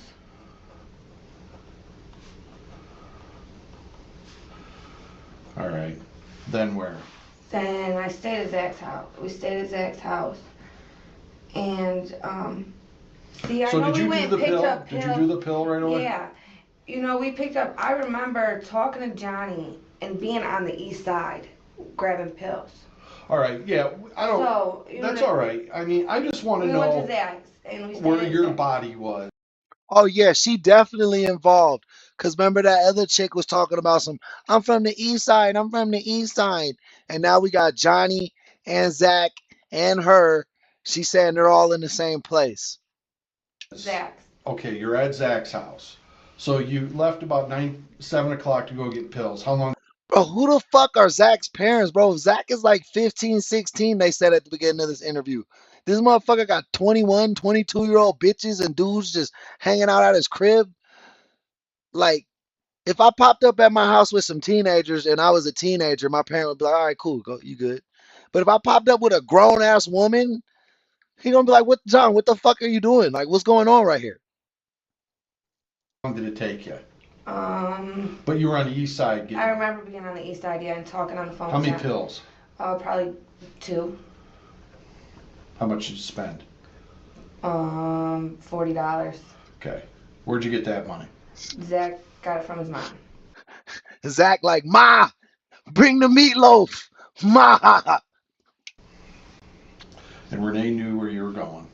I'm sure she was no dummy. Well, Zach would just be like, hey, Mom, can we use your car real quick? We're going somewhere. But she wasn't stupid. Mom's car. How long did you have to wait for Zach to get to the house when you were there with Renee and 20 Granny? minutes. 20 minutes to a half hour. You know, I live there, so it really didn't bother me to be there by myself. So, I was used to him never being. Did she want at the you to house. get her some pills or anything? No, she don't do pills. So I just waited. She's got a script for something that she takes. Xanax. Oh, that's She gets right. Xanax. That's right. She's on Xanax. I mean, the woman sleeps 18 hours a day. She's got to be on something. Oh yeah, she All does right. sleep a lot. So you're at Zach's house then. You got your pills. You took your pill. Do you space out or something for a while, or are you just mellowed? Just mellowed. All right. You're mellowed out. You're at Zach's house. What are you guys doing? I'm upstairs. I always am up in Zach's room, and Zach's always. It doesn't bother me that much to hear it, but I'm not gonna lie to you. When someone starts saying like a lot, it makes me start saying like a lot. And then that's when I get mad. I don't get mad when they say it. I get mad when that shit gets contagious. And then I'm on the stream like saying like every second. You know what I mean? like in and out. I'm upstairs watching TV in his room. Did Zach leave again? Or did Zach talk to anybody on the phone? Zach always is on his phone. I know he's always on his Always on his phone. And like I said, he's always in and out. You know what I mean? Not like, he wasn't like persistent gone as in like, okay, an hour went by, where's Zach? You know what I mean? He's in, come upstairs, run upstairs, you know what I mean? Sit down for a minute, get on his phone. I'll be right back. He'll run wherever he went, be going. You just snitched on Zach. Zach either selling weed or pills. Which one is it? Or he's selling some type of drug from her description. On for 10, 15 minutes, come back in. You know, Does this all have to do with drugs and minutes. pills or Yeah. stuff? Okay. Tiffany isn't going to be very helpful to the investigation. She's scattered, and depending on what drugs she was taking, her perception of events may not be reliable, even if she truly believes it herself. All right, so you're at Zach's house. You stay at Zach's house until when? We spoke with Johnny and Lisa. And then... Let's talk about talking to Johnny and Lisa. Was there supposed to be a party? No. No party. There wasn't supposed to be a party. No, they didn't invite anybody else over. No, it was a last minute, hey, do you guys want to come over and play pool? Okay. A last minute thing. Nobody knew we was going out And there. what time, do you remember about what time you guys were, was this on the phone? Yeah. All right, or texting?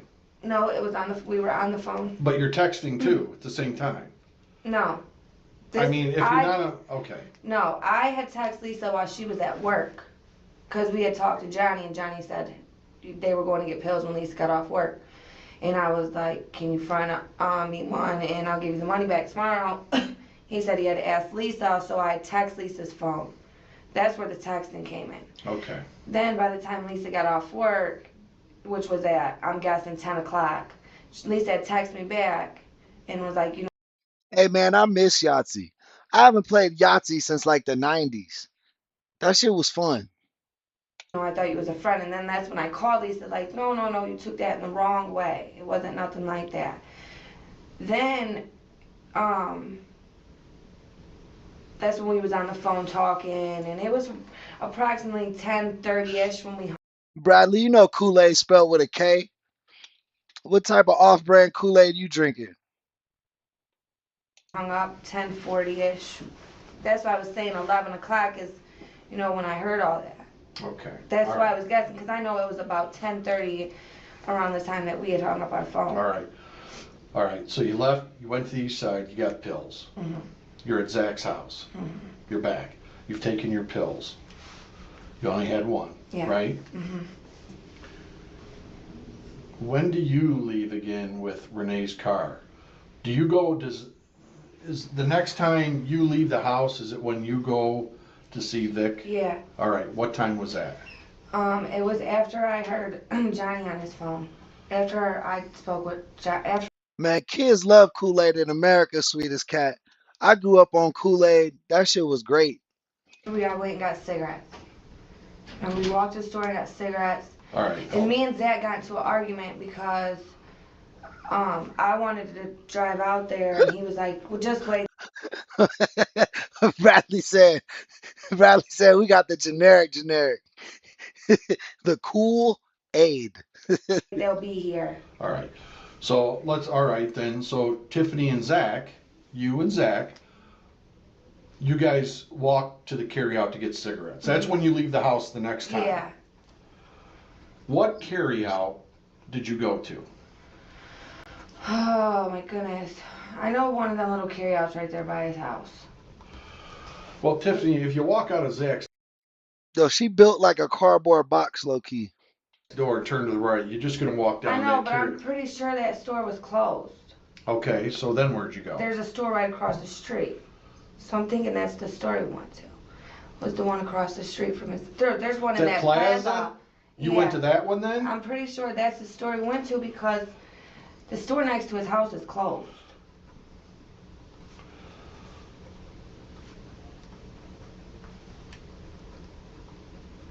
So you're saying, let's say, here's airport, here's Westwood, here's that store. It's in the plaza of the bar. So there's a bar here though on the corner. Yeah, and it's on the opposite corner of the. Then there's a plaza. Recovery room. Yeah, it's in the plaza of the recovery room, and then right next to the other store, the other side of the store is Bill's. All right, so that's where you went. You went to that store. Mm-hmm. All right, and you went in there and you bought. Pack of cigarettes. You bought a whole pack? Yeah. Not just one? No. Cigarette? No. I had a pack. Because I remember leaving the pack with Zach. And I had to stop at my niece's before I went to Vic's. All right. So you leave the house, you walk to the carryout, you buy a pack of cigarettes. Mm-hmm. When did you call Johnny? Where in here did you call Johnny and you heard what you heard? Right here before we went to the store. All right. So no, as we was going to the store. So right before we walked to the store. You call Johnny. I called, yes.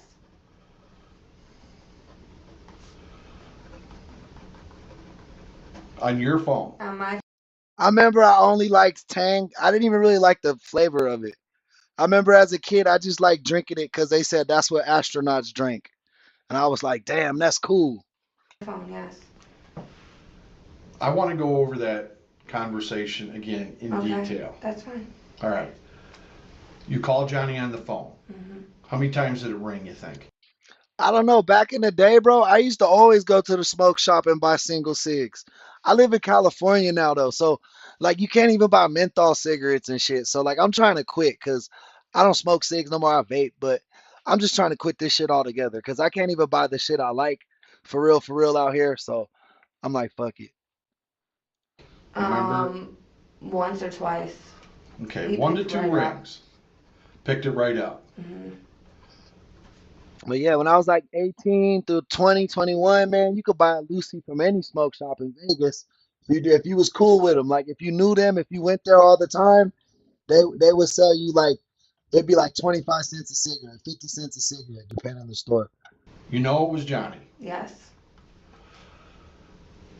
How long of a pause before he said anything? He didn't say hello. All right, so he never said anything. Never said hello. So, all right, so you're on the phone. Mm-hmm. How long before you hear anything on the phone? Did you?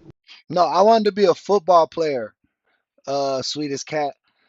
But then I've been the same size since 8th grade. So, I was a big 8th grader and then I kind of just stopped growing, What did you? Like, as soon as he picked it up, he didn't say hello to me, but he was like, bro, what are you doing? Well, the same height. I'm 5'9". I've been 5'9" since I was like in 8th grade. All right, I want to get this down again, bro. To get a tighter timeline, they'll be checking the surrounding surveillance footage of the store Tiffany claims they visited, as well as trying to match the times of the calls with her statement. The way Clark answered his phone almost suggests he didn't look at who was calling and may have thought he was talking to someone else. What are you doing? Okay. Okay, and he said that approximately 3 times. I was a lot skinnier back then. Now I got a whole dad bod, you know what I'm saying? Okay. Then all right, give me his voice. Was it, bro, what are you doing? Or, bro, what are you doing? Yeah, just like that. He sounded pissed? Yeah. Did he sound scared? No. Yeah, that's nice height. That's pretty tall for a woman for sure. He just sounded pissed. Just pissed, yeah. All right, so you hear, bro, what are you doing 3 times? No menthol cigarettes are illegal. You can't have flavored tobacco in California. They said it was too dangerous, so they don't sell it. It's illegal to sell it, which to me sounds fucking illegal. Like cigarettes are already dangerous. Who cares what fucking flavor it is, right? And supposedly flavored vapes are supposed to be illegal too, but they sell them bitches at every smoke shop. Like you could get like flavored vapes at every smoke shop, but supposedly they're illegal. Times Johnny sounds pissed. Mm-hmm. All right, then what he say? Then the next thing he said was, "Who the hell are you?"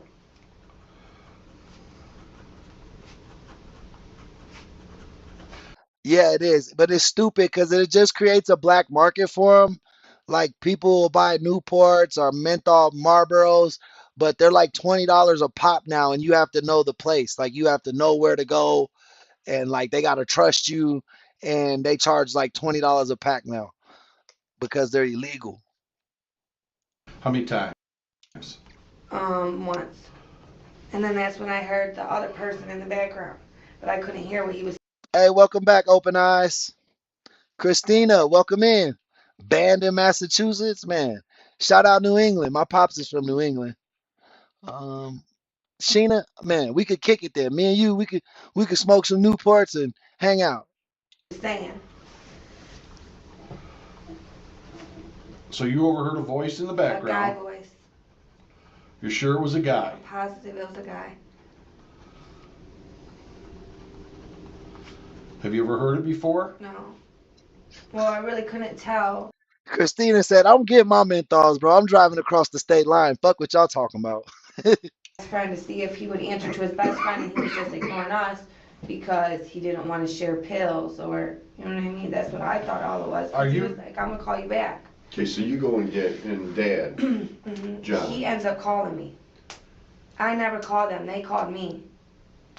Johnny's dad called my phone. after I called Sharita. Sharita called his mom and dad, then Dad calls you. And I explained to him the conversation. Yeah, Bradley. They're supposed to crystallize your lungs. I mean, not supposed to. They do. But all fucking cigarettes are terrible, bro. Like, who cares? Like, if I'm gonna fucking smoke, I might as well I might as well go all in, right? That's always been my look at it. And I was like, "Look, I'm driving back out there. If you want me to come get you, I have no problem with coming to get you." And he was like, "Yeah, come get me." I was like, "I'm right here by Taco Bell. I'm burned. I'm turning around now." And I turned around and I picked him up. I got out of the car, walked up to the door, and got him, and we drove out there. So there. Now, with whatever he's told, do you think with that conversation, that would make him grab a weapon? I didn't think he would grab a weapon, but he ended up having a weapon on him. What's the urgency to grab a weapon and get out there? Well, I wish you luck on quitting, Christina. I be quitting every day. I'm not gonna lie to you. I quit smoking every day. I quit smoking nicotine every day. There. I have no Now, it idea. all comes from your phone conversation with Johnny now. The only thing I explained to him was, he called and asked me what was going on, and I said, "Look," I said, "I called Johnny. He was supposed to come pick me up." And I said, when he answered the phone, he didn't say hello, and I explained to him what he said. And I was like, he told me he'd call me back. I was like, I've been trying to reach him, and they're not answering. And that's when I asked him, like, "Do you want to ride with me?" And he said yes. That was the only thing we talked about. The response of Clark's father sounds strange, if Tiffany is being honest about the content of the conversation. A possible explanation is that the father had more information and maybe knew Clark had been having trouble with someone and was worried things had escalated. We didn't talk about anything else. That I just told him what I heard Johnny say, and that was it. Where were you at when that phone conversation with John, the dad? I was right there at Taco Bell on Vernon Airport, because that's where I turned around to pick him up at. I was at the light. Where were you looking for Johnny? Where'd you guys go looking for Johnny? I drove past like just a couple friends' houses that we would be at. When you called Sharita, All right, let's get back to Imagine this. being able to build an app with your name on it. When did you call? You called Johnny when you were walking to the store? No, before we walked to the store. We From were still Zach's in house? Zach's house. Honestly, Bill, that's the reason I switched from cigarettes to vapes. The smell didn't bother me none. Both my parents were smokers, so like I always went to school smelling like cigarettes and had no fucking clue. But but it was vapes. It was I switched to vapes so that I wouldn't smell like cigarettes because a lot of girls didn't like the smell of cigarettes. But shout out Kelly, thank you for the subscription. House, yes. All right, and you called Johnny, and that's when he says all this. Mm-hmm. All right? You still walk to the store, though, Yes. to get a pack of cigarettes. Mm-hmm. And then you walk, as you're walking back to the house, you're trying to call Johnny, you're trying to call Lisa. Is Zach with you at that time? Yes. Is he trying to call at the same time? I feel like I smoked the vape more than I smoked cigarettes. I was about a pack a day smoker, and I feel like I just be vaping way more than I used to smoke cigarettes. He said he was. He said he was. Was he on his phone? He was on his phone, yes. Does he call your voicemail and get your voice messages? Can he get into my voicemail? Yeah. Oh, okay. Because he knows my password and everything. So Why? I don't know. Okay. All right, so you're walking back to the house. You get back to the house.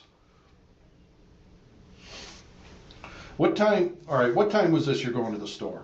10:45. Anywhere from 10:45 to 11 o'clock. I had like looked in there's like a side window right here. I had looked in and didn't see nobody, so I just left.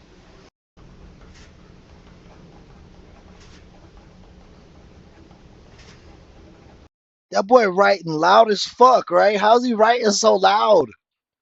I feel like I hear the pen rolling on the motherfucking, like the ballpoint pen rolling.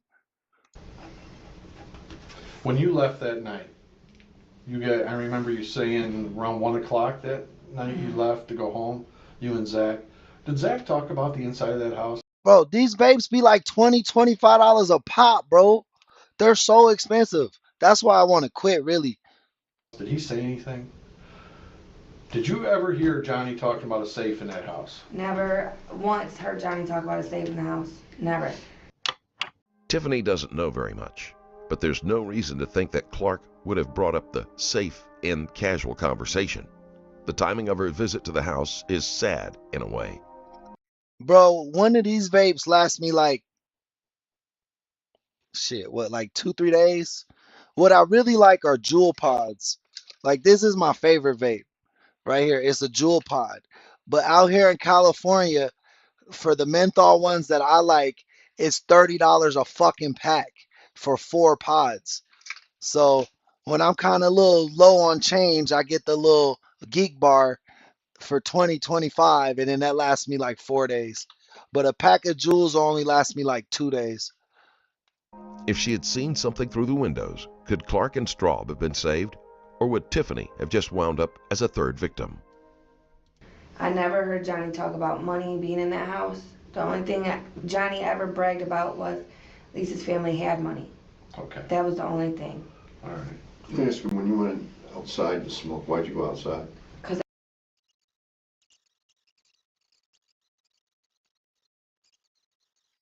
Vapes are 2 for 15, bro. 2 for 10. Where y'all 2 for 10? Where y'all live at, bro? I'm trying to go there. It be the streams, bro. It be the streams and the games. And then my wife too. She vapes and we share. So yeah, it's a lot. I need to quit. Hey, won't let you down. I'm doing good, bro. How you doing?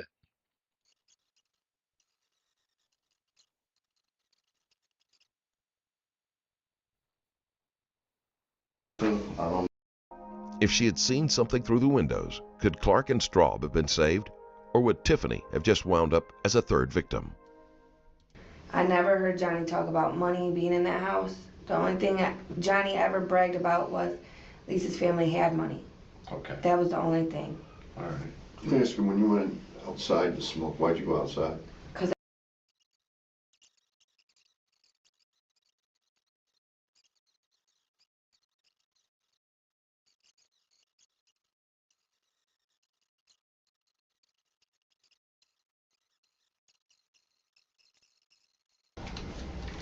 Do you want to talk to us? Only thing I want to know is what is it about? All right. And that's it. Other than that, I'm gonna wait for my lawyer. I'm not talking at all.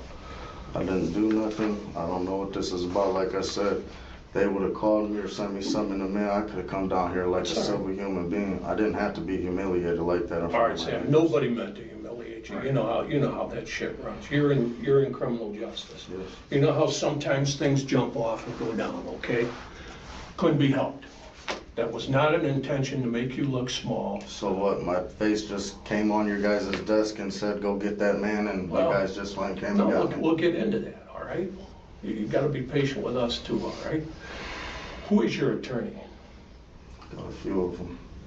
Bro, look at his hairline. This shit wild. What is that? It's like that shit look wild. Okay, who He got like an alfalfa in the front, but laid down. would you use if you needed one? It just depends. See, he got the reverse alfalfa. Really does. Who have you used in the past then? Jane Roman. Okay. Hell yeah, won't let you down. Good for you, man. Don't let them hold you back. Quit your job. Now you're gonna move on to something bigger and better. Watch. Okay.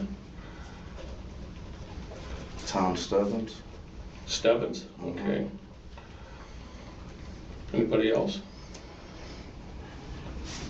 No. Hell no, man. You gonna find another good paying job and be way happier. Okay. Do you have much time to hang with people?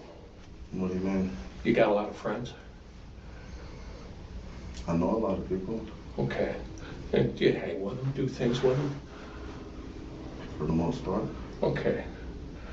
Detective's gonna run a few names by you, okay? Let us know if you know these people or not, okay? You know a guy named Johnny Clark? You don't know John Clark? They didn't say his name, and I don't think so, because the guy said Zach was only 15 or 16. You think he'd be in here without his parents? Maybe. Maybe for a murder, maybe. Clark? You know a young lady named Lisa Straub? No? Don't know Johnny Clark? You don't know Lisa Straub? Did you get over in South Toledo very much? Williams should have gone with his first instinct and waited for his lawyer, because right off the bat, he's lying. Multiple witnesses can confirm that he knew Clark and Straub, and denying that fact is just a huge red flag. No. No. I used to live in South Toledo. Probably me and my mom just bought that house, and that was 2 months ago on Prouty Street. Okay. How long did you stay over there? Me and my mom was there no more than 3 or 4 months. Tops. My mom was living with this woman, and I moved in with them because I didn't have no place to go. My mom took me in. That's where I was living at. You know a young lady named Lindsay Straub? I don't know any of them Straubs. Okay. You ever get out in Springfield Township? You ever get that far south? Holland, Ohio. I stay on the east side. Okay. On the east side. He's gonna show you a picture of a house. See if this house looks familiar to you. You have to get that.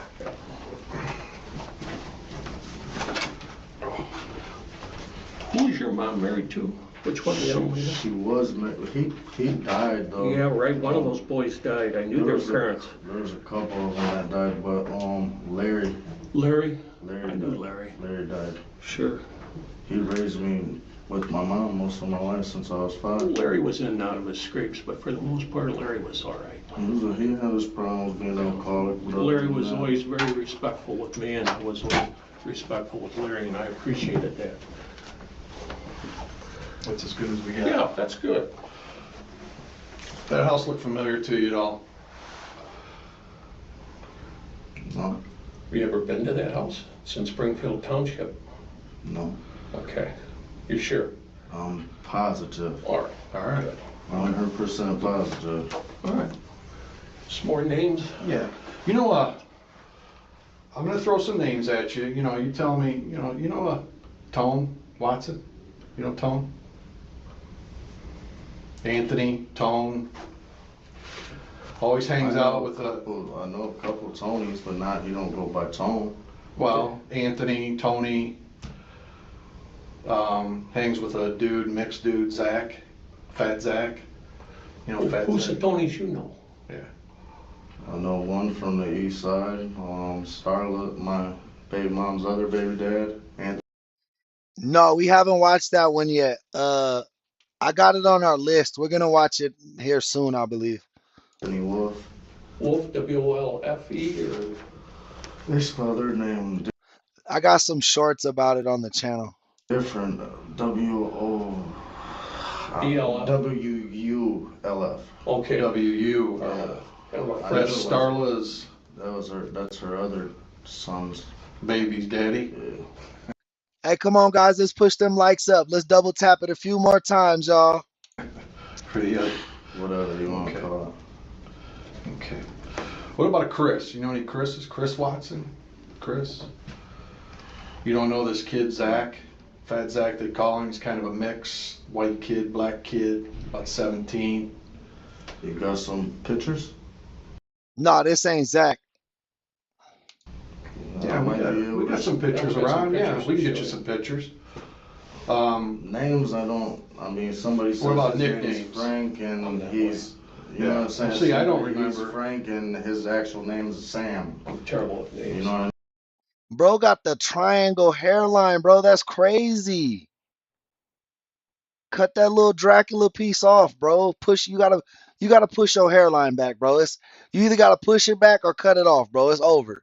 No more lineups for you, bro. You done. I mean, so I really don't What about know. a dude named Peanut? How about a nickname? Somebody like Peanut or Manny. Somebody they call Manny. No.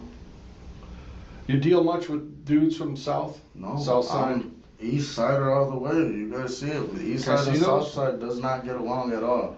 Like, seriously. Well, I know. I stay on my side of the water. Like East Side with the bricks here. Are you a member of any gang or anything? It was just a design. What does it signify? Yeah, well, I mean, what's it mean? I'll be all the way honest with you. Probably about a group of 5 or 6 of us growing up in elementary. We played football. After that, we branched off, getting into trouble, smoking weed, you know, doing what kids do. Y'all have the same tattoo? Yeah. Do you? Some of you guys designed. Yeah. Do you remember when you had that applied? Shit, I had to have been like, 7th grade. Probably like 13, going on 14 years old. Okay. Really?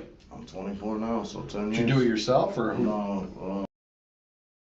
Bro, that's a big ass cigarette. A 1 pound cigarette? What the fuck? How'd you? That's like how you smoke that mug. I don't even do that. Who did it? His name was Big Jim. Who did that?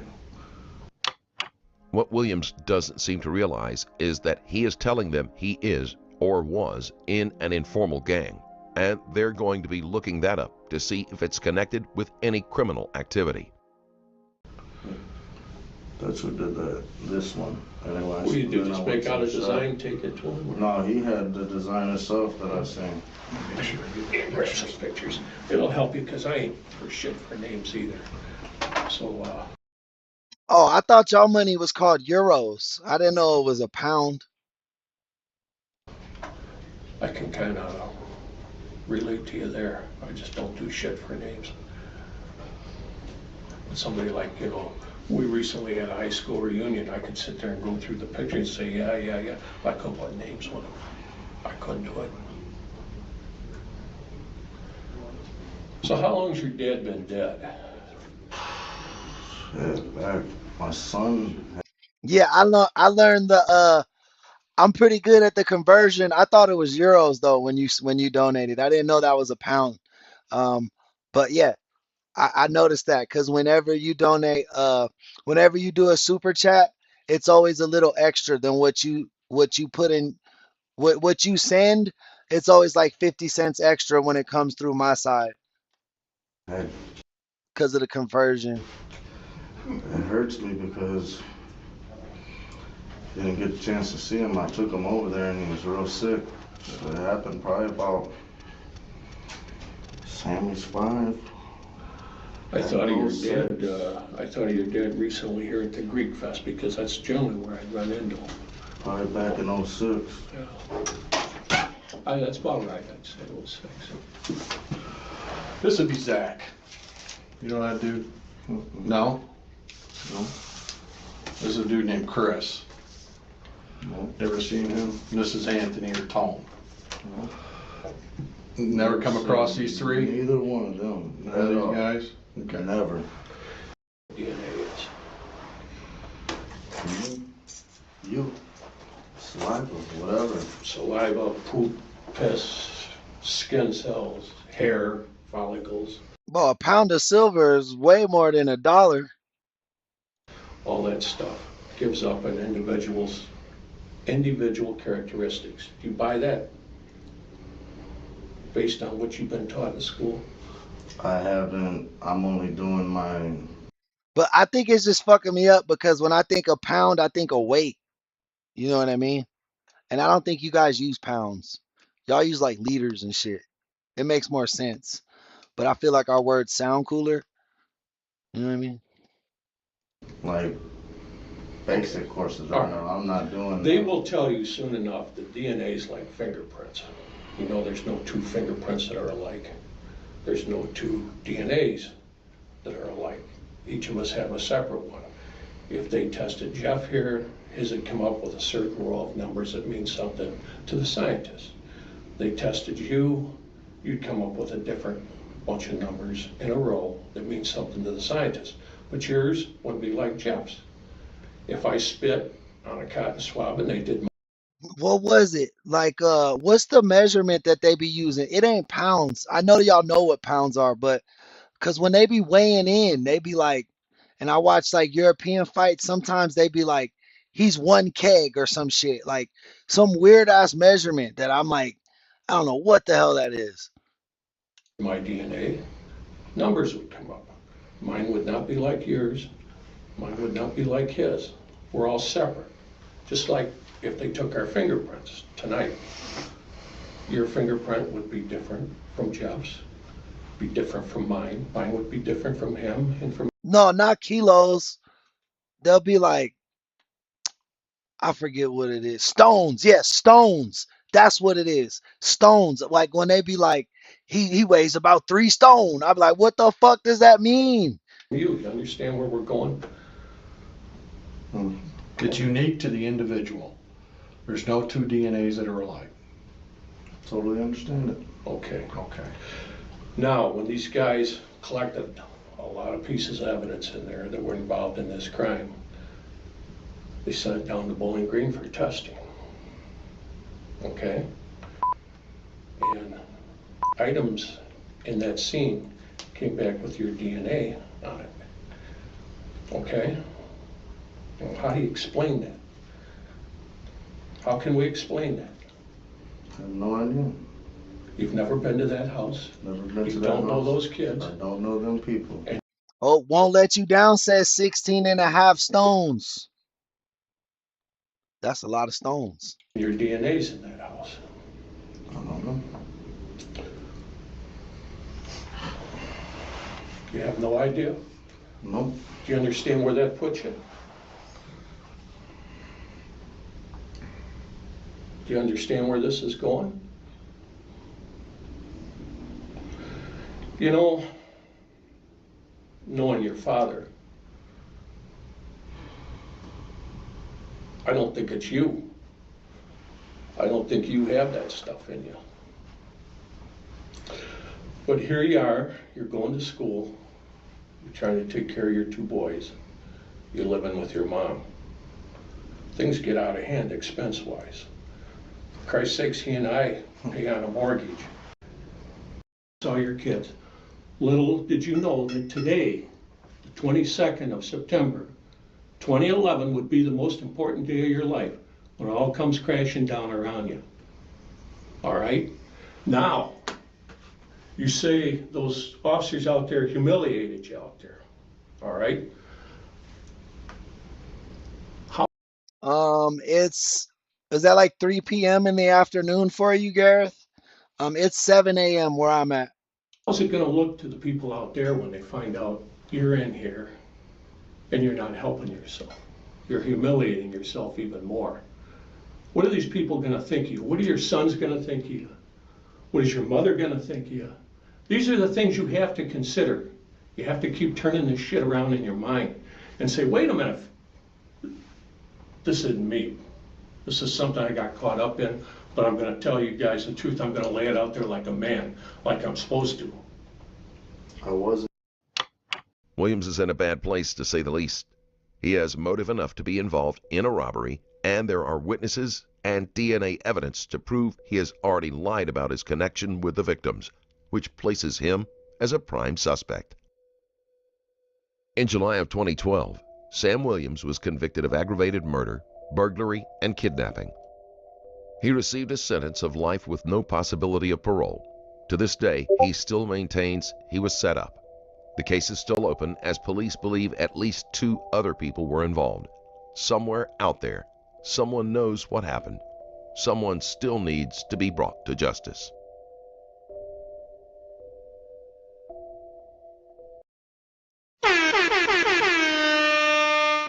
Hey, well, at least they got Sam off the streets.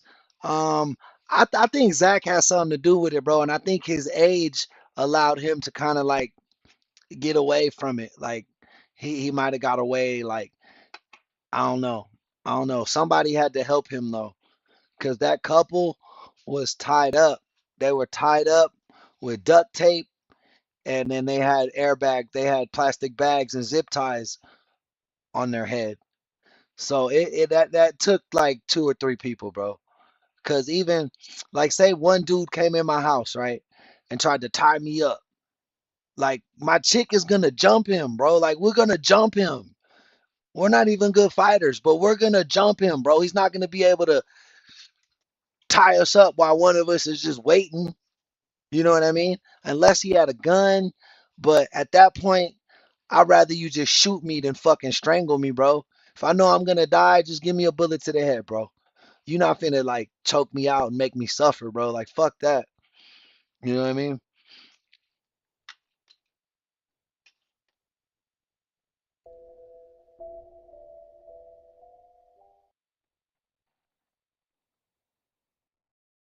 Oh, that's a good theory.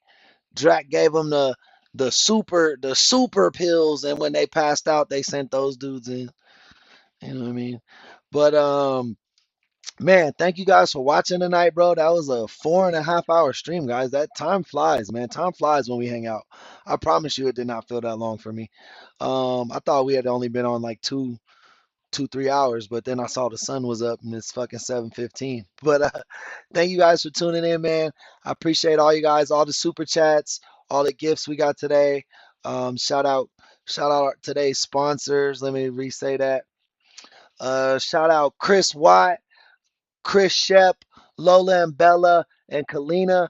Those last 3 were all members, and then Chris Watt with the $5 super chat. We appreciate you guys sponsoring tonight's stream. Without you guys, it's not possible, obviously. So thank you guys for all your love and all the contributions. Thank you for all the gifts. People sent in gifts today too. I can't check those like I used to. Hello, Michael. Um, I can't check those like the it doesn't have the same way to check who sent the gifts. They don't track it the same way. But thank you guys whoever sent in the gifts. We just started that new thing too. But yeah, man, remember if you're new around here and you like what we do, please consider our memberships. They start at 99 cents a month. They come with a lot of cool perks in and outside of the live streams. Members do have really cool benefits. So with that being said, man, good night, y'all. I'm gonna try to get some sleep.